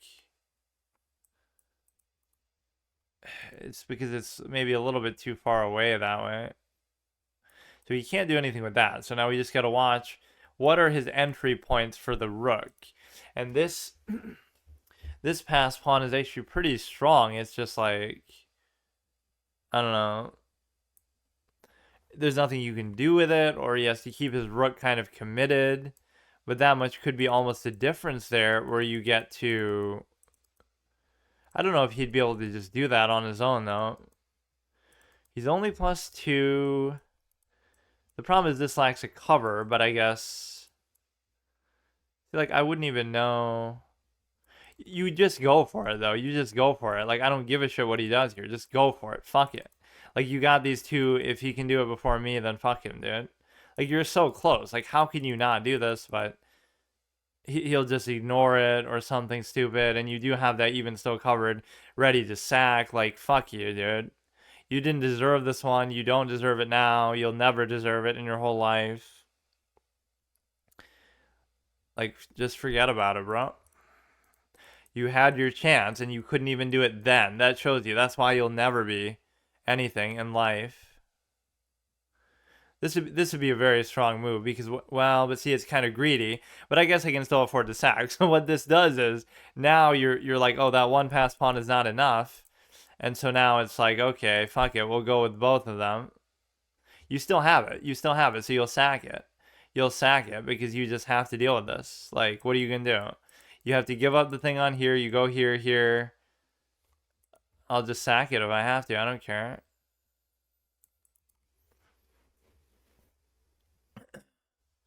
So you have to sack the rook. You have to sack the rook, and the act of sacking the rook would still allow me to just take there. So then what do I have to concern myself with?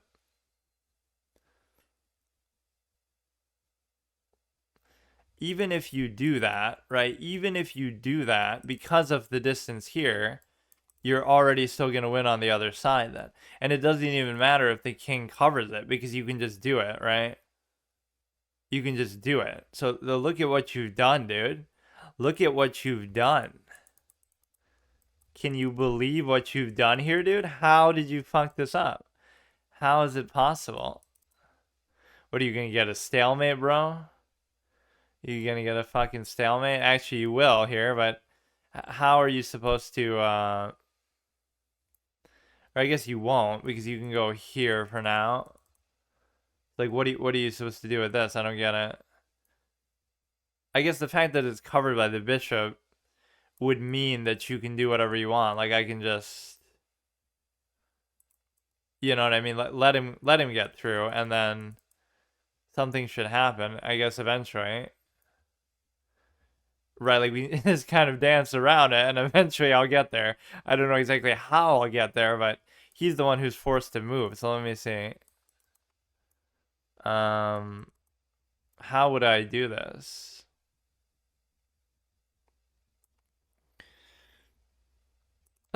Fuck. How do I cover it if he's gonna? I don't know. How do I go there if I guess I could kill the other pawn and then figure it out. So I don't have to worry about leaving the bishop there or something. Fuck. Imagine if I fucked it up too, but there must be a way to do it. I just don't know how. The bishop covered there, we're gonna get like a 50 move rule thing, but what is this, dude? How do you fuck around the king?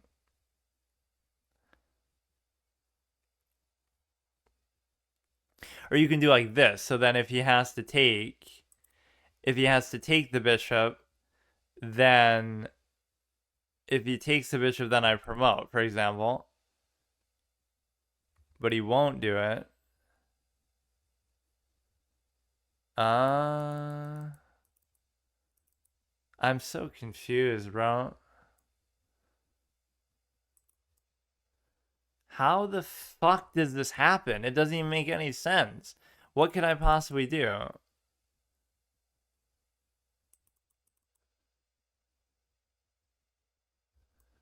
I'm so confused. Like, I don't get it. What the fuck do I do?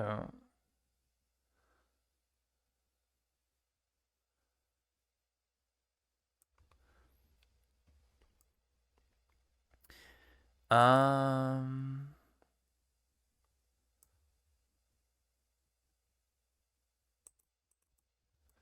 I'm just at a loss for this game, dude. Like, who wants to play this game, man? Who wants to do this with their life? Like, what is this, dude? What is this? What is this, man? What is this? What the fuck is this? What the fuck is that? What the fuck did I just watch? Like, why should that position even exist? I don't care. Like, I don't care, man. Just forget it. Like, I don't even want to do this anymore. Like, I'm obviously winning in the opening, beginning. I'm winning. I'm always winning. Every game I'm winning. And then I go to basically losing almost a little bit somehow. Because we're just kind of a little impatient or stupid. Like, I don't have to do that. I don't have to do that move. That's not a necessary move ever. You know, whatever, but it's okay. It's just you explain to me what just happened there because I couldn't explain it to you. I couldn't explain in a million years what just happened. I have no notion, no vague notion of what the fuck are you talking about. So you get the king there first, and then his king can't come in, and then what happens? You go into there, and what is this? You do it, but then so what? You go there, you go there. Why can't you go there? Why can't you go there? So the key principle is when his king was approaching, this is at least an instructive moment, when his king is approaching, don't worry about the pawn, right? Don't worry about the pawn and don't let him get in there. You block him. That at least makes sense, but I mean, you're trying to tell me that the way that I did it means that you can't win. Like, are you serious, dude? In a +4, like, there's nothing you can do. There's nothing. Like, that's so. You could say it's my fault, but it's not. It's not. It's nothing. It's nothing. Like, who cares at that point? Like, Okay, so let's keep going with this one, and we're on a bit of a streak. But what's interesting with this is that's part of the reason why it's good to do this whole, why I like to do this whole permadeath piece, round robin, and everything like that, where you'll have these crazy streaks, but some of them are like, so unlikely. So if you went 120 in a row or something with this, it'd be like, oh, you escaped with the draw here, or you won by timeout here, even though you were losing, right? Like he has a queen and everything like that. So those will be part of the story that you tell. Like, wow, I won 20 in a row, but some of them were super, fluky and crazy, and that's what it took to get there. So we're trying to work our way back to 16. And again, if we just learn the level of focus that I'm looking for, then I don't mind even eventually studying. But we keep doing something where I have lapses or I just like am not paying attention at all. So you guys like advertising for a website or something. We go ahead, we pin it down, then it raises the big question though.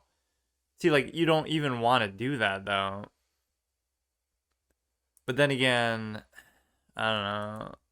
You want to develop, but you want to get this diagonal, and that's been probably pretty worthwhile to do. This stops the pin, which he's not even trying to necessarily do. This move would be a little bit annoying because then you can't do this, or now I'm not even sure like what to make of that. He would take, I would take, he would take. It always feels like you have to take, but then it's also not good to take either. Oh my god, these ads, bro. Oh my god. It's either in the middle of a video that an ad will randomly play, like you're just listening to a song, or it'll be in the middle of a... You could even do like this, because if he takes, I take, and it's covered, but it's like an awkward structure. So here, like, even whatever happens if I take, right, it's still fine, because what's the worst case? The queen trade will occur, and then you can just move that. So it's not as good as maybe what he thought it would be. This is still pretty bad for me, but sometimes you just have to deal with that too. Like, it's not the end of the world to... Okay, that's not what I was expecting him to do. But these pawns aren't, like, bad. That's the thing.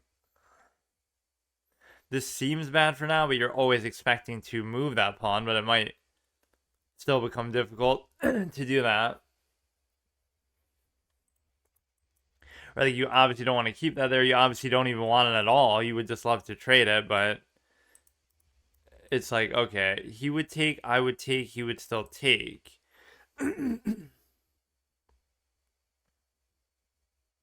is where I also get lazy because it's like, it doesn't matter right now, though. That's the thing.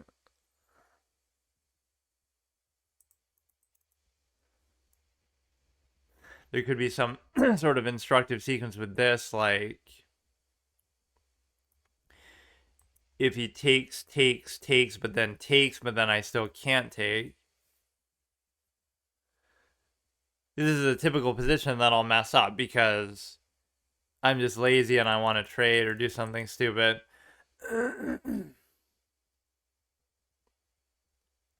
obviously you need a cover for that. Let's look at what else is happening. That's kind of a good thing for him as well. So he's created a very unbelievable situation here. And so you're hanging that and you're hanging this. And it's just that simple, you know what I mean? So obviously my whole fundamental way of doing this is wrong.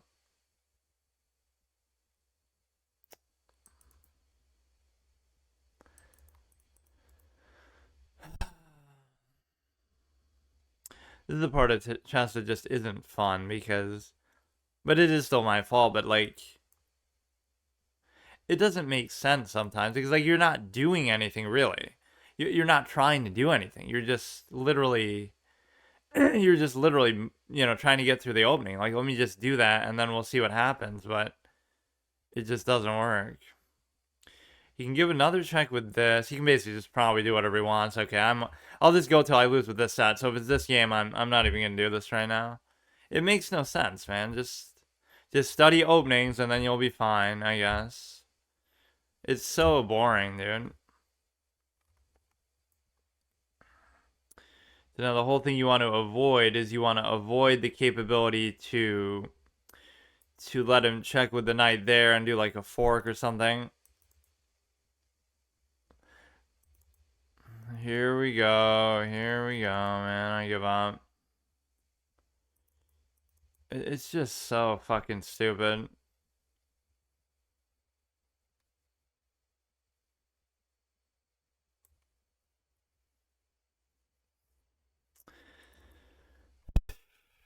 No, I mean, this guy's good. I mean, he's just good. Everything amazing. Within a minute, within just the opening, just forget it, man. He's out. Like, doesn't this seem like this guy? Oh, he's a grandmaster that he's playing this well out of the opening. Like, what did I do that was so crazy? Like, we're just trading pawns. We're not doing anything. I'm not trying to attack him. I'm not trying to do anything. Nothing. Like, how much more just normal of a game can you have? Yeah, little minor double stack is not good, stuff like that. But, like, nothing was happening there, and it turns into this. Like, it makes no sense how it does that. It's so idiotic. He could still maybe mess it up. Like, if he tries to move the knight, we get a back rank sort of a scenario. But the thing you have to be able to do here is you have to actually be able to threaten something. And the reason why you have to be able to threaten something is because if you do that, then he would take and then I can't take. So let's go like this.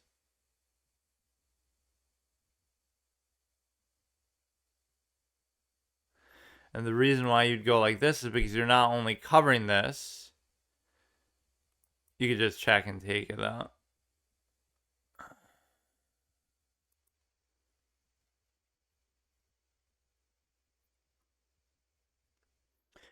This is what I should start doing. Like, just stop playing when you lose one in a session. Like, just don't even bother, man. Don't even bother. I don't know what it is, man. I don't understand. Like, I don't get it. I don't care. What is it that is happening there? This is why, like, I play safe and defensive, but even that's not enough. You just can't get through the opening. You cannot even get through it to just try to do something.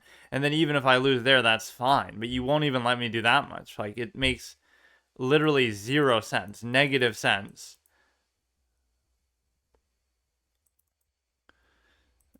I don't know.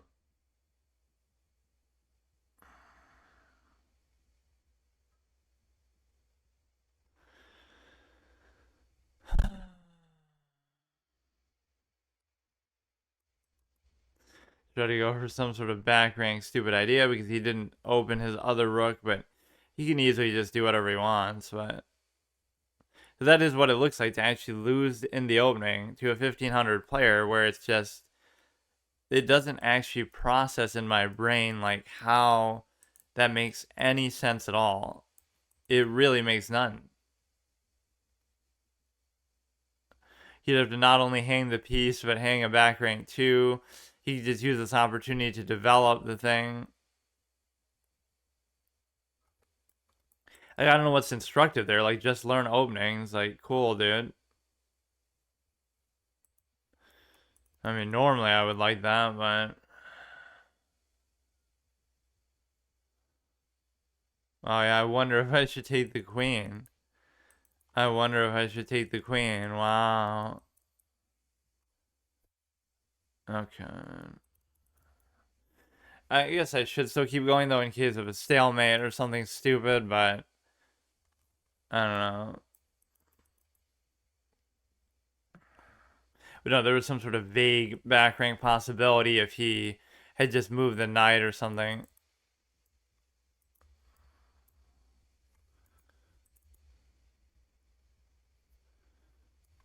I mean, at some point you just got to give these players credit. Like, I guess he's just that good. I mean, it seems incomprehensible to me, but he just either knows that opening or I just did something that bad. But that's really the weird feeling with it. Is like, it feels like you can do nothing. It's not, you didn't do anything good, you didn't do anything bad. You didn't do anything. You did nothing. It's completely a non-interactive experience. You're literally just like, let me just get these pieces out there and just, you know, just castle, just something basic, simple. I'm not trying to win the game. I'm not trying to, you know, you're not putting yourself at risk. You're not trying to do anything. and yet you still have that happen. Like I haven't been analyzing these games, but I will actually look at that and try to just comprehend, like, what did we just witness? Because I don't get it. I just don't understand it. It's not going to be a stalemate. Just take it. There's no. It'd be hard to almost stalemate. All you have to do is like this. You go here. I take.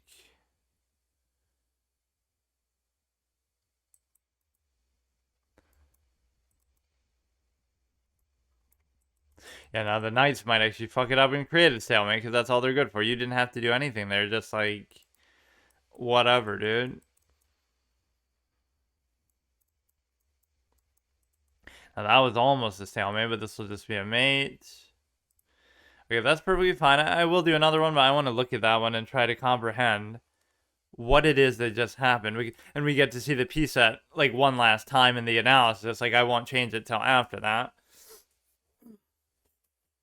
We were on a decent little streak there too, but I mean, it's just something that you can't really ever enjoy. Like even if you do learn them, so what? Like you're negating an element that is just not. There's nothing to it. Like you just memorize them and then that's it. Like there's nothing to it. Just memorize them. That's literally how it works. I mean, there's 0% debate on that subject. Like it's just a fact. You are supposed to take. So what happens here? You're supposed to castle there. Just castle. Now, why didn't I want to castle? What did I do instead? Or maybe I did. Even this is fine. So where does it go wrong? That was actually the correct thing to do too. This is a blunder. Now, why is this a blunder? What specifically did it open up? It opens up the ability to attack this and attack this, which is reasonably not that easy to see, but I mean, you should be able to see it. So you don't want to give up a cover on either one of these because then you lose one or the other, and it's more than just, oh no, you lose a pawn, right? So that blunder is pretty big, and that pretty much is it.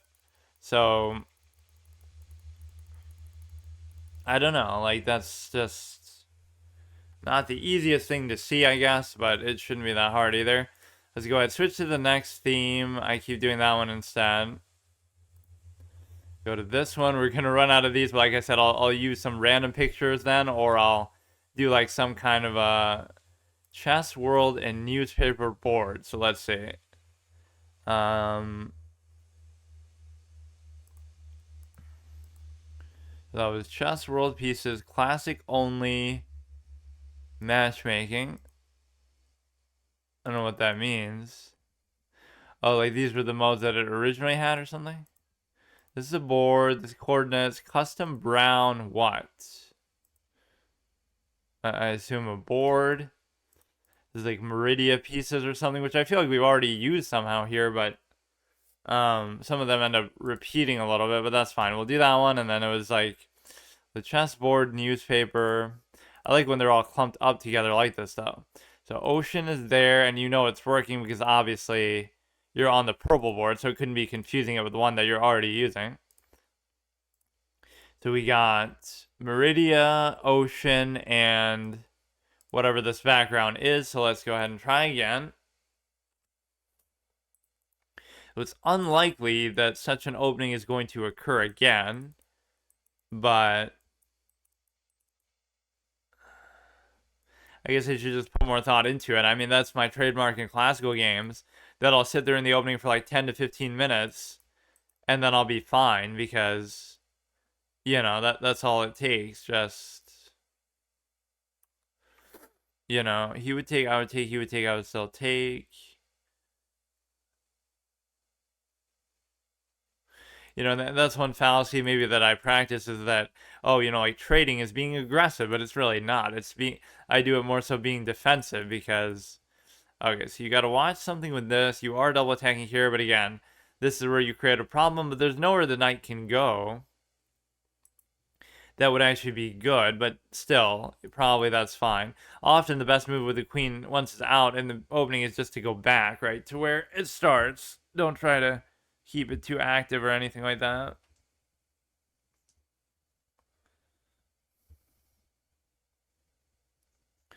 I don't believe in ad block, but man, some of these are just fucking annoying. just... Or I love these when you randomly see that, oh, you've played them before, too. Now, that doesn't seem like a particularly good move. You could even go to, like, here, but he could block it with the thing. Where, see, like, I don't know. Where would you want the bishop to go? You want it to go here, but it's not really going to work.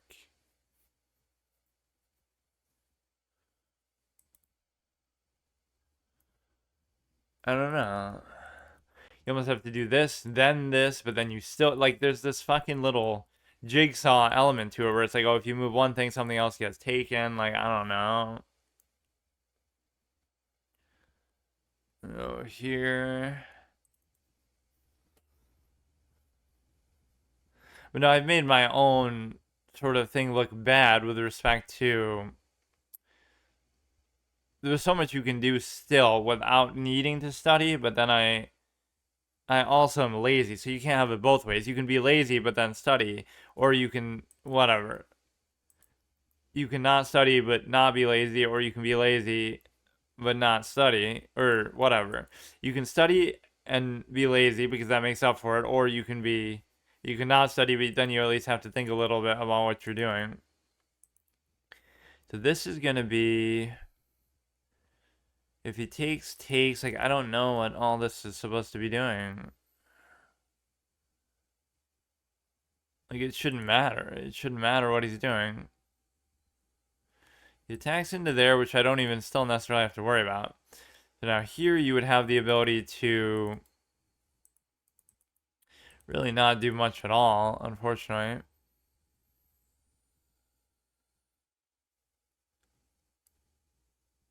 That's my whole trademark in openings and stuff too, is like I don't even try to do anything most of the time, but let's say you should try to go here because I can't figure out how this bishop is going to be effective in any way. So you can move this somewhere, and then you got to watch out for that. I'm just not seeing it. Like, I theoretically could do it, but it's just too much, so don't even worry about it. Which is a big predicate of trading for me, is like, just don't even... You don't want to think too much, and so you just don't even worry about it. Because so many things you do are just fruitless. Like, you'll go through all this effort, and oh, what's the result? Oh, you get a draw. Or, oh, you know what I mean? You don't even really get to do anything. You get nothing out of it. You just kind of... So you got this, very cute, but nothing else opened up as a result of the knight doing that, so... Why don't we just put it here and figure it out later, because... Oh.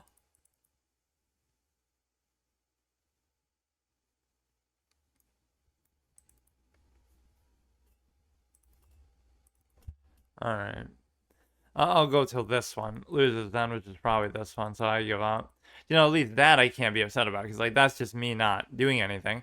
Like, you could have just gone back, I guess, like...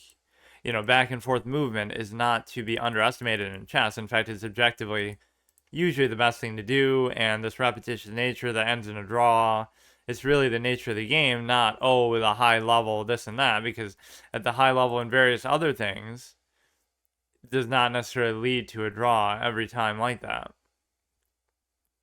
Or the vast majority of the time. You can still come back in here, but my lack of interest is so strong. Like, I don't think I really have any desire to do this anymore. So either you got to make it... It's interesting that even is a dynamic. Like, in order to keep yourself interested, you should study. To sort of subvert the game and bypass it and, like, kind of make it easier for yourself. But that makes the least amount of sense ever. Why would you say that studying it would make it more interesting? It's more like it just helps to tolerate some of its flaws or overcompensate for them, like, or some of your own flaws, sure, but it's just sort of, again, what I call fake elitist thing, where you're not really proving anything by doing it, because then, you know, the studying and the amount of time you put in explains it. So, like, even anywhere I get with it now doesn't feel meaningful at all, because it would only because, oh, I played this much, or oh, because I you know, either play this much or study. So that would explain anything that you do with that to an extent.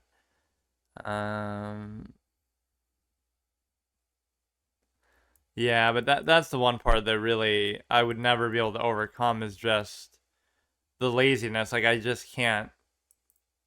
bring myself to care enough to do it. Whatever your potential is, you'll never even know because you don't care enough.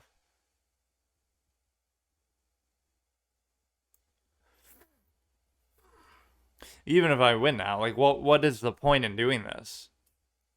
You know, the last one losing the opening. This is exactly how it goes, so I don't care.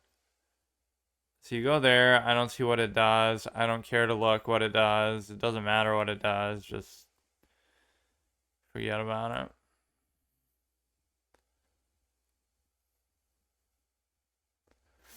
It really doesn't do anything because it is the shitty fucking night that we're talking about, but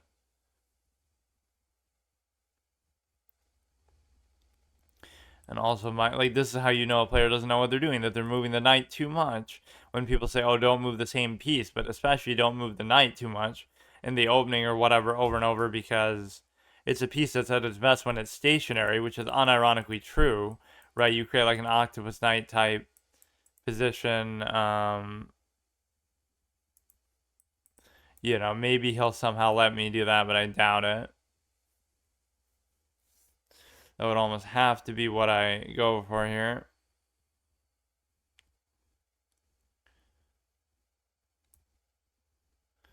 Not like the knight was doing anything anyway.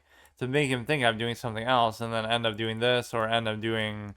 Even this is like a fork in a manner of speaking. But it's not really good enough. It's just a trade that normally would be fine. I wonder how many people really play like that. It doesn't really feel like a lot of people do. So now you're setting up for the royal fork, and he might be so fixated on whatever dinky threat he's doing that it would be fine. Or again, it's still a strong knight position, but the problem is you're relying on the rook, and you can try to push it out. This is like the natural response. Try to push it out like this, and then I'll fucking royal fork you. But you just shouldn't expect these things to really work. But this is what I need to because otherwise I have no chance against these people. They're just too good or too focused or something. I don't know what it is that I have no interest when I enter into something. I just have no interest. Negative interest. Like I'm really doing it just sort of as a joke or as a troll or something's missing. So I don't know what it is.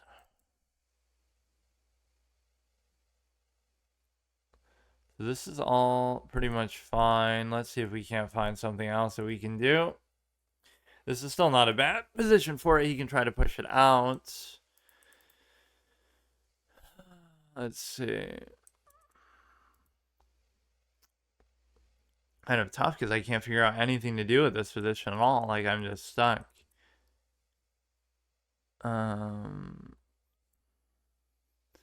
You create a double stack on there. I don't know what his possible moves are.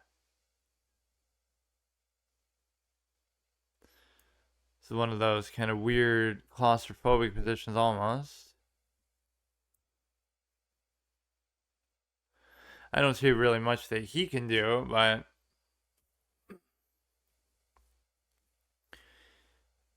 yeah, like that's why hanging pieces is so almost an out for the game, that it shows you like it's just like that element doesn't mean anything because it's like anybody can just see it. So that's a little bit different. I don't know, like if you just had time or if you just took your time. That's why that part doesn't mean anything to me, really. Why does it feel like I can't go anywhere when I just thought I could go somewhere? And go here. Oh no. He could take here. I guess I don't mind that, but I swear I thought I could go somewhere else that would be safe too. So he can take. That's not really a big deal. He's not doing really too much with this knight threat. He would take, I would take. We'd be setting up for, winning like a pawn or something maybe. You go here.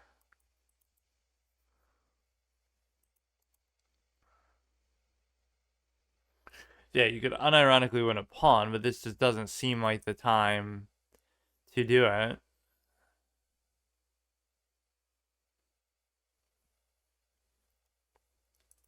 Right, you trade the pawn, you'd get the queen trade, and then he has the dinky knight as an advantage. I mean, I guess I'll do it, but you would have had a better chance. You would have had a better chance just doing something else because this isn't going to happen. Or I guess you win another one now, unless he has something up his sleeve. I didn't think this far ahead, by which I mean like literally one fucking move. Okay, so now that makes it worth it because now you're only minus one pawn. And the Dinky Knight definitely has its limits with what it can do here. In fact, it's really doing nothing at all besides causing trouble for him. He's almost trapped in there too, arguably. Like, he is actually trapped. Never count out the knight's ability to fuck things up. He wouldn't have been trapped though if he had just went back. Yeah, he's actually trapped, and there's nothing the rooks can do to come in either. So he might try to distract me with like a pawn or something, but anywhere you go with the knight, like, look at this, dude. Look at this.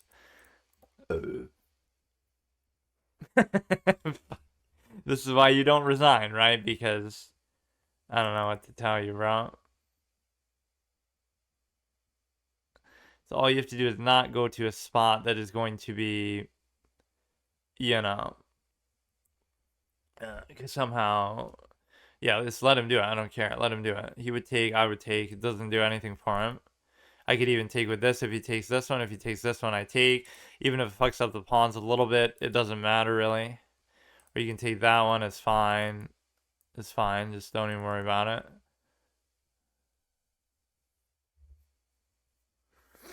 Okay, we gotta focus a little bit now, which I'm sure I can't count on myself to do. Just don't let him give too many checks would be the goal, and I obviously can't stop that from happening. You should be able to take this one now, guaranteed no matter what, because this other rook can't come in to the party. So now we get to take this one, and then I can just sort of spam check. But I'm also kind of forcing a trade that he has to take. So now I don't really feel threatened. So at least after all that, it should be a draw. So you get to the same conclusion. Both players are good, so it's a draw. Both players are bad, so it's a draw because we both fuck up, and then our fuck ups equalize each other out, right? Like, you shouldn't win here, you shouldn't lose here, and there's always this tendency like, oh, I'm trying to play for something, but you know, there's nothing there to play for, so you may as well just take it. So if something happens now, it's purely just stupid, or it's time, or something like that. The temptation is like to push that, I suppose, but if he gives a check, it's okay. We just keep going back and forth. So see, I should at least feel happy to escape with a draw. If I would take, he would take. I don't know, like, there's nothing you can do here, and there's nothing you should even try to do here.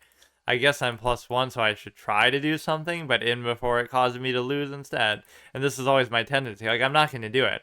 After what we've been through in this game, it's like, why even do this, you know? Why even bother? Like, you know how the game of chess works, so why would you pretend to try to make it something more fun or interesting or exciting or anything? It's just purely fucking stale, repetitive garbage. But at least there we had some notion that we could I don't know, it's just not gonna do anything for you.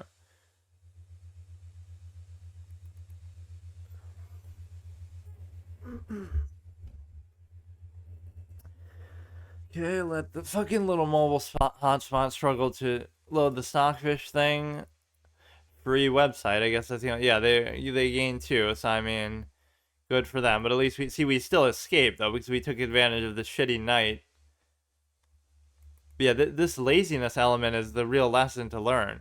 Don't study theory, study this point, or practice, like, actually putting forth some amount of effort. Like, how did I lose my lead there? Right, once I got it. That's the real question. How did I lose my lead? That's a blunder. So instead you should go here. You keep putting pressure. And again, that's a move that makes perfect sense and that anybody should be able to see. right? Because there's only a finite number of things you can do. By simply double attacking this, well, no, I mean, you could move it, but then I guess you're going to give a whole bunch of checks here, and it'll end up actually being a mate. So you can't stop me from doing that, otherwise it would just take for free. So let me do like one more. So we lost the one before that, and then we won this one. And again, both of these were for clown reasons, right? Like this, I don't even remember. We lose that like in the opening, right?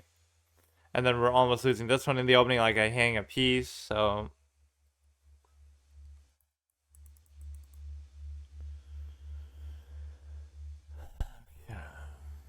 So it's 1657, which doesn't scare me at all, but I think I scare myself with how I've been playing. Objectively solved opening, objectively, best thing to do, so why even think about it? You want to go here to stop them from doing anything. I would love to have done this, but then you're allowing the pin, so I just can't let it happen. He's going to open that, but arguably that's the wrong way to open it. Like, that's where I just don't see, like, why wouldn't people get bored, even and especially maybe better players? Like, it becomes so repetitive, like, why even bother? Now, there are aspects to the game that wouldn't be, but it's like you have to, you have to work through that so much that is it even really worth it? Becomes sort of the thought process. Sometimes I'm too eager to take these kind of things, but I guess it should be fine, maybe. Really, oh no, that gives them two center pawns, but like, who really cares? Because it doesn't matter. To go here, the piece here that doesn't make sense to me is the light square bishop. I don't really get what it's doing, where it's trying to go.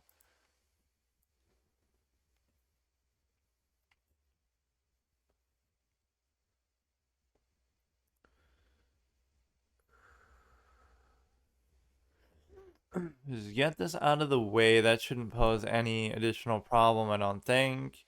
This is covered. Let's see what he's going to do. At least now we're relatively comfortable. Like, we've gotten through the opening, and so everything is fine. If we move this, now we're double attacking that. I don't see where his knight's even going. He's just trying to develop himself. It's not a good spot for it to be, but it's worth it for the double attack. And he's so cocksure of what he's doing that... Wait. No, it doesn't work, though, because he would take, I would take, then he would take, I would take, he would still take. So why did I think that would work anyway? Because... I don't know. I don't get what I'm doing. You want to do something with this almost, but I can't figure out how. Right, like you want to go here almost. So let him take there. I don't see what is the big deal if he does that. Right, just go take... So you didn't have enough to take that no matter what. Even with him blocking his own cover, you still don't have it. Well, you would, but if you took back, then he could take there.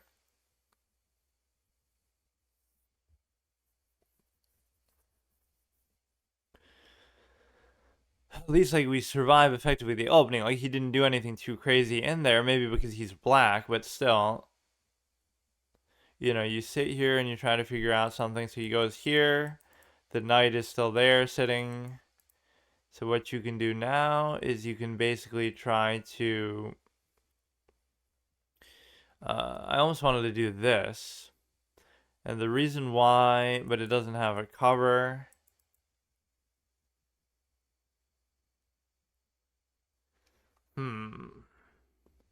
Seems like a natural move that you would make, but I don't really understand it either.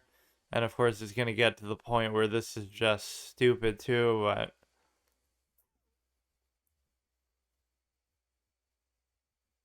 His Archer Diagonal isn't active for now. We would have to double attack that at some point. He goes to there, so now I can't do it. It's like he is actually paying attention, and he actually knows what I'm doing a little bit.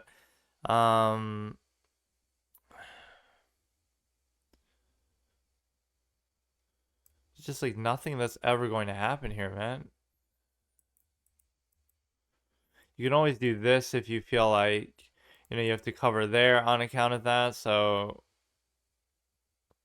This doesn't do anything. We really got to get the light square bishop involved there, but the act of doing this might create some problem because then he goes up. I don't know. I don't know. He raises it. He seems like he's so sure of what he's doing that no matter what I do, I would take, he would take, I would take, he would take, I would still take. Right? And the main point is we just want to trade at least one piece because this doesn't have much value to it, at least. Like if he raises, I would take, he would take, I would take. Okay, just take. Just take. Now the queen gets to this nasty spot here that could be pretty good. Right, so you're sort of giving him the initiative that you maybe shouldn't do to do that. So now all he has to do is bring like a knight into there and he'll be fine.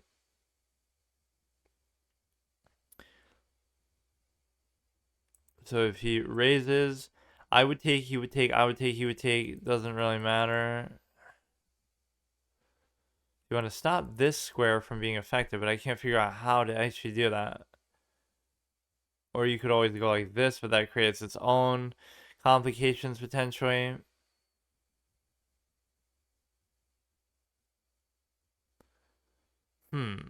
Interesting. Very interesting position that I can do really nothing about. I mean, let's bait the move that he would push the pawn, but you would think maybe he wouldn't do it because like I can escape it and do this. Then even if he does this, I can still take it.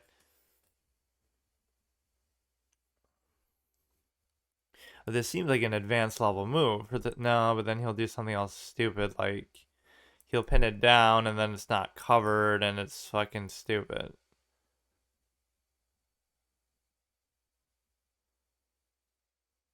He'll pin it down, then he would take, I would take, he would still take, right? So even when it seems like maybe you have some idea there, right? Like if you basically, I would take it, he would pin it. Now he's double attacking it. And then I can either move it, but I guess I could just cover it. But it's going to cause some kind of other problem, I bet, because then you're pinning the queen. He could do something with that. Like, it's just not probably something that's going to work out, but this should be okay at least. You get rid of that. He brings in the knight. And then you might be able to take here. But then he'll pin like that. If you do this, okay, he attacks with the bishop, right? But then I would just take the queen. That actually should make a certain amount of sense because you don't want to allow anything to get pinned, and you're also escaping with the queen, and you're also posing like potentially a mate, so you have to just kind of address this. So the trade probably should happen, right? Look how much more time I've used than him to try to even do that little minor thing that's still going to lead to a draw. Like as competitive as chess is, or people say, oh, chess players are competitive, this and that, you would think they'd want to win more and hate the idea of drawing, but it's just, you go through all that just to draw, like everything, 90-minute classical experience, this and that. So now the whole thing here is you get to, I can't really decide which would be better there, a knight or the other thing, or the bishop. Because see, anything you do here, I don't like the idea of letting that get pinned, so I almost want to do this. Even if all I do is just go back, this somehow still seems to make a bit more sense. The rooks are connected, everything is covered. Just focus all the way through here. I would love to do a trade. I don't see a reason not to do a trade, but I guess the reason potentially not to do it is the simple fact that even if all you do is go back, that's fine. I don't want him to go there and keep dicking us around, but... Or no, you have a good reason to do it, but you don't. If I take, then I could take, but he'll take with this. But I guess if he does, that's still awkward for him, right? He has to take with, if he takes with the rook, I take there. So he fucked up. Now he'll trap it in there. Fuck me. He'll trap it in there because anytime you think you have something, you really don't. You take, but then he goes like that. And then I don't know what happens. It's so fucking stupid, this game, dude. Okay. We could trade again, but then I'm not so sure what's happening. So now don't do like an overly aggressive bait for a trade. Right, let's just get back out of there. There's nothing I'm doing from there. The point being that his bishop is there, so it's fine. He's probably going to go there, would be my assumption. So let's actually do this first. Right, because he's going to try to attack the pawn or something like that.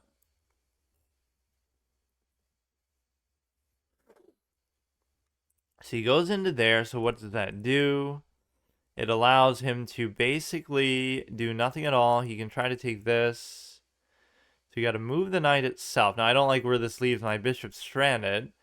And so I got to figure out, like, oh, this is an octopus knight, but it's really not because...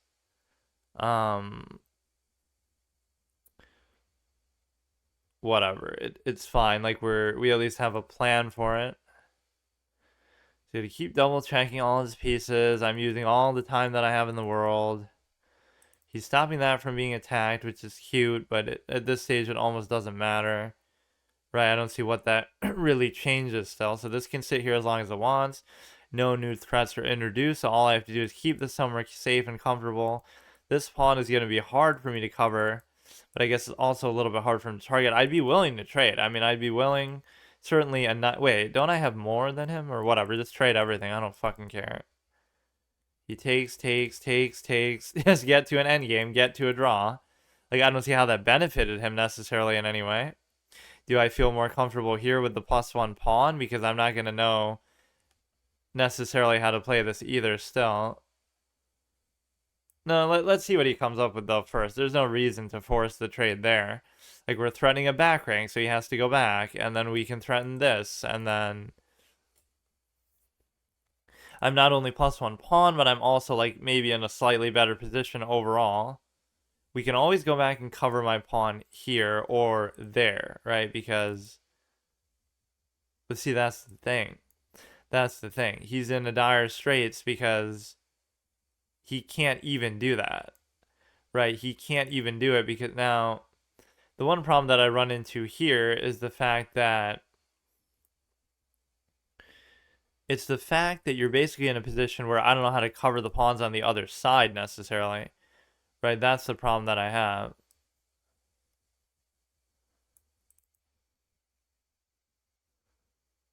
And then this sort of comes down to memorization and stuff as well. Like, there's got to be a way that you can cover all of these together, and I just don't know what that way is. You got to see, like, how does this rook come in here to actually do something? And the answer is I have no idea. What you can do is you can basically move this a little bit here. He's not using his rook at all, so I'm a little bit confused, like, what's happening. You got to stop him from, like, coming down to there or something. That's basically all. Or again, like, the king being there is so good because the rook can't come in at all, basically.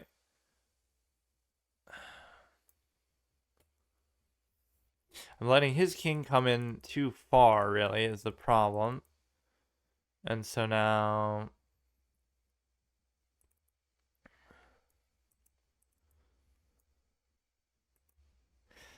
I'm a little bit low on time. This is going to be a bad move. But if he takes, I get a passed pawn. If he doesn't take, it's still fine. I would take, he would take, I would cover. Now it's going to come down to time and an endgame that should have been a draw. That's the reason why I should have traded the rook. Now I finally realize. Just because I'm too low on time, so you're going to have trouble with that idea. Now you just go full on reckless abandon, try to do this. Now you're covering the anchor there. This is why that rook position is actually good. And the reason why is because of the simple fact that there's nothing he can even still do about it.